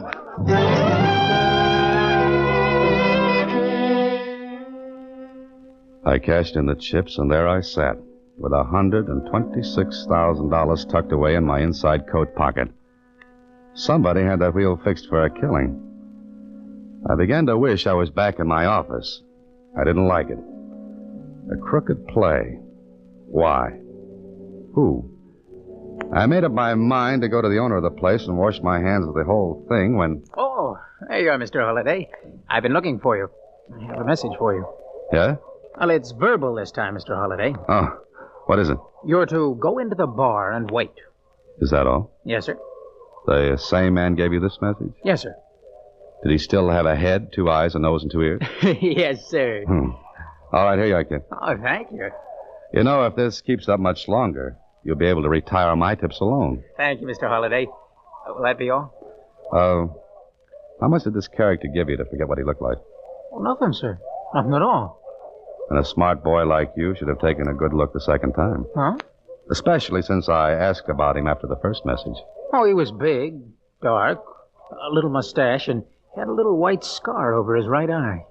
Would you take $5 for that information? That's all right, Mr. Holliday. No charge for that service. Good boy. I'll see you later. Yes, sir, Mr. Holliday. I walked toward the bar, wondering what was coming next. I didn't like that fortune burning the cloth in my pocket. The bar was like my suite. Fancy, rich, and expensive. I climbed up on one of the stools, and the bartender came over and... Yes, sir. May I serve you, sir? Got any ginger ale? Yes, sir. What with, sir? Oh, by itself. Just a glass of ginger ale. Just a ginger ale? Uh-huh. You see, I like the bubbles. Champagne has bubbles, too. But they're still around the next day. Just a ginger ale. Yes, sir, of course. Excuse me, is someone sitting here? Oh, no, I don't think so. Thank you. Here you are, sir. Ginger ale. Thanks. The usual, please. Okay. Yes, sir, may I? You got a light? Of course. Thank you. Don't mention it. Here you are. Thanks. Why do you drink ginger ale? I like it. Why do you drink martinis? Same reason, I guess. It's a brilliant conversation, isn't it? Well, I've heard better. You're not very friendly, are you? A Boy Scout is always friendly. And does good turns. So I hear. Do you want to be helped across the street? All right, I'll shut up. I took a good look at her. There was something scared looking about her. She was nervous. Well, so was I, because the minutes were passing and I still had that money. And I wanted to get rid of it. But I wondered about the girl, whether she had any part in this. I watched her out of the corner of my eye. She picked up her bag, reached for a lipstick, and then... Oh, clumsy. So it's true what they say about women's handbags. You get the stuff on the bar, I'll pick up the kitchen sink off the floor. I'm so sorry. Did the powder spill on you? No, it's all right. Yeah. Here you are. The mirror didn't break, did it? Nope, you're still good for 7 years more. Thanks. Thanks ever so much. I told you I was a good Boy Scout. You have a nice smile. Want a toothpaste commercial to go with it? Now, don't be nasty. I'm sorry. I guess I'm just as nervous as you are. Let's talk about something else. She chattered away, and Really is I a listened with lovely half an place, ear. isn't it? Once in a while, threw in a yes or a no. And the clouds began to gather. The mirror at the back of the bar went back and forth. The people got bigger, then shrank to midgets. Somebody drove a plane through my head. It buzzed around and made a bad landing on my brain, then...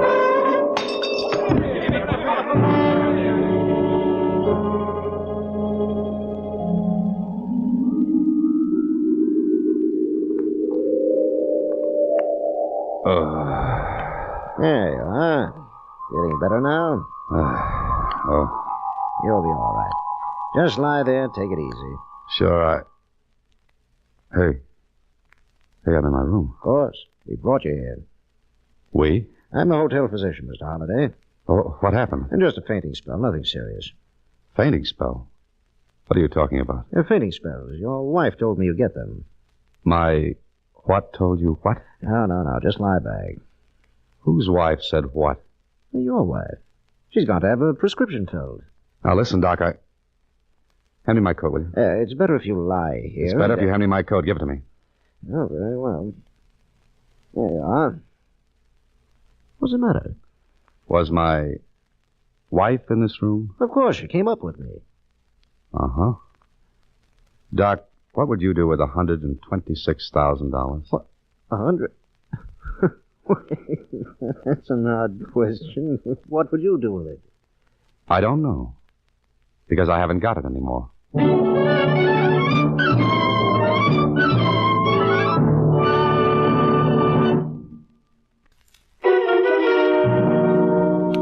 Now, back to Triple Cross, another Box 13 adventure with Alan Ladd as Dan Holliday. So there I was, $126,000 in the red. If it was meant to be taken from me, then somebody was working it the hard way. Sure, the girl slipped something in my ginger ale when I picked up the stuff that fell out of her handbag. She took the money. All right, I wanted no more of it. I was going to head for the nearest exit, running, not walking, when... Come in. You Holiday? Yeah. Do I know you? Call me Tony. I'm the guy who wrote the Box 13. Oh. All right, goodbye, Tony. Sit down. What's your idea? Funny, I was going to ask you that. We're playing 20 questions. Let's skip the other 18, Tony. I got a big one left. Where's the dough? You tell me. Give it to me. Well, I didn't like him. Didn't like the gun he was playing with either. And I didn't like the little white scar over his right eye or the little black mustache. I was willing right then and there to cross him off my friendship list. But I told him what happened. It's a great story. Ain't heard one like it since I read fairy tales. Well, I don't care if you believe it or not. You got no regard for your health, Holiday. Look, Tony, I'm leaving this place You'll now. be too heavy to carry out if you take one more step. That's better. Now, what kind of a frame is this? Once more, you tell me. I played a crooked wheel downstairs. I don't like that. You got adventure, didn't you? I don't want anything that's crooked. Look who's talking. Who was the girl? Believe it or not, I never saw her before. What did she look like?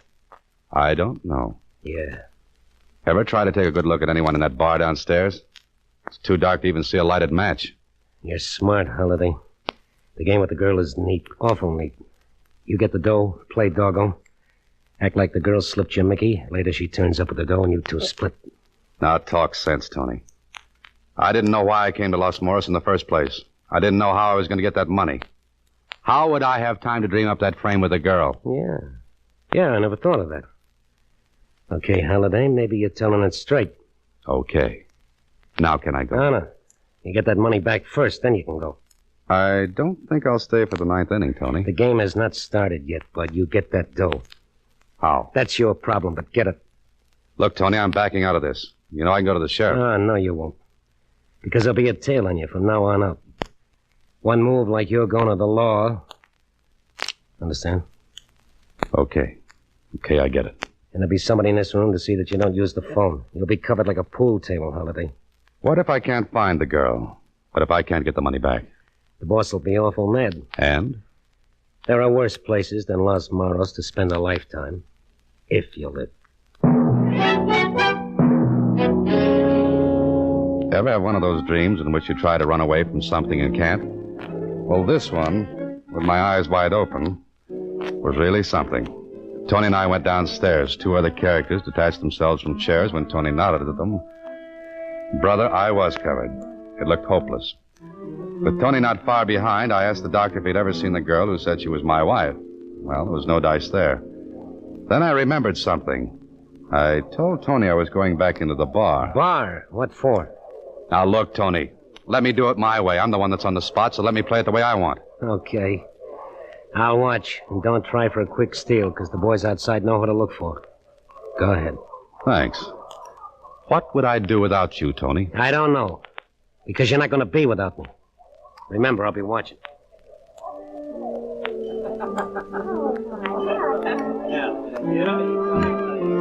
Yes, sir. May I serve you? Well, feeling better, sir? Well, much. Where were you when I fainted? At the other end of the bar, sir. Oh, yeah. So you were. It wasn't our ginger ale, sir. No, it wasn't. I just have a loose head, and when I shake it, it comes off. May I serve you something, sir? Yes. An answer to a question. Well, what's that, sir? Who was the girl who sat down next to me? I don't know, sir. Oh, yes, you do. I beg your pardon, sir. Quit the sir business. You knew that girl. Why do you say that? Because when she sat down, she asked for the usual, and you brought her a martini. And you said okay when she asked you. What does that prove? The martini proves you knew who she was. The okay means she wasn't a guest of the hotel.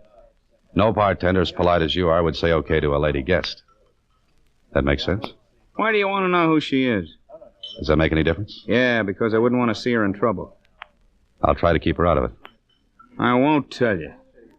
Ever see a picture of Alexander Hamilton? What are you talking about? Well, here's one. And funny enough, it's on a $10 bill. In fact, his picture's on all 5 of these bills. Yeah. Her name's Kathy Lee. I think she has a place at the Las Palmas courts. Thanks. Put these pictures in frames, will you?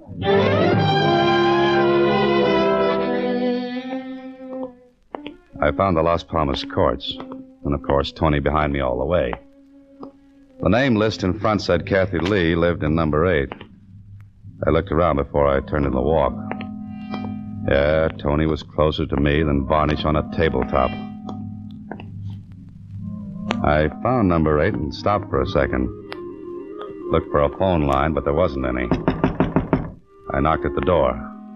No answer. I tried it again. Then I heard Tony whisper from the shadows. Try the door, Holiday. I did. It was unlocked. Tony coached from the sidelines. Go on in. I went in and closed the door behind me. It was dark. I decided to risk a call. Kathy? Kathy? Kathy Lee? She wasn't there. I fumbled my way to what felt like a dresser and a lamp. Turned it on, and what I saw made me turn that light off fast. What's the matter? She's dead. What are you talking about? You heard me. She's dead. You sure? Well, go in and look. You go back in and look for that dope. Go on. Now, look, Tony, I don't know any more of this. That poor kid's dead. Murdered. I want you to call the sheriff. No, you don't. I said you go back in there and look for that dough. You look for it. Leave my fingerprints all over the place. Now you go back in there and hunt. Don't be a sap. Whoever killed her took the money. Don't you see that? Maybe. But we'll play this angle all the way. Now stop talking and get in there.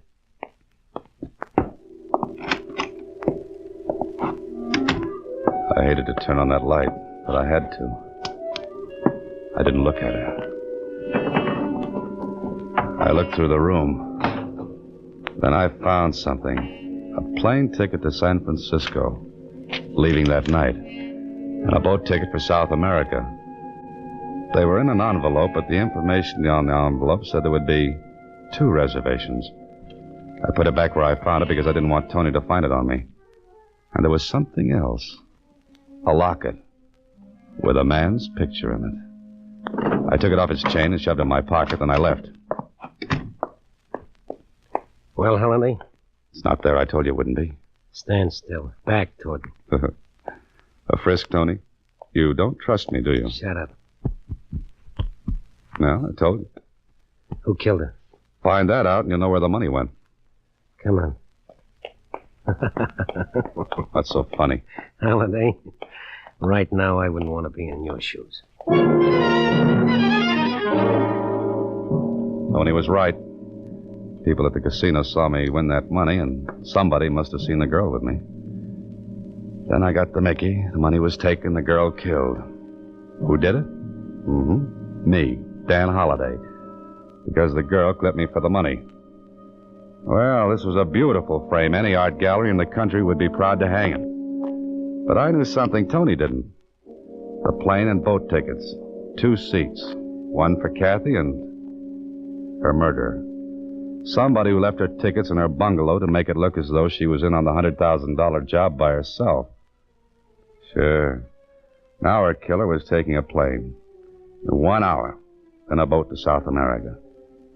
I could have told Tony, but I wanted to wrap it up myself.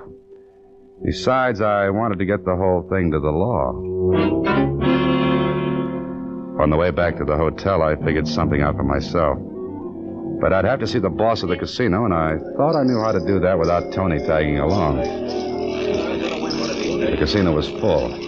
I stopped. Tony stopped. What's the idea? What now? I've got to think. Up to your room. No. You want to get hurt? Sure, go ahead. Shoot me. Now. In front of all these people. You know, Tony, you wouldn't get 10 feet. Smart, ain't you? Okay, what's now? I'm going to play blackjack. What? Want to watch?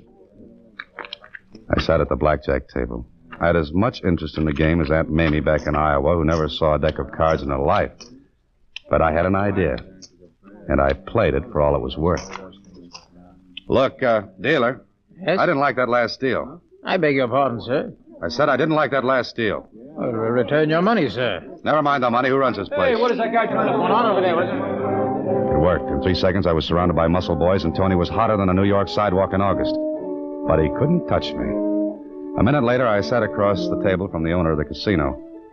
I told him what happened, and when I finished, he stared at me and said, You're trying to tell me somebody let you win that money on my wheel? I am? You're crazy. The wheel's straight. But you know I won that money. Sure I do. Any time 100 grand slides across, I know it. But... But this time it was fixed. The croupier was tipped I was to win. Wait a minute. Marty, send Frankie up here right away. Huh? Oh. Okay, forget it. What's the matter? Frankie, the croupier, went off duty just after you won. It's not back yet. And he won't come back. Now, somebody planned to take the house this evening for that money. Somebody who couldn't risk getting it himself. So I'm the logical one. No one knows me here. I'd look like just another player. Later, Mr. Fix-It plans to pick up the money and beat it. Who? Someone besides yourself who could get to the croupier and bribe him to fix the wheel. Got any ideas? Yeah. One. My partner. Well, that's it then. It's got to be. But the girl, she doped you. That was a hard way to get the money from you. Listen, I've got an idea, but I'm a little cramped for room. Some of your partner's boys, particularly a guy named Tony, are glued to me. Get some of your boys to shake them off, and I'll bring that money back to you. How do you know where it is? I know. Okay, Holiday. Remember, fast play, and I'll find you if it takes the rest of my life. It's a deal. Now, how about the boys? They won't follow you. Marty, that guy will leave my office. Some mugs are tailing him. Stop him. Got it? Good. All right, Holiday. You're on first base. Go ahead.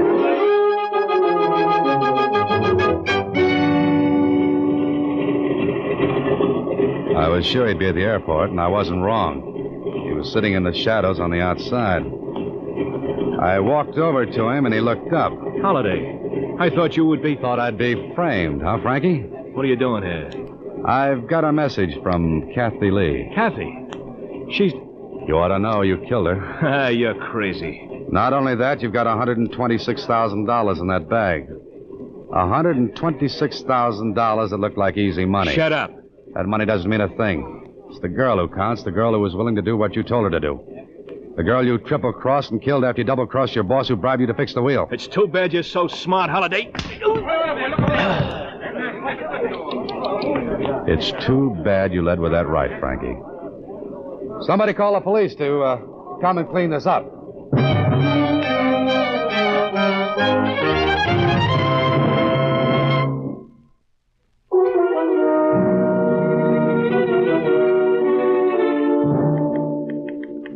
The croupier was... Oh, please hurry, Mr. Holliday. I want to hear the ending. All right, Susie, all right. What do you want to know? Well, how did you guess that Kathy Lee was the croupier's girl? Well, her locket had his picture in it. Oh, they should have given you the money as a reward. No, thanks, Susie. They can have it. But there's one thing I don't understand, Mr. Holliday. And that's? You didn't get a tan at all. You're just as pale as when you left. Oh, $126,000. A murder and a tan, too, she wants. Good night, Susie. Next week, same time, Alan Ladd stars as Dan Holliday in Box 13.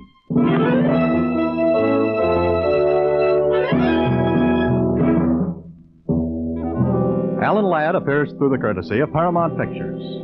Watch for him in his new picture, Saigon. Box 13 is directed by Richard Sandville, with original story by Russell Hughes, and original music composed and conducted by Rudy Schrager. The part of Susie is played by Sylvia Picker. Production supervision is by Vern Karstensen. This is a Mayfair production.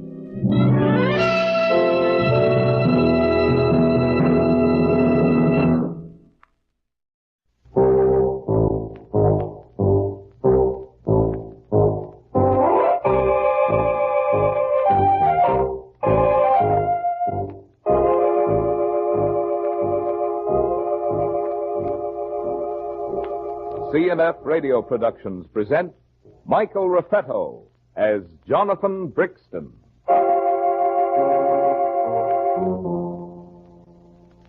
Mr. Blixton, wake up. You go office. I'm tired, Fong. I got to bed very late. Me know. Here, you drink this coffee. Yes, but I'm not well. You say that every morning. You get up.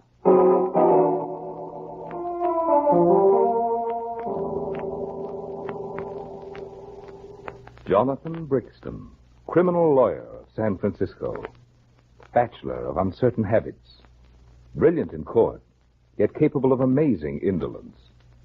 But then he has Fung to feed him and to get him out of bed, and James to do all the tedious work of looking up the law.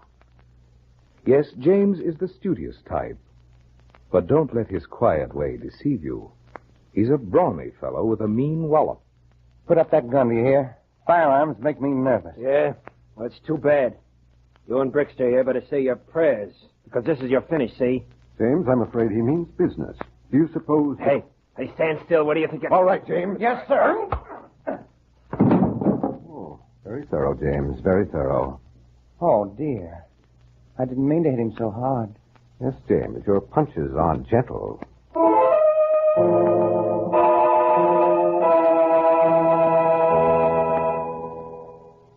Jonathan Brixton. His business is crime. A sordid life, but never dull, because you never know what to expect next. For example, who would dream that there was murder in the offing at the home of Miss Effie Blacklock? Wealthy, old, eccentric Miss Blacklock, maiden lady of San Francisco. I do hereby further bequeath and devise all my property, both real and personal, to my grandniece, Miss Ruby Jo Boulevard, provided that said grandniece... Miss Ruby, are you listening? Yes, Aunt Effie. Very well. I can't tolerate inattention when I'm speaking. Now, where was I? Miss Ruby Jo Boulevard. Oh, yes. Provided. Now, this is important, Miss Ruby. Yes, Aunt Effie. Provided that said grandniece continues to live with me, Miss Effingham Blacklock, so long as I remain alive, and that she continues to be guided by my advice and serves as my companion. Is that clear? Yes. There's a great deal more of legal falderall, but I've read you the essential provisions. I might add, however, that should you take it into your pretty head to forsake me in my old age, I have provided in the will that everything will go, everything, mind you, will go to the university. Now, have you anything to say? No, Aunt Effie. You're thinking of that young man, aren't you? Of Roger. Well... He's not worthy of you. I've told you that repeatedly. No connections. Such an indifferent family. But then I shan't live forever. Oh, please, don't say things like that, Aunt Effie. Well, we'll not go into it again tonight. It's past 9. Call Winters to help me to my room. All right. Winters? Yes? Auntie's ready. Yes, Miss Ruby, come. She'll be right in. Yes. You'll lock up these papers for me? Yes, Auntie. Yes. Tidy up the desk. It's a relief to have that will drawn up. It's been worrying me of late. I'm getting old, Miss Ruby. Very old. But you... Don't interrupt. I know I'm getting old. I tire so easily. Oh, where is Winters? What does she mean by keeping me waiting? Winters! Yes, Miss Blacklock. I'm right here. You've kept me waiting. Take my arm. Yes, Miss Blacklock. Careful. Careful. You know how my back pains me. I'm sorry. You're not sorry. You've been getting out of hand lately. And put down that sewing basket. Always sewing. What's the matter with you foreigners? I am not foreigner. I am American. When you finish there, it'll be time to go to your room, Miss Ruby. Yes, Auntie. Oh, can't you be more careful, Winters? You support me as if you were handling a side of beef. Once this war is over, a person will be able to get to himself. Roger. I've been standing out here waiting for her to leave. Give me a hand. I'll climb in the window. But she's forbidden you. Give me a hand. There. That's a girl. It's cold out there. I thought she'd never leave. Quiet. Let's close this window. Oh, yeah. What's she doing? Giving another lecture on what a bum I am? Oh, Roger, I don't know what we're going to do. We're going to get married. That's what we're going to do. And your old Aunt Effie or nobody else is going to stop us. But she's made everything so difficult. We care. We'll run away. Or is money more important to you? Oh, of course not. It isn't that. But she is old, and I feel so sorry for her sometimes. Sorry. She's a mean old... I hate her. Oh, don't say those things. Give me a kiss. Oh, Roger. Oh, Roger. Look, darling, we'll get some clothes together. We'll run away tonight. Oh, but I can't just run off without a word. It'd kill her. Look at me. Do you love me? You know I do. Then do what I say. I'll wait for you here in the library. All right. I'll hurry. Right. Hey. Yes? Your aunt's bedroom is the one at the top of the stairs, isn't it? Yes. Well, be quiet when you go by her door. I will. I'll see you later. All right. I love you. And I love you.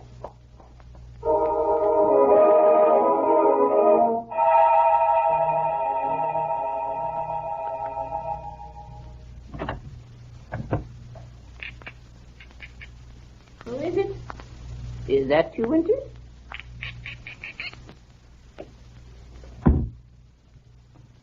Winters, turn on the light. Miss Ruby?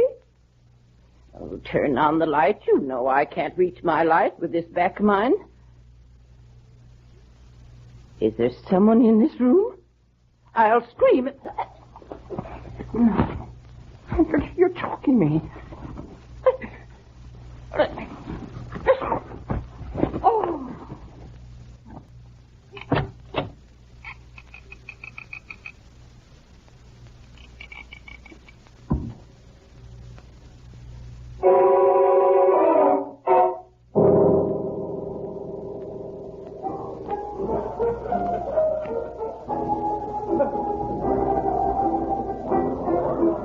Will you have a final one on the house, Mr. Brixton? Why, that's an intriguing proposition, Steve, but why final? Midnight in 2 minutes.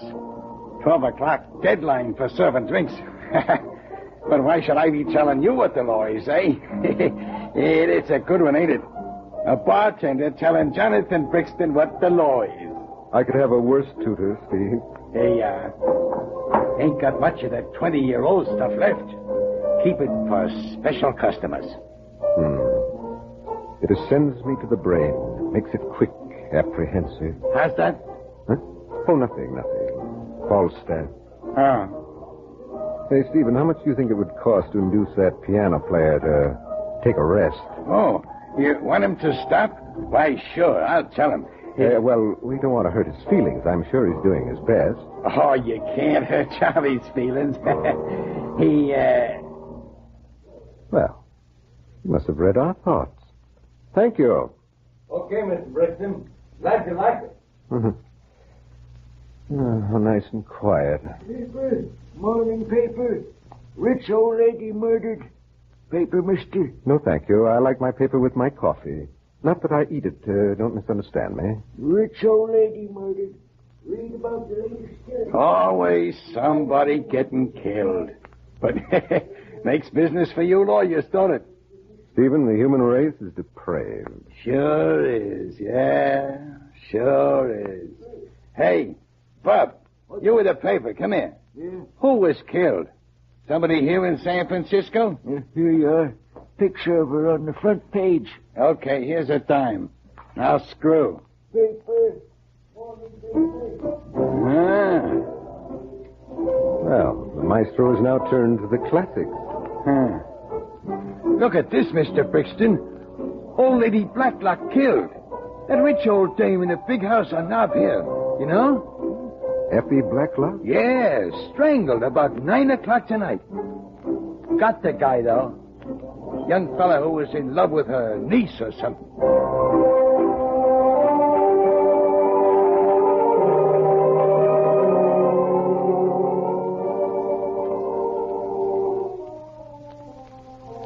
Him not been there tonight, huh? All right. If he come in there, you tell him call home.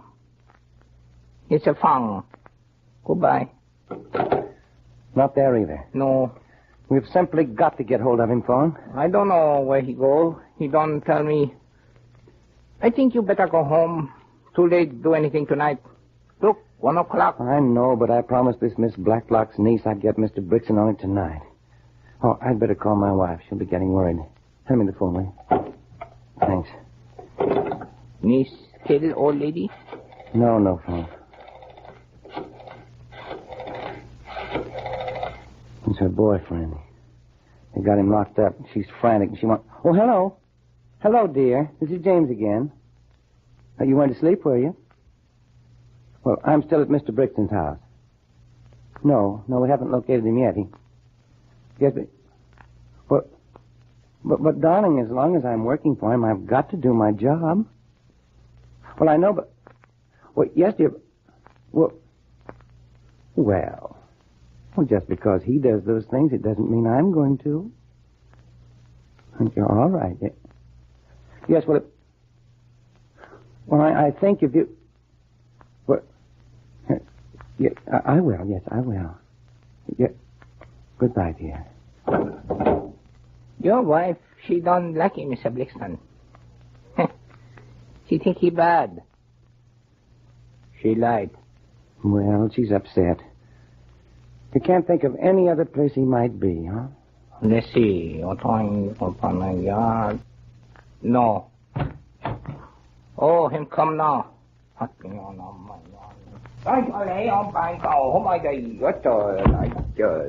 you should be in bed. Miss Ally here. Oh, James. Mr. Brixton, I've been trying to get in touch with you for hours. Oh, I'm sorry. I've been doing a little research.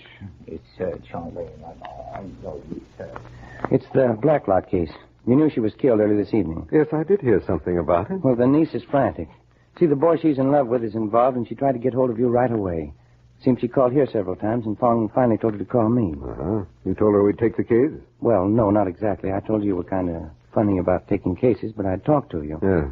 Where is she now? Home. She's waiting to hear from you. The body at the morgue? I don't know. You see, I haven't really done anything much except look for you. Yeah. I'm hardly in the mood for work. She seems quite young and very desperate. I felt sorry for her.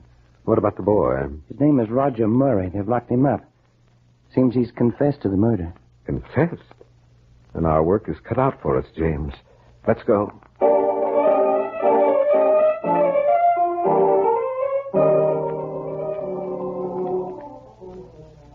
I see. Now tell us this, Miss Bovard. Who discovered the body? I did. Mm-hmm. Go on. Tell us about it.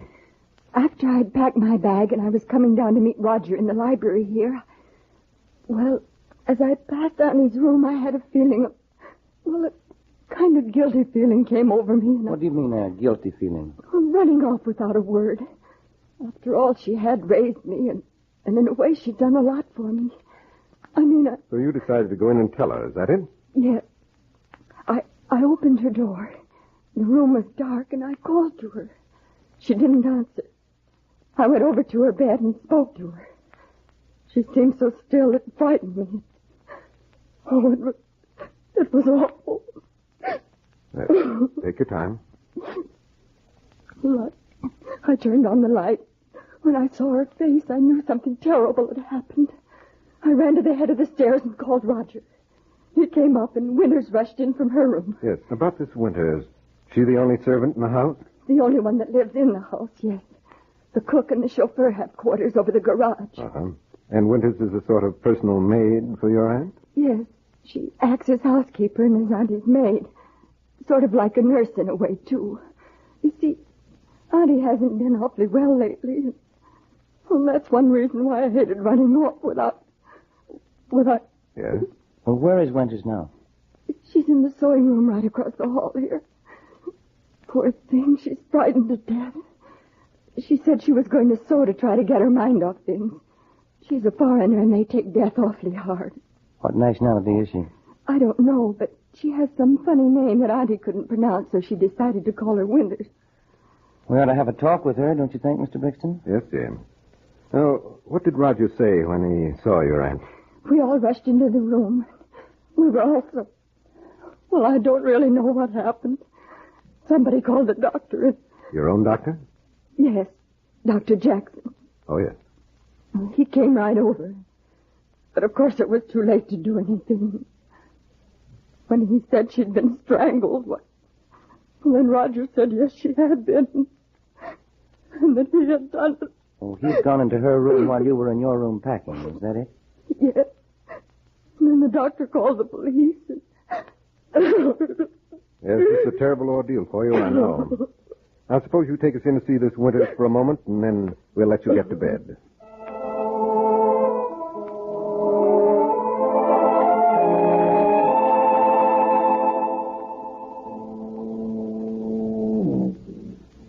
Ring that night bell again, James. Mac must be asleep in there. Yeah.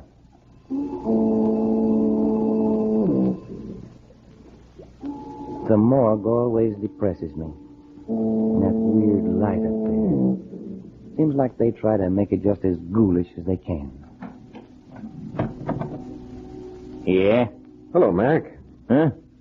Oh, hello, Mr. Brixton. How are you? Hope we didn't disturb you. You know my assistant, James, here. Sure. Hello, Mac. How are you? Come on in. Go ahead, James. What's on your mind, Mr. Brixton? Kind of late, ain't you? Yes, it's a little late at that. Hey, Mac, I want you to do me a little favor. Yeah? Well, I ain't never failed you yet, have I? That's right. I'd like to take a gander at a body you got in here. Well, we got plenty of them. All sizes and shapes. Young, old, medium. Take your choice. Well, the one we're interested in happens to be old. Miss Blacklock. Oh, yeah, the old dame that was killed early tonight, huh? I was just working on her. The doc's going to perform an autopsy first thing in the morning. Say, you got on this case pretty fast, didn't you, Mr. Brixton? Well, sort of peculiar set of circumstances, Mac. You mind if we take a look? Come on.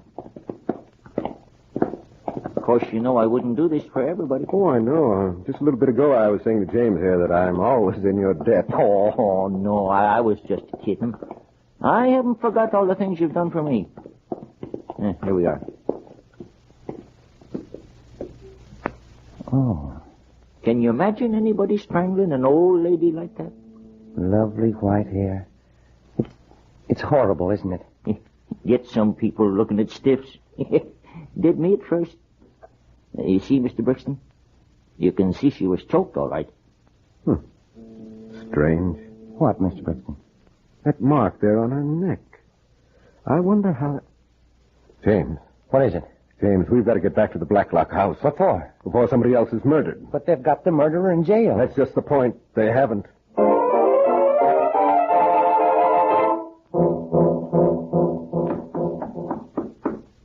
Yes? It's Winters, Miss Ruby. Oh, yes, Winters, come in.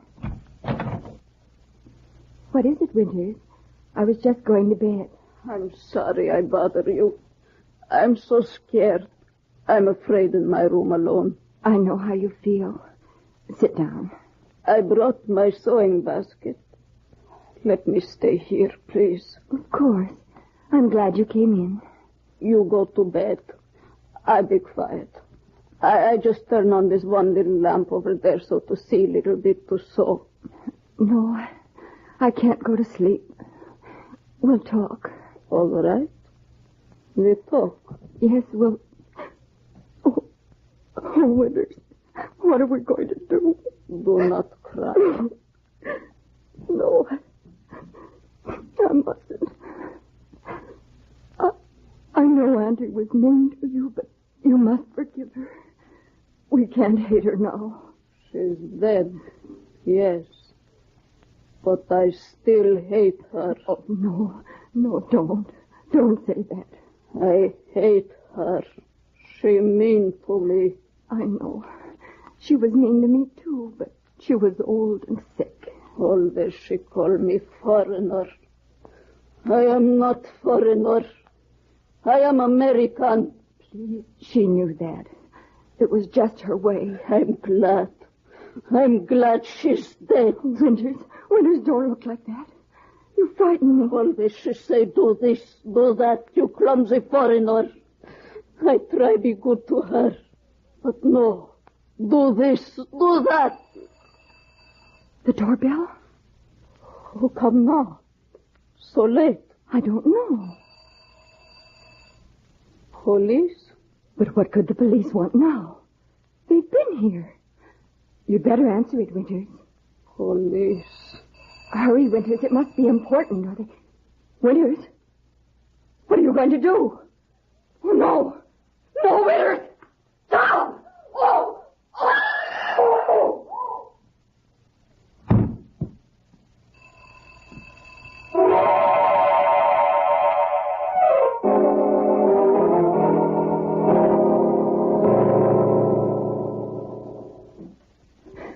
She seems to be getting weaker, Mr. Brixton. Yeah, she lost too much blood. I'm afraid there's no hope. Oh, poor Winters. I tried to stop her, but before I could get to her, she had those big scissors in both hands. Yes, right into her neck.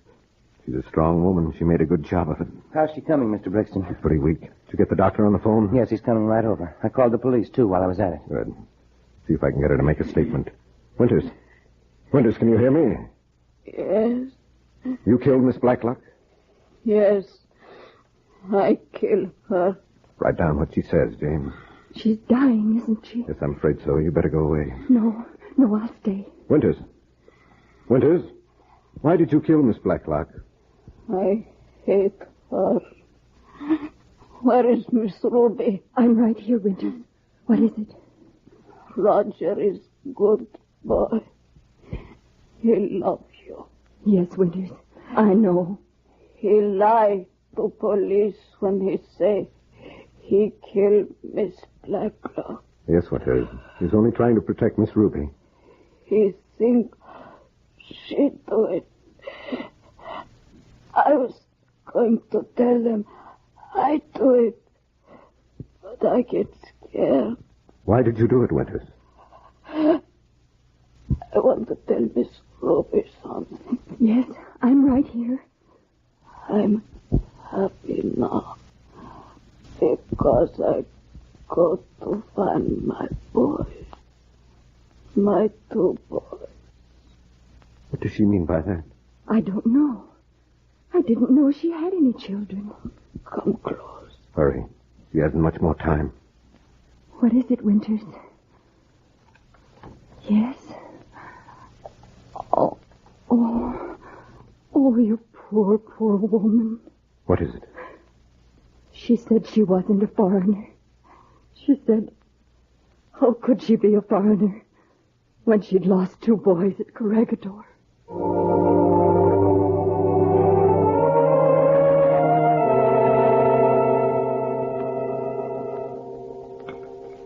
Yes, one more little sip of tea, Fong, and then we'll get some sleep, eh? You realize I haven't been to bed yet? Yeah, me know. Crazy. Yes, but think what I've accomplished this night. Solved a crime. No like it's a job. Losing too much sleep. Why, Fong, you wouldn't leave me for the world. That's excellent tea. Now, where was I? Oh, yes. You know the thing that told me that Winters was the guilty person? No, I don't know. It was this. When I saw that peculiar mark on old Effie Blacklock's neck. It was a strange indented mark, sort of strawberry-like, you know? No. Well, I'm telling you. Now, what could have made a mark like that? And then, like a flash, you'll forgive the platitude, Fong, it came to me. A thimble. Well, that boy didn't wear thimbles. Who did? Winters. Huh? Uh-huh. Well, is that all you've got to say? Don't you think that was a pretty clever solution to a mystery? Me no likey mystery.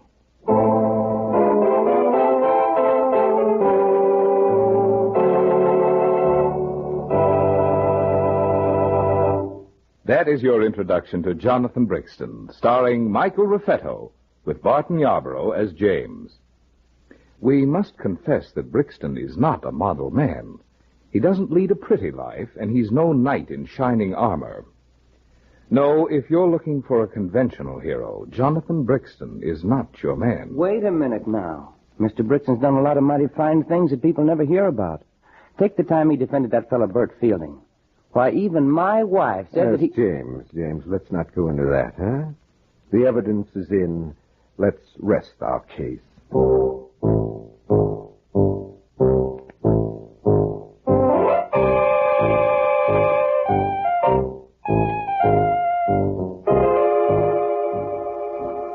Jonathan Brixton is a C&F radio production.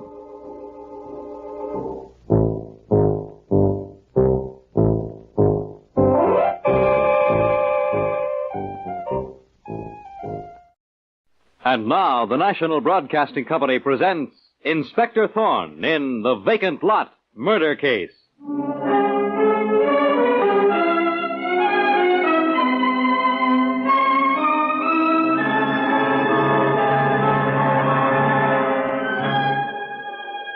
Tonight, the National Broadcasting Company presents the exploits of the spectacular young Inspector Thorne of the Homicide Bureau, whose investigations rank with many of the most celebrated ones in the annals of crime fiction. An investigator smart enough to claim he is dumb, and modest enough to believe it. Tonight, Inspector Thorne turns to The Vacant Lot Murder Case.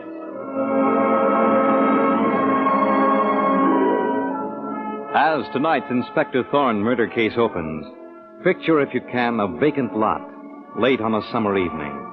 A street lamp casting a feeble light on a large for sale sign near the pavement. A man stops in a puzzled way and says to himself, "This is a funny thing. He said to come to number 1220. Must have made a mistake. This is a vacant lot." You looking for somebody, sir? "Yes, for number 1220. But I don't see any." Oh, there's no 1220 on this block, mister.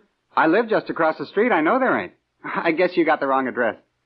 "Yes, it looks that way, son. Thank you anyway." That's okay. Good night. I wonder if this is a trap. Just what I thought. You lured me here to murder me. Help! Police! Killed me. What a fool I was. Come here.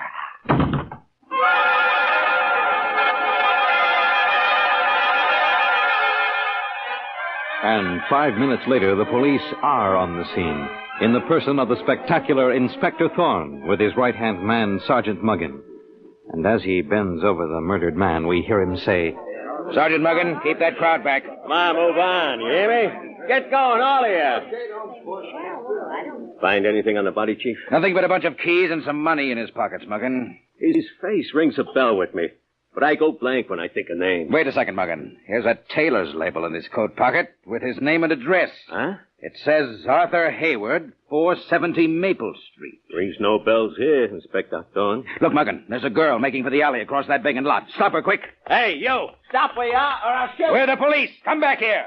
We don't want to shoot a woman. I'm coming. I don't know anything about this. What do you want? I'm Inspector Thorne. This is Sergeant Muggin. What's your name? What's your hurry getting off a murder scene? My name's Della Laverne, and I don't know anything about a murder. Listen, Della, lying to Inspector Thorne won't get you anywhere. I'm not lying. Why were you running across this vacant lot? It's a shortcut home. Where do you live? West 23rd Street. That's 40 blocks from here, so the shortcut story don't go. Come over here. Look at this murdered man. You recognize him? He's a complete stranger to me, Inspector Thorne. How is it you're not carrying a handbag, Della? Handbag? Sergeant Muggin, look behind that big for sale sign in the vacant lot. I've got a hunch that's where she was hiding. Maybe she dropped her handbag with the murder gun in it there. Okay, Chief. Inspector Thorne, I'll tell you the truth. I do know the murdered man. His name is Arthur Hayward. Arthur Hayward. Why didn't you admit you knew him in the first place? Because I didn't want to get him into trouble with his wife. That's why, Inspector Thorne. Dead men can't get it into trouble with their wives. Well, I didn't think of that. I'm a little dumb myself, but I did. Your hunch was 100% right, Chief. Here's the dame's handbag. Found it behind a for sale sign. No gun in it, though. The murder was committed 5 minutes before we got here, Muggin. That gave her time to get rid of it. I'll have the boys give this vacant lot the fine-tooth comb treatment, Chief. Right, Sergeant Muggin. Well, Della, just to save time, suppose you tell us why you murdered this man. You won't find any gun of mine here, Inspector Thorne. I didn't kill Mr. Haywood. No? I was here because Mr. Haywood telephoned and asked me to meet him here tonight in front of this vacant lot. Phoned you? Yes, because I didn't want to be seen on account of his wife. I waited behind that for sale sign. A dark night, a vacant lot, a lady hidden behind a real estate sign.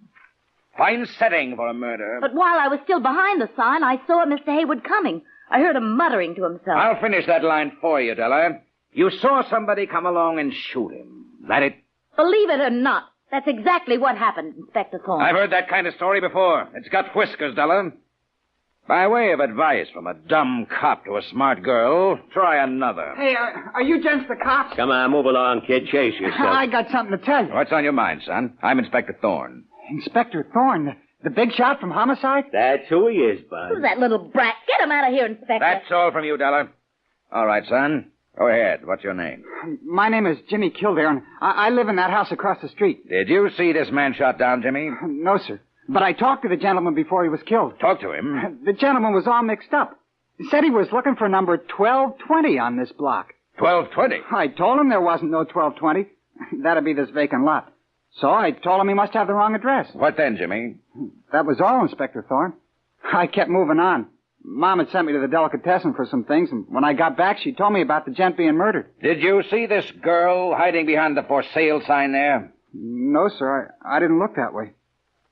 Say, did she kill him? I didn't kill anybody, you That's little... all, Jimmy. And thank you. I may see you again. If you want me, I live in number 1223 across the street. Bye, sir. Inspector Thorne. Yes, Della? I forgot to tell you about Mr. Haywood talking to that boy. Why do you think Mr. Haywood asked him where to find number 1220? He knew this was a vacant lot. I don't get it. You should. If what? If you told the murdered man to meet you at a phony address and waited there to murder him... What? Sergeant Muggin. With you, Chief. I think that's the ambulance coming now to pick up the body. Yeah. What about this dame? Tell the boys to take her down to my office and hold her. And keep a sharp eye on her, Muggin. You're telling me, Chief. After she's safely tucked away, meet me at the murdered man's house. I'm on my way there to break the news to his wife. Here's the address. Mrs. Arthur Haywood is the poor woman's name. Be seeing you there, Chief.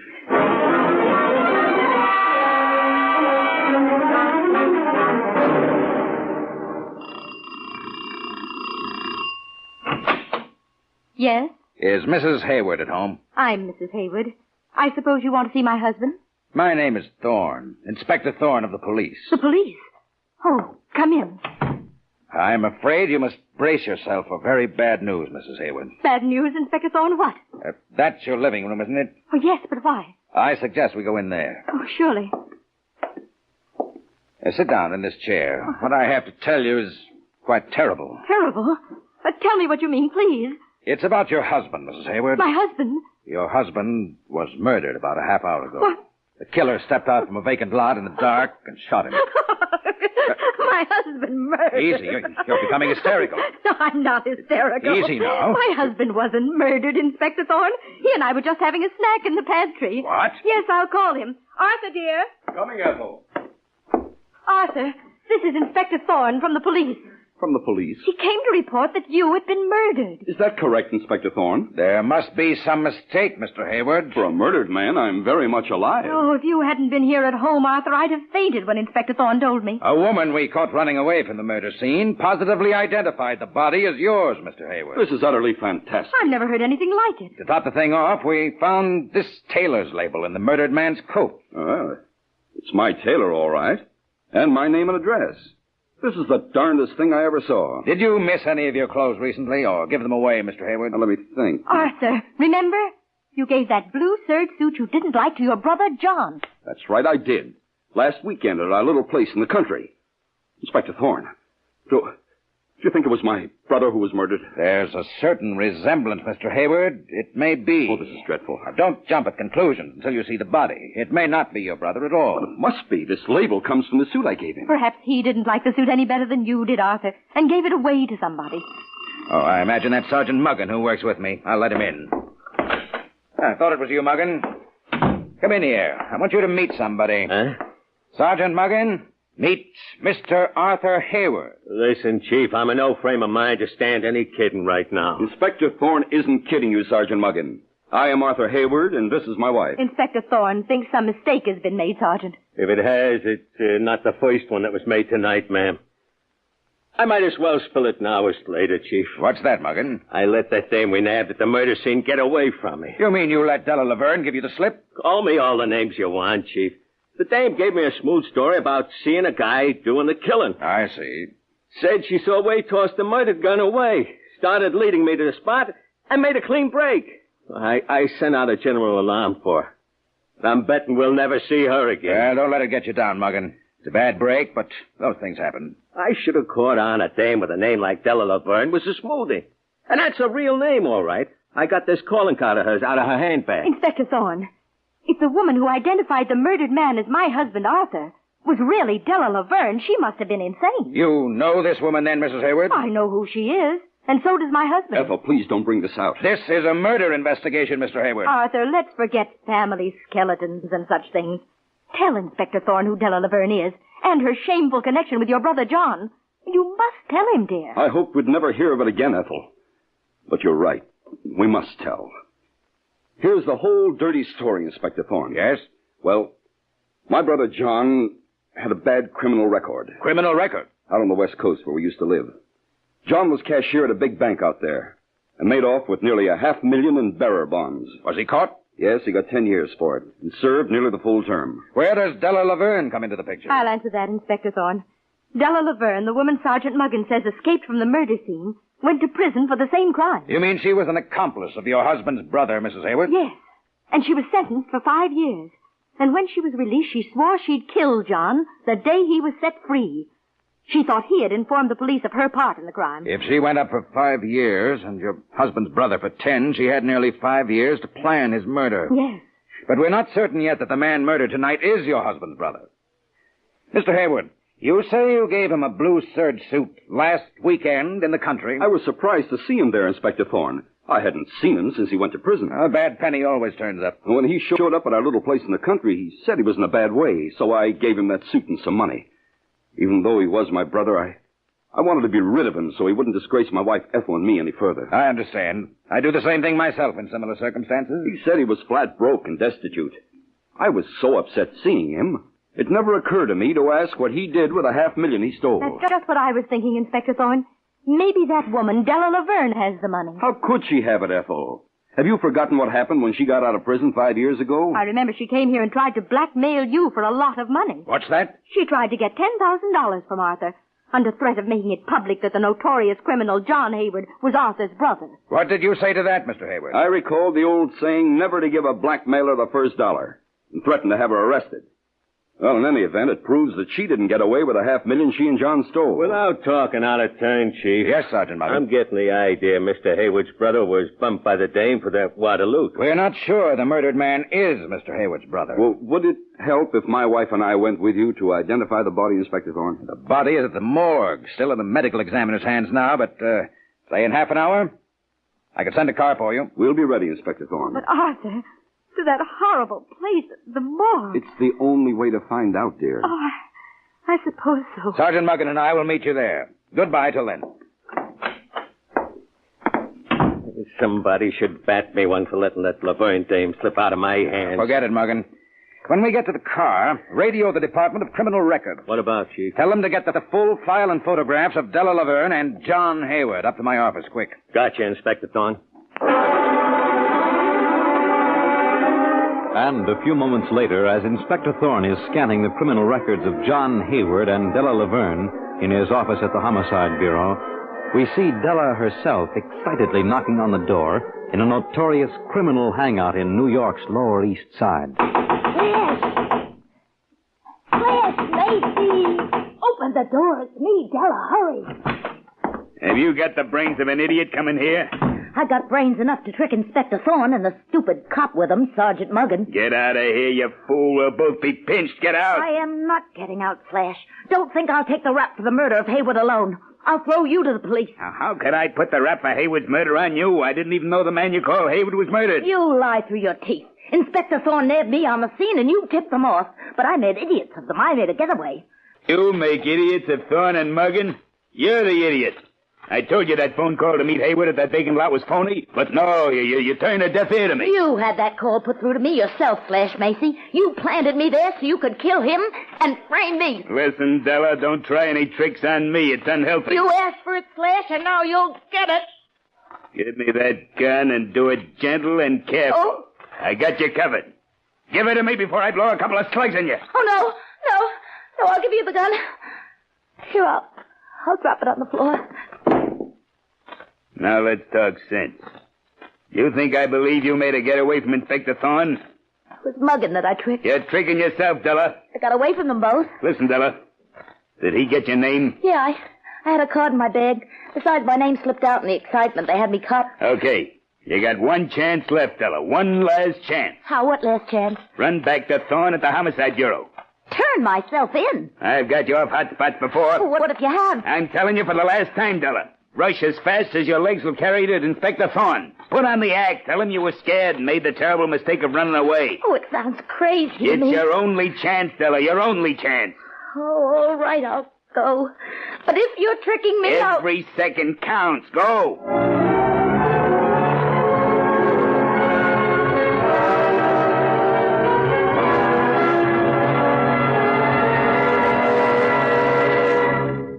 Inspector Thorne in The Vacant Lot Murder Case will return in just a moment. But first, it's the Silver Jubilee on NBC. We'd like to take a minute to give you some program notes concerning the shows we've prepared for your radio entertainment. First of all, a new comedy team has joined NBC. They're Bob Elliott and Ray Goulding, and they bring you light satire and nonsense sketches designed to display their many voiced talents. Bob and Ray come to you Monday through Friday afternoon, and for one fun-filled hour on Saturday evening. Then on Sunday, hear the further adventures of the Saint as played by Tom Conway, and hard-hitting action with screen actor Lloyd Nolan as Martin Kane, Private Eye. Sunday, too, actor Carlton Young brings you the double role of Philip Galt and the Whisperer. And later Sunday evening, Mr. Moto, Mr. I.A. Moto, ace Japanese-American security agent, bids you join him as he puts on the black cloak of mystery and enters the realm of international intrigue. Be sure to hear Dimension X on NBC every Thursday evening. Stories dealing in time and space, and brought to you in future tense. Yes, morning, noon, and night for the very best in radio entertainment. Keep your dial set at this, your NBC station.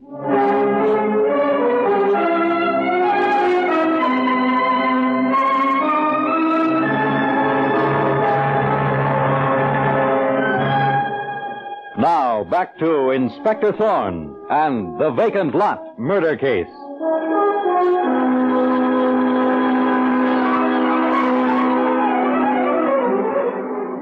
And now, a few minutes after the scene we just heard between Della Laverne and Slash Macy, evidently her accomplice, we see Inspector Thorne at the morgue beside the murdered man's body, and we hear him say to Arthur Hayward, "So you positively identify this body, Mr. Hayward?" Yes, Inspector Thorne.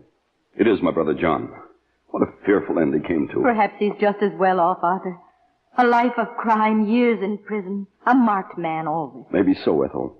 But to me, the brother I was brought up with... Try not to think about it, Mr. Hayward. The identification of your brother's body is a great help to me. It's easy to see your brothers, a pronounced family resemblance. Yes.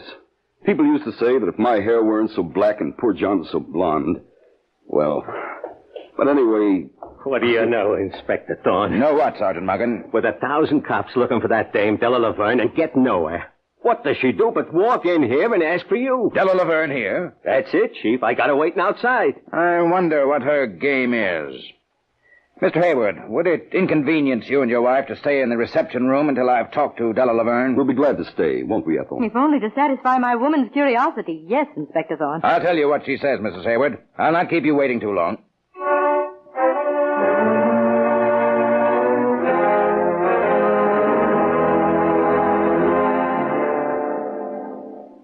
Well, Della, I wish I was smart enough to know what your game is coming here.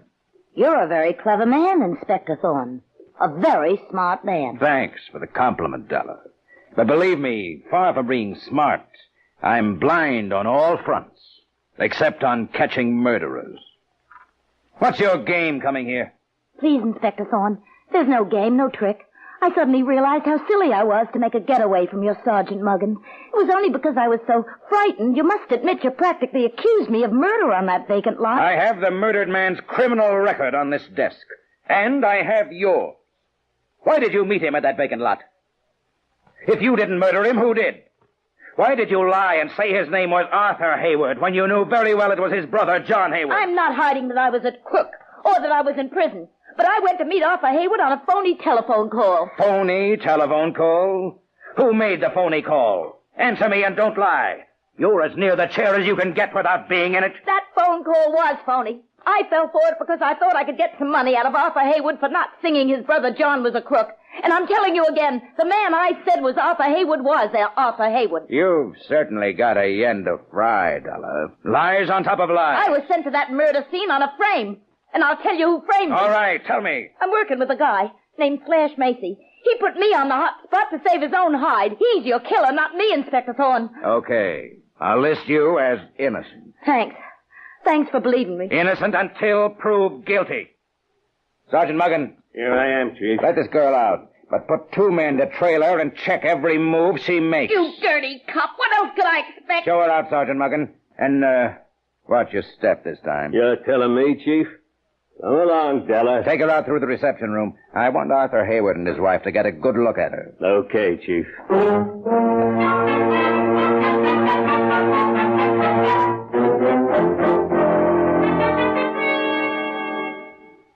Well, Mr. and Mrs. Hayward, was that woman Sergeant Muggin led through here the one you know as Della Laverne? It's the woman who tried to blackmail my husband. No question. She's the one, Inspector Thorne. Now, tell me something about that little place of yours in the country, Mr. Hayward. Do you own it or rent it? I own it now, but my brother John owned it originally. What did you do, buy it from him? Yes. John told me he wanted the money to pay lawyer's fees before he went on trial for the $500,000 robbery he was accused of. He said he was not guilty of any wrongdoing. He was my brother. I believed him. The records here show he was guilty. I asked about the cottage because of the $500,000 he stole. It was never found. What? Never recovered? No. I've got an idea his coming to the cottage and asking you for a suit and some money was a ruse. Chances are his real object was to find the place empty and get the loot he may have hidden there. I don't see where he could have hidden it. But it might be a good thing for you to make a thorough search of the cottage and grounds, Inspector Thorne. I'll send a searching squad there at once, Mr. Hayward. Here's a road map to help them find it. The place is off the beaten track. Fine, thanks a lot. Well, I'll not need you any longer, Mr. and Mrs. Hayward. Good night. The same car that brought you is outside, ready to take you back. That's very thoughtful of you, Inspector Thorne. Well, let's get started, Ethel. Yes, I'm ready for bed. Good night, Inspector Thorne.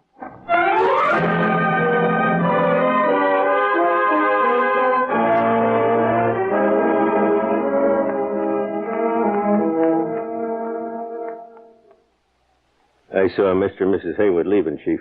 What do we do now? Go out to the Hayward weekend place in the country. To search for the $500,000 the murdered man might have stashed there? I don't think we'll find that there, Muggin. No? No, but I do think we'll find something highly interesting to Della Laverne, the woman we nabbed on the murder scene. Della Laverne? And also to her present accomplice in crime, Slash Macy. Slash Macy? Is he in on it too, Chief? We'll see. Anyway, Muggin, I'm about to close this case.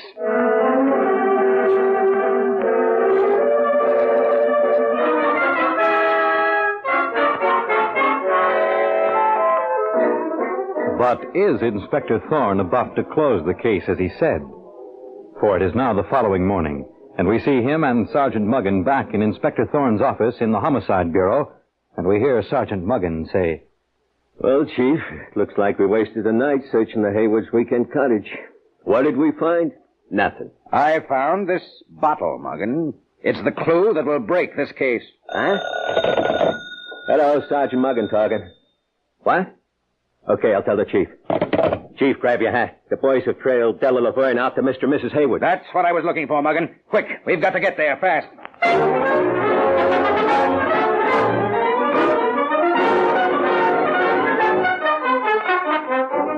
And now, at the Hayward's house, we hear this. Della Laverne, what are you doing here? Who's this man with you? You know what we're after, Hayward. 500 grand, Haywood. Don't stall if you don't want to be plugged. Arthur, he'll kill you. You got the idea, lady. 500 grand or he meets the angels. I haven't got it. You're mad. I don't know what you're talking about. I'm giving you 10 seconds, Haywood. 1, 2, 3, 4. Stop. I haven't got it. 5, 6, 7, 8, 9. Don't move, Slash, and I shoot to kill. Muggin, get that gun away from him. Don't move, Slash. Thanks, Slash. Not so tough as you act, huh? Handcuff him and Della Laverne together, Muggin. You don't understand, Inspector Thorne. Slash and I were just making a social call on Mr. and Mrs. Hayward. With a gun in your hand and murder in your heart. You're dumb, Thorne. Hurry, Muggin, with the cuffs. Right. All set, Chief. Got him. I didn't murder Hayward's brother, Inspector. Slash put him on the spot. Shut your trap. I'm doing the talking, Slash. This guy Hayward's got 500 grand that belongs to Della and me. Inspector Thorne, these people came to murder me for something I haven't got. How could I have the money my brother John stole and went to prison for? I know how.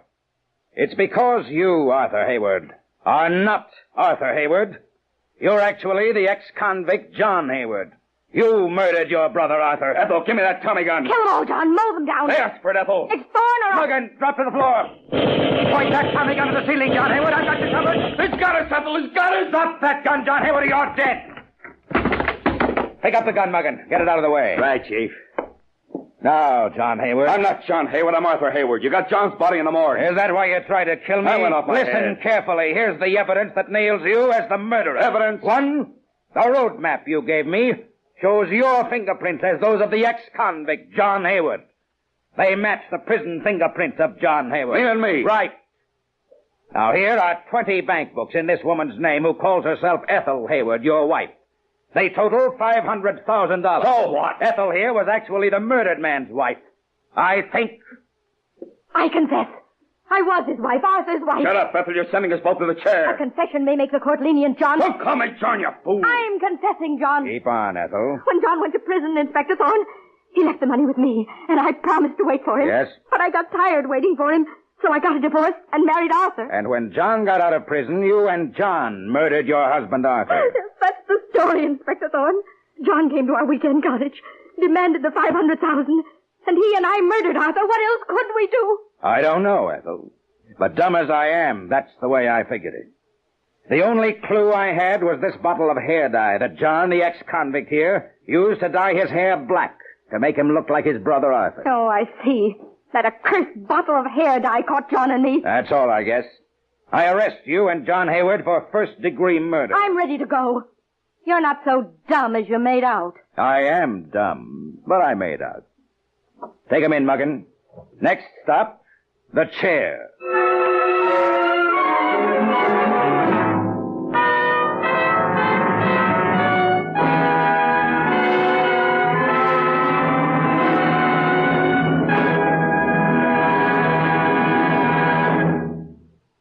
And so ends The Vacant Lot Murder Case.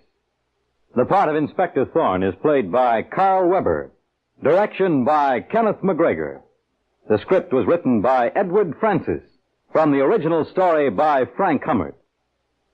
And now this is Fred Collins inviting you to tune in again next Friday at this same time when the National Broadcasting Company will present Inspector Thorne in The Golden Girl Murder Case.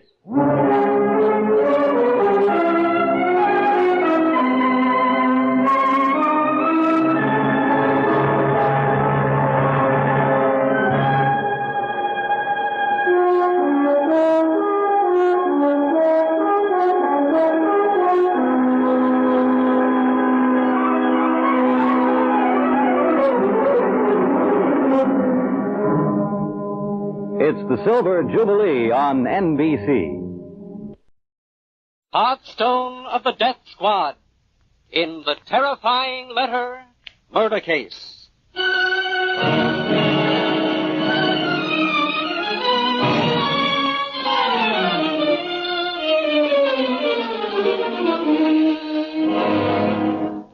Tonight we again present the famous Hearthstone of the Death Squad, implacable manhunter of the Metropolitan Police, in one of his greatest investigations entitled The Terrifying Letter Murder Case.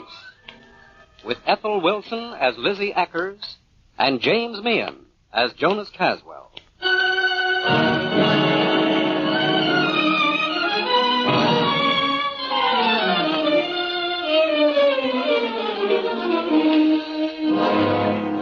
And now, Inspector Hearthstone in the terrifying letter murder case. The scene opens in a large office building as a strange-looking man stops before a door marked Jesse Caswell, public stenographer. The man opens the door, and we hear him saying, You Jesse Caswell?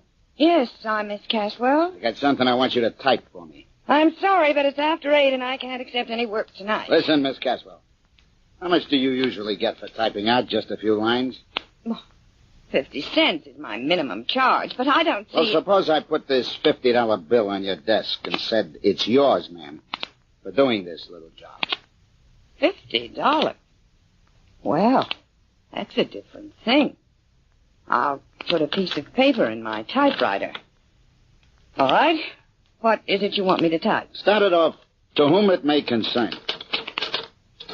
Go on. What next? I've grown tired of life, and I've decided to end it all tonight. I hope my friends will understand and forgive. I'll not type that kind of thing. I won't. Do you see this gun, lady? You type what I say or else. Type it. Don't point that revolver at me. Type what I told you. Get going. And quit your squawking or I'll slap you in the mouth. Here it is. I'm not touching that letter. Put it on the desk. Good.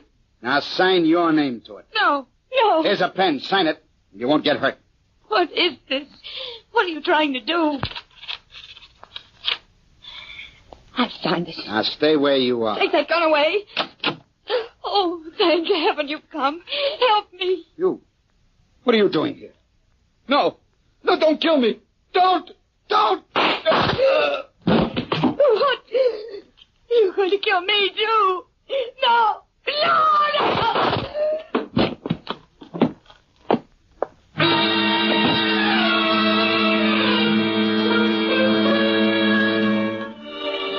And 30 minutes later, we see Inspector Hearthstone of the Death Squad on the murder scene with his assistant, Detective Sam Cook, as the hysterical scrub woman who found the two bodies is saying, No, Inspector Hearthstone, I didn't hear no shots. I was on another floor cleaning. You say your name is Lizzie Ackers? Yes, sir. I saw the lights on in Miss Caswell's office, so I opened the door. And I saw them two bodies. It's terrible, sir. His hair makes me sick. I understand, Lizzie. Now go into the next room for a while. We'll talk to you later. I'll be right in here. Close the door, Sam. Okay. Why'd you stop questioning her so suddenly, Inspector? Because I think the silent evidence of these two dead bodies is more important at the moment. Looks like the woman killed herself after writing a suicide note. See the gun? Still in her hand. The woman didn't kill herself, Sam. She was murdered. That's a phony suicide note. And that gun was put in her hand after the killing. You mean this dead man killed her? Now, how could a dead man murder her, Sam? What happened is that both these people were murdered by a third person. The question is, who? It's a fantastic situation. You don't think that scrub woman, Lizzie Ackers, could have done it, do you? Get her back in here, Sam. Come in, Lizzie. Yes, sir. Lizzie, are you certain you didn't hear any shots? I told you before I didn't, Inspector. Oh, sorry, Lizzie, I forgot. What I meant was, did you see anyone leaving this office before you found the bodies? If I had, I'd have told you. Say, I don't like the way you're sizing me up. If you're getting any idea about me, are you forgetting I called the cops myself? Tell me, what do you know about this dead woman? All I know is that her name is Jessie Caswell, and that she was a public stenographer, with all kinds of people coming in and out of her office. And the sign on the door tells us that much. Well, you asked me, didn't you? Ever hear her quarreling with anyone? I never heard Jessie Caswell fighting with no one. Only thing was... Yes? She told me some nut was trying to get money out of her by claiming she was one of them missing heirs to a big fortune. Like you read about in the papers, Inspector Hearthstone. But I never seen him or heard his name. Missing heir. Sam, turn that murdered man's body over. There you are, Inspector. Now, Lizzie, look at this murdered man's face carefully. You know him? No, I don't know him from Adam. That's odd. What you getting at now? His name is Adam Ackers, a known triggerman just out from a 10-year stretch in prison. And your name is Lizzie Ackers. What's the connection? Quick, tell me. Oh, he's my own stepson. But I swear I ain't seen him since before he went to prison. And I never had nothing to do with him before then either. That's another one for the Marines, Inspector Hearthstone. Come along with me, Lizzie. She may be telling the truth, Sam. Go and get on with your work, Lizzie. I wouldn't have thought this of any cop, Inspector.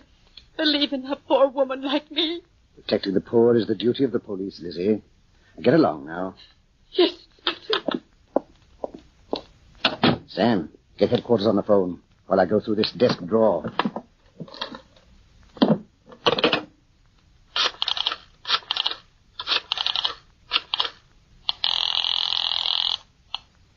Police headquarters. Hello, Smith. Inspector Hearthstone wants to talk to you. Hello, Smith. Phone every radio station at once. Right, Inspector. Have them announce that a pretty blonde woman about 35, named Jessie Caswell, public stenographer, believed to be the heiress of long-dead Ezekiel Caswell, Canadian coppermine king, was found murdered in her office along with Adam Ackers, notorious gang killer, tonight. I've got it down, Inspector Hearthstone. What else? Ask any relative or acquaintance of the murdered woman to communicate immediately with Hearthstone of the Death Squad. That all? Send a detail of men to Jessie Caswell's apartment to search for any letters or papers relating to the murder. Oh, and Smith. Yes, Inspector Hearthstone? Get a complete file together of the murdered woman's past life. Thank you. Goodbye. What a bean you got for remembering things, Inspector. You knew straight off that dame was a missing heiress to all the copper mines in the world. No, not at all, Sam. I found a carbon of a letter she wrote to a lawyer in her desk drawer. A man named Fielding. What do you know? Jessie foolishly thought the lawyer Fielding was trying to take her in when he wrote he believed she was the Caswell heiress. Fact is, Fielding is a top man in his profession. I'll look up his address, Inspector. I know his address, Sam, and it's not far from here. Come along. What about the scrub woman, Lizzie? I haven't marked her off my list yet.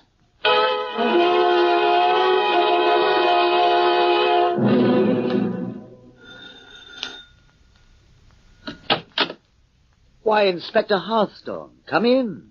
It's nice to see you. And to see you, Mr. Fielding. What brought Detective Cook and me, Fielding, is an amazing murder.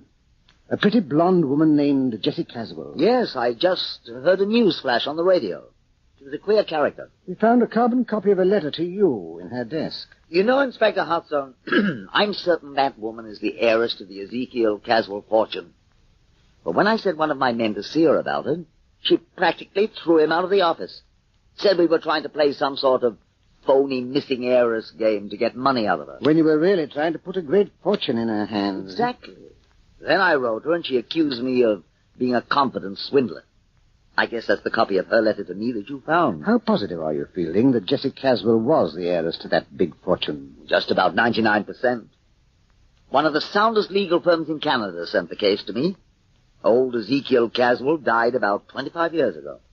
He was 80 years old then. Mm-hmm. Well, in all these years, nobody has turned up to claim the estate. So the time came to do something. Did they advertise in the American papers for the missing heirs? Yes, but with no results. That's when they engaged my help. And as I said, we concluded Jessie was the missing heiress. But she'd have no part of us. Well, I guess that's all I need now, Fielding. I wish I could help you more, Inspector. You've supplied me with a magnificent motive for Jessie Caswell's murder. That is, if I can find the murderer. And in this case, it's not easy. Well, Sam, let's run along.